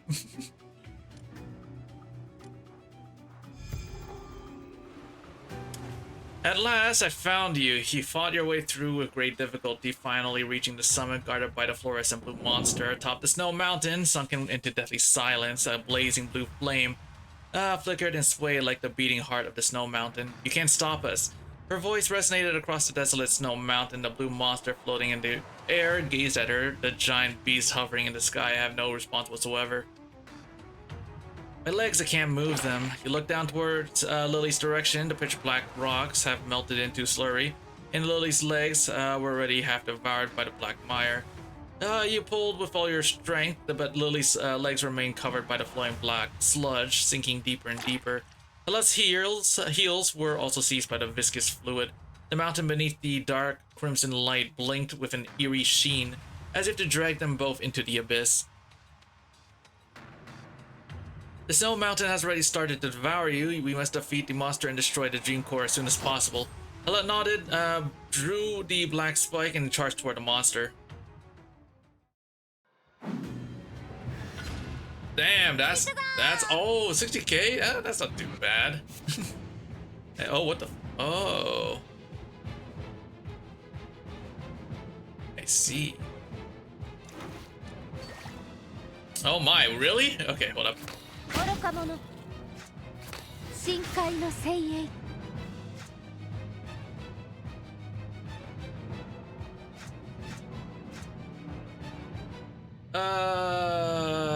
We'll do this one.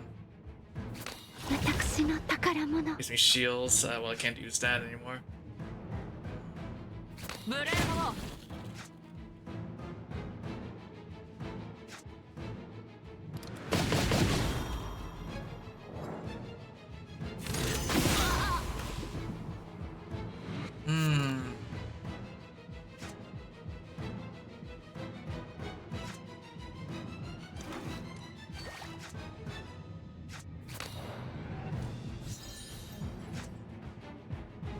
これは主より賜った祝福です。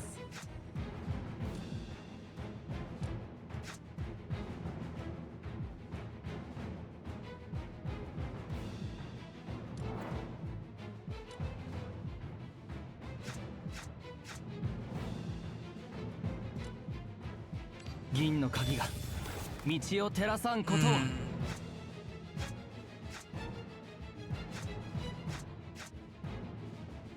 あらあら。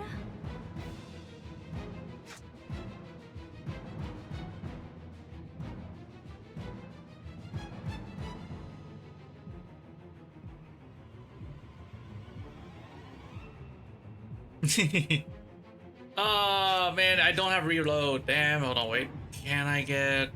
No. I don't have reload. Dang it, hold on. Nope. Whatever. I'll just roll with it, I guess. 目覚めて神の国を示せ。ここで倒れるわけには参りません。犠牲は避けられません。はい。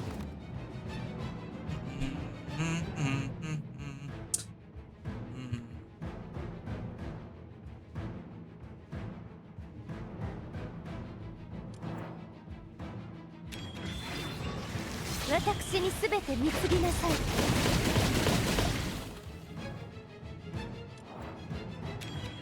パッパッ全部パッパッ。Nah, I don't think I have enough cards, dude. I don't know what you're talking about. I can use this. And then just put it on. That on you. We got these. Nice. Oh wait, no, we do have reload. What? Where did this come from? Okay. What about...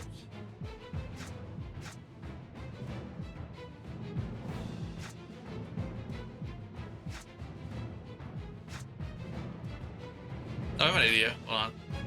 Pull this up. Give it to you. Pull this. Perfect. Okay, that's good. Okay. Put reload, and that'll end my turn. Okay. Oh, more. Well, I can't use that. Okay. Yeah, that's retained, so that's fine. There we go. Okay, what do we got? That's a lot of damage you're doing. I don't think I like that. Hold on a sec. We can do this one. Oh. Oh, I'll keep that.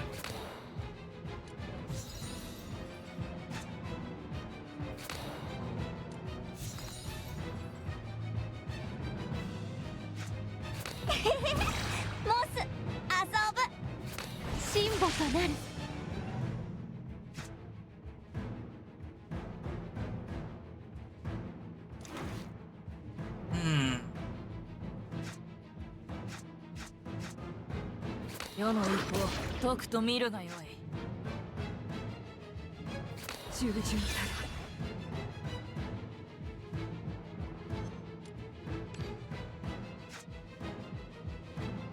主への貢ぎ物ですね。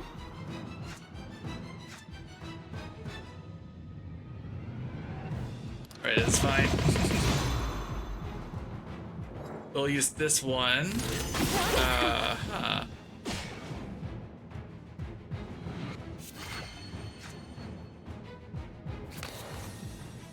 There we go. Now we're gonna do this. How long is freeze lasting for? What the? Oh, okay, I have to exalt. Okay, well, that's fine.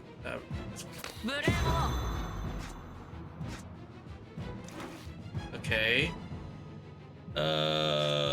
Strike. I can't use that now. Good enough. Okay. Next turn we're bursting. Freeze when you use exalt. Okay, yep. So yeah, next turn we should burst it down. Oh my golly. Okay. This is fine. Oh boy, okay, so please tell me that. Yes, okay, perfect. Next up, we're gonna now do this. Wait, do we have reload? Shoot.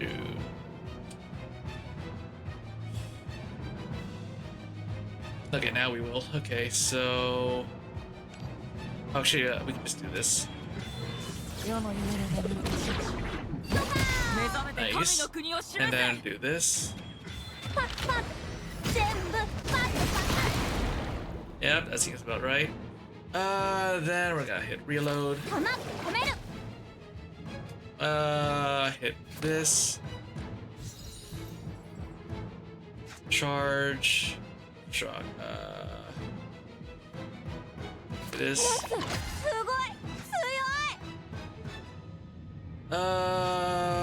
Okay, then we're gonna do this. Hit it with this.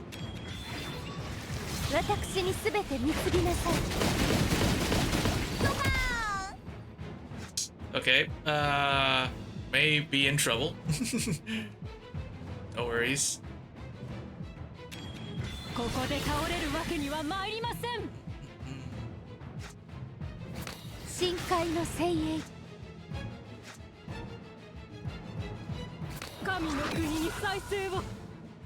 Okay, this is fine. Oh, wait, we have this. Yeah, we're doing fine.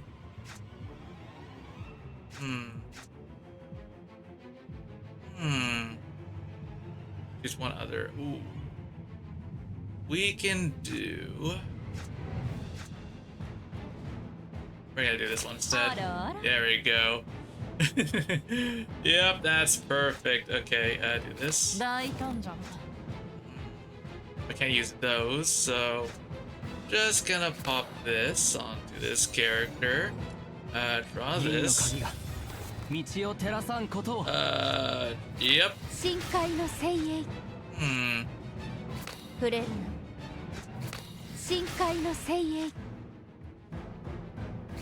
I got this thing again. Bro. Okay, wait, can I use it again? Oh, no. Okay. What's this? Ooh. Hold on, what do I have in my hand?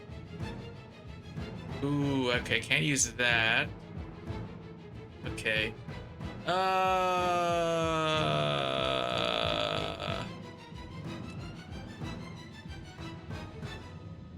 Hold up.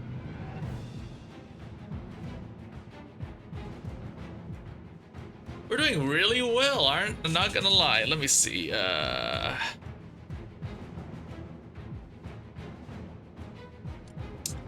Fine. Grab this one. Give you this one. Nice. Okay. Now. Plop. Yep. That seems good. Looks good, looks good, looks good.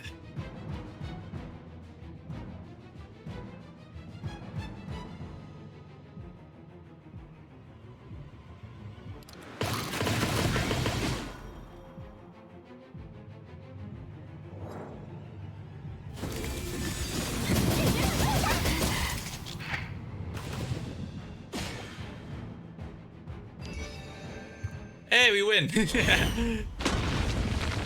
Distorted monster was struck down onto the ice, carving out a chasm-like trench. It droned, struggling to rise several times, only to crash heavily back to the ground. Congrats, yeah. Wait. Crash heavily back to the ground, yep. Though it was already on its last breath, the flame behind it continued to burn ceaselessly, growing ever larger, almost about to devour the creature itself. Hela plunged the spike fiercely into the flame, but no matter how many times she could not extinguish the burning blaze. But what's happening? The ritual has already been activated, its arousal can no longer be reversed. Is there really no other way? There is one more. Hela looked at you, then at the undying blue flame atop the mountain. If it arouses, everyone will perish here. It is summoned strength of the same origin. If it devours us, our spirits will merge with it. Hello closed her eyes. The fragment that had already dissipated coalesced once more in her mind. What if I'm the one who devours it? It wants to devour me to drain my strength, then the reverse must also be true. I can devour it. Hela opened her eyes once more. The only way is to do as the other Hela did, try to devour the strength of the snow mountain. Hela crouched down and, mimicking the way you do it, clumsily patted the soft top of Lily's head. Lily was already half sunken into the mountainside, out of control. Pitch black tears streamed down her face as she stared blankly at Hela. She has endured far too much suffering. Let me take it from here. No, this can't be how it ends. There has to be another way. There's no time left, Keeper. If I want all of you to leave Elworth alive, if I don't want to turn into a monster in front of you again, this is the only way. You'll die here. Even so, what does it matter? She plunged her blade into the rock. Soaked strands of hair hung before her face, quickly freezing into shards of ice that swayed with her trembling shoulders. The snow mountain's bitter wind raged without end, and muffled rumbles echoed one after another. Waves of searing pain assailed her. Yet in this moment, the voice in her mind was clearer than ever. There are too many things I never wanted to do, so many things I was forced or driven to. Hand her over to me. Lost the ability to even speak. If that's the case, then entrust your words, your feelings to your blade. Let me hear your anger through battle. I've been betrayed so many times. Why I need to see the lady. Don't bother, still think you're the noble foster daughter of the magistrate. Tainted blood can only produce a traitor like you. Answer me, have I been abandoned? In terms of outcome, yes, but... with her trembling hands could no longer grip the hilt, the long sword hummed with a metallic resonance as the tremor of the rock struck against it. I once believed that vengeance was everything to me, but only today do I understand. I misread it. I misread its meaning, and I sought the wrong rival. Only strength great enough can fulfill our vengeance. Vengeance is our only meaning. The mountain wished to see me, so I came to see him. I'm your future Helot. When you have the courage to raise your sword against fate, you will become me. So you wanted revenge on those who betrayed you, wanted to protect Francis who rescued you, but battle isn't about that. Not for protection, not for vengeance, not for validation. Fighting is just fighting. Your world's too small, always chasing the faint glow of someone else's light like a moth. If you get the chance, go and explore a wider world. Let go, you can't hold on much longer. I won't. Let go, you'll die too if this keeps up. I will never abandon my comrade, no matter what. Never.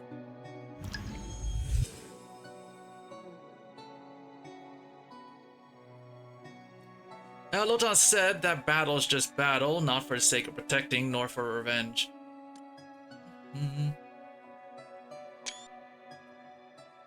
I thought about it for a long time and finally understood why you and your awakener are so powerful. I think Lotan was wrong, perhaps even she herself didn't realize it. Lotan, Lily, you all have something you want to protect.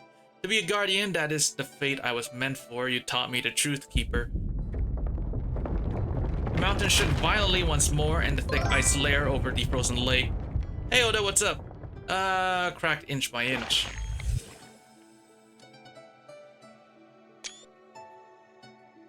Beneath the shattered fragments, black pustules surged with madness, rolling and seething, spreading ceaselessly outward. Calamita. Elad, I will never abandon a companion. I don't like owing favors. You saved me. After today we're even. I can sense the presence of another Helot. She waits for me inside the mountain. She wants to take revenge on fate together with me. I'm finishing New Game Plus. Hey, nice. You haven't abandoned anyone. The path ahead, let us walk it ourselves. I gotta kill Gwendolyn, Manus, and Gwen. Ah, nice. We are warriors. Warriors are born to fight. This is the destination we chose for ourselves. This is the battle against the mountain. Hela drew the black thorn.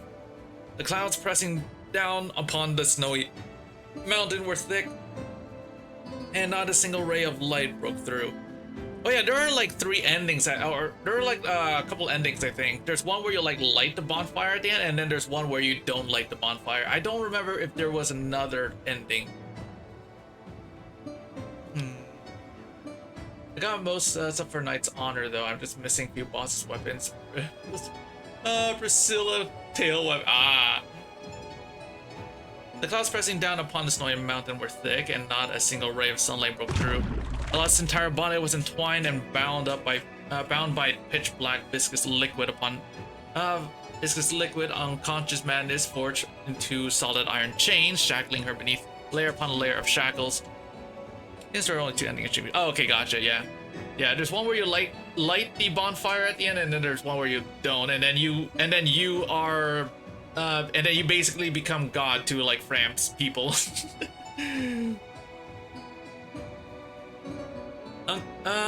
Conscious madness force. Wait, just read that. I did the one where you can link the bottom on my first playthrough. Ah, gotcha. Her slender shoulders bore the weight of the chains as she trudged forward alone. Her body was fettered by the heavy shackles, and she gradually lost her breath, collapsing onto her knees in the snow. Helot. Forbidden murmurs poured ceaselessly into her ears. Amid the thick, dark sounds, Helot heard the resonance between the mountain peak and her heart. Anyways, fuck Calamite, yeah, dude. Beneath the hard bedrock and frozen earth, the awakened Colossus hummed with desperate urgency, yearning for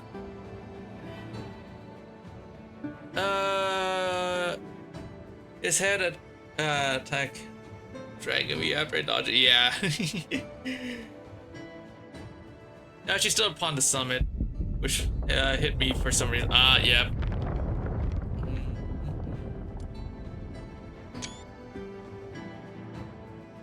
The frenzied peak trembled with elation. The earth shuddering violently. Fierce, rigid wind tore at Helot's thin garments, yet failed to move her an inch. Ooh. Torrents of black sticky fluid surged complete snow-capped mountain like towering waves, encircling her completely. Blank return, destroy blank, forget blank, come return blank. Return. If we win, the ice and snow of Elworth will undergo dissolution. When that time comes, together we shall reenact upon the world. Wait for the keeper. Hela briefly turns her head. You see a fleeting smile across her face. She turned around and, facing the inextinguishable blue flame, raised a black thorn in her hand. Battle start. Ooh. A declaration and a command. Countless torrents of black sticky fluid crashed down, swallowing everything atop the peak. In New Game Plus 2, I gotta kill Sif, Iron Golem, and Moonlight Butterfly for a soul so I can make the last few boss. Ah! Nice. Yeah, I think in my playthrough for, when I played Dark Souls back in, back on the, like, 360 years, I think I got everything to collect in that game. I don't know about achievements, but I'm not sure. Declaration... command, countless corners. Wait, read that. The mountains of Elworth trembled. The sprawling ranges threw up milky white ice mist. The rigid, lumbering forms writhing and struggling desperately as if fighting against something. Been boss weapon since I gave Gwyn soul to warrior of Sun Covenant. Ah. Oh, did you do the one with Solaris? Did you like see what happened to Solaris? Did you like get to that point? Oh, you say Solar. Ah, okay. You said, oh, yeah, Solar. Yeah, not Solaris, Solar. Yeah, you saved them. Nice. New Game Plus, I saved. Ah, gotcha. If I recall, like a freaking face eater like controlled his body or whatever, or was showing him illusions, and then he had no choice but to kill him. Sun Maggot, yeah. That thing, yeah. Yeah, the Sun Maggot. Burning clouds were swept up by the gale. Colossal whirlpool shrouding the entire peak within. Horror-inspiring strength erupted without restraint, as though it would tear even the sky asunder. In an unknown span of time passed, the smoke and dust finally cleared, and the earth beneath your feet ceased its trembling. Lily returned to normal, walked over and took your hand. Sister Helot is gone. Mountains breathed in tranquil repose. You raised your head and gazed at the sky. Coarse snowflakes drifted down, piling upon your head, dyeing your hair a mottled white. Elworth lay in perfect stillness as if nothing had ever happened. 造作もない。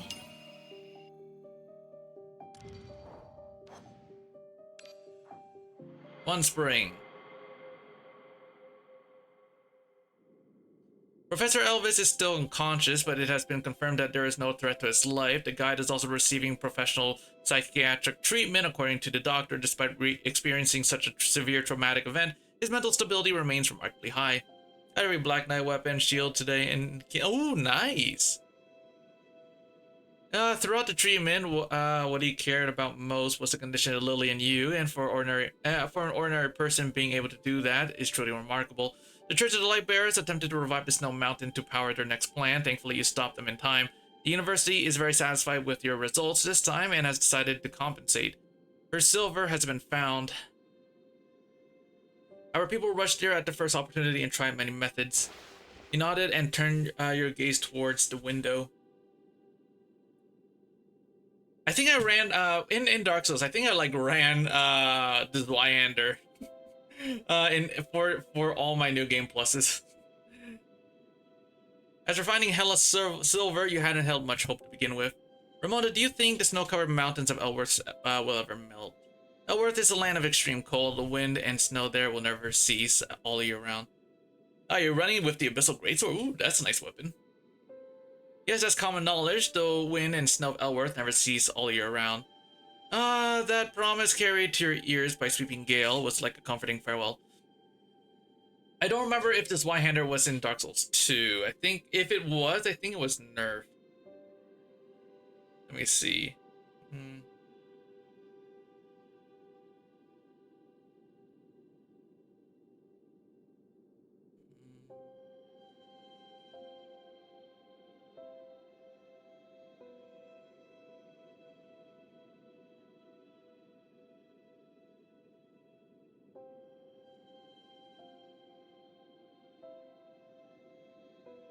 Ah, okay. Oh yeah, that's right. In Dark Souls 2, it's the third longest reach in the game. Alright, I think I'll be going now, but I hope you'll enjoy the game. Morimens is one of my... Oh yeah, yep, I've been playing this game for a while. This is one of my favorite games.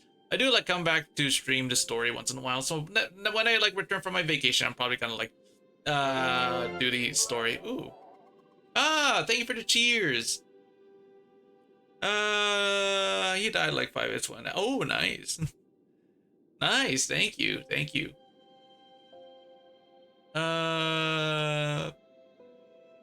Alright, where was I? Let me just quickly up. There we go. Oh, nope. What did I do here? Ah, there. Okay. Okay, let's see. That promise carried to your ears by Sweeping Gale was like a comforting farewell. The sky flowed with rich oil paint like crimson hues, the lingering lights streaming across your hands outside the window amid the university campus was bathed in the dying sun. You've been asleep for a whole week. How's the recovery going, Keeper? The beautiful days of youth shouldn't be wasted in a hospital bed. Look, guess what I brought you? Only there is a patient and cannot drink alcohol. I hope you could have some basic common sense, Professor Dexter. This drink is one I owed Funlaser. This incident was, to some extent, caused by me as well, so I came here specifically to express my apologies. Will either go very well or it will be painful. I got Silver Pendants, so I can just repel black magic with. Oh, yeah. I don't remember what I wore. I think I wore ninja garbs. They were ninja clothes. They were really light, so I could have no problem with dodging. This incident was, to some extent, caused by me as well. Came here specifically to express my apologies. Trust me, it wasn't easy saving these fine drinks until now. It took a great deal of effort to counter my impulses. Drinking isn't exactly a good way to express yourself. When you say that, both the drinks and I are hurt, Miss Ramona. Besides the drinks brought you another gift. He tossed down a newspaper. Drinks and news, you'll enjoy both. Rest well, Keeper. Dexter gave you all an elegant bow and gently closed the door. When facing Professor Dexter, sometimes I really regret not studying rhetoric more thoroughly. She picked up the newspaper Dexter had left behind. Reports indicate that the perennially frozen mountains Deep within Ellsworth, where a major avalanche occurred a long ago, are now showing strange signs of dissolution. You suddenly turn your head and grab the newspaper. In the blurry ink-printed photograph, the wind and snow across the mountains has ceased.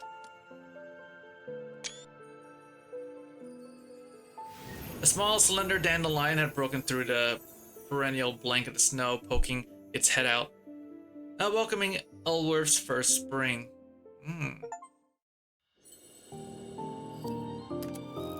I like how this game has achievements now. It always throws me off when I hear the achievement sound. Seath, run back. Oh, really? I don't think Seath was too bad.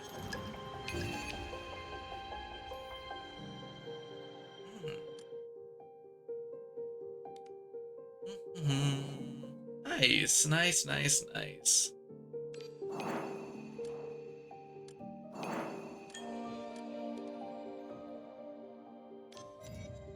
It doesn't have. It's not that long. Ah.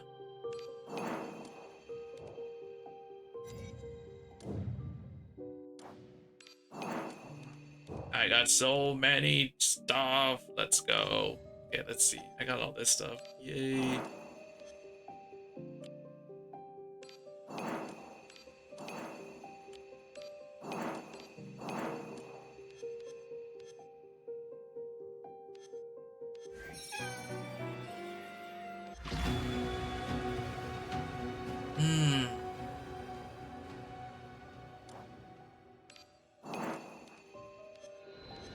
See, basically I did first place. Why would people die on Seath? He's pretty goddamn easy. Basically I did hitless Seath.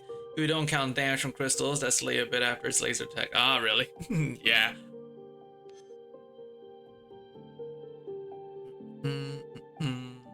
Ooh, weaken 30 times. Ooh, look at this. Nice.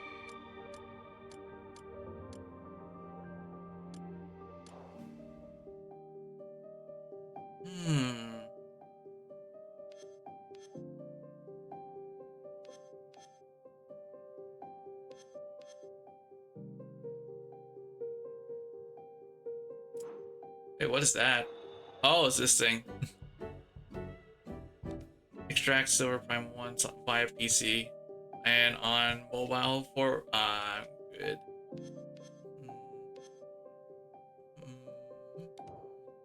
There we go.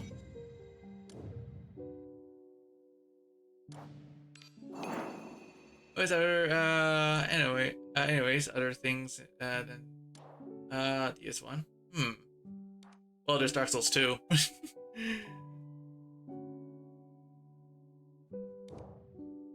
I shared a 4th match playing Ryoshi. Ah, really? It's a pretty good, it's a pretty solid ego gift. Or no, not ego gift. The ego thing. Yeah, it's pretty solid.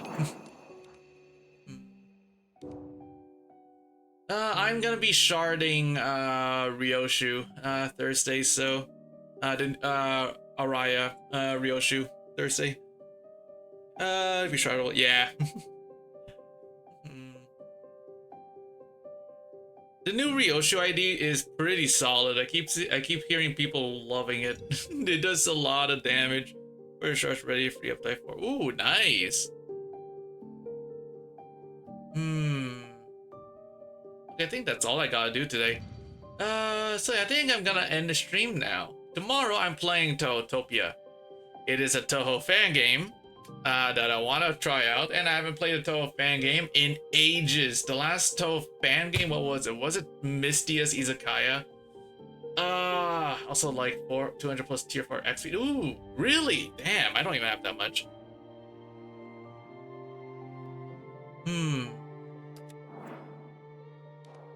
Okay, anyway, Odo, I think I'm gonna call it quits for today.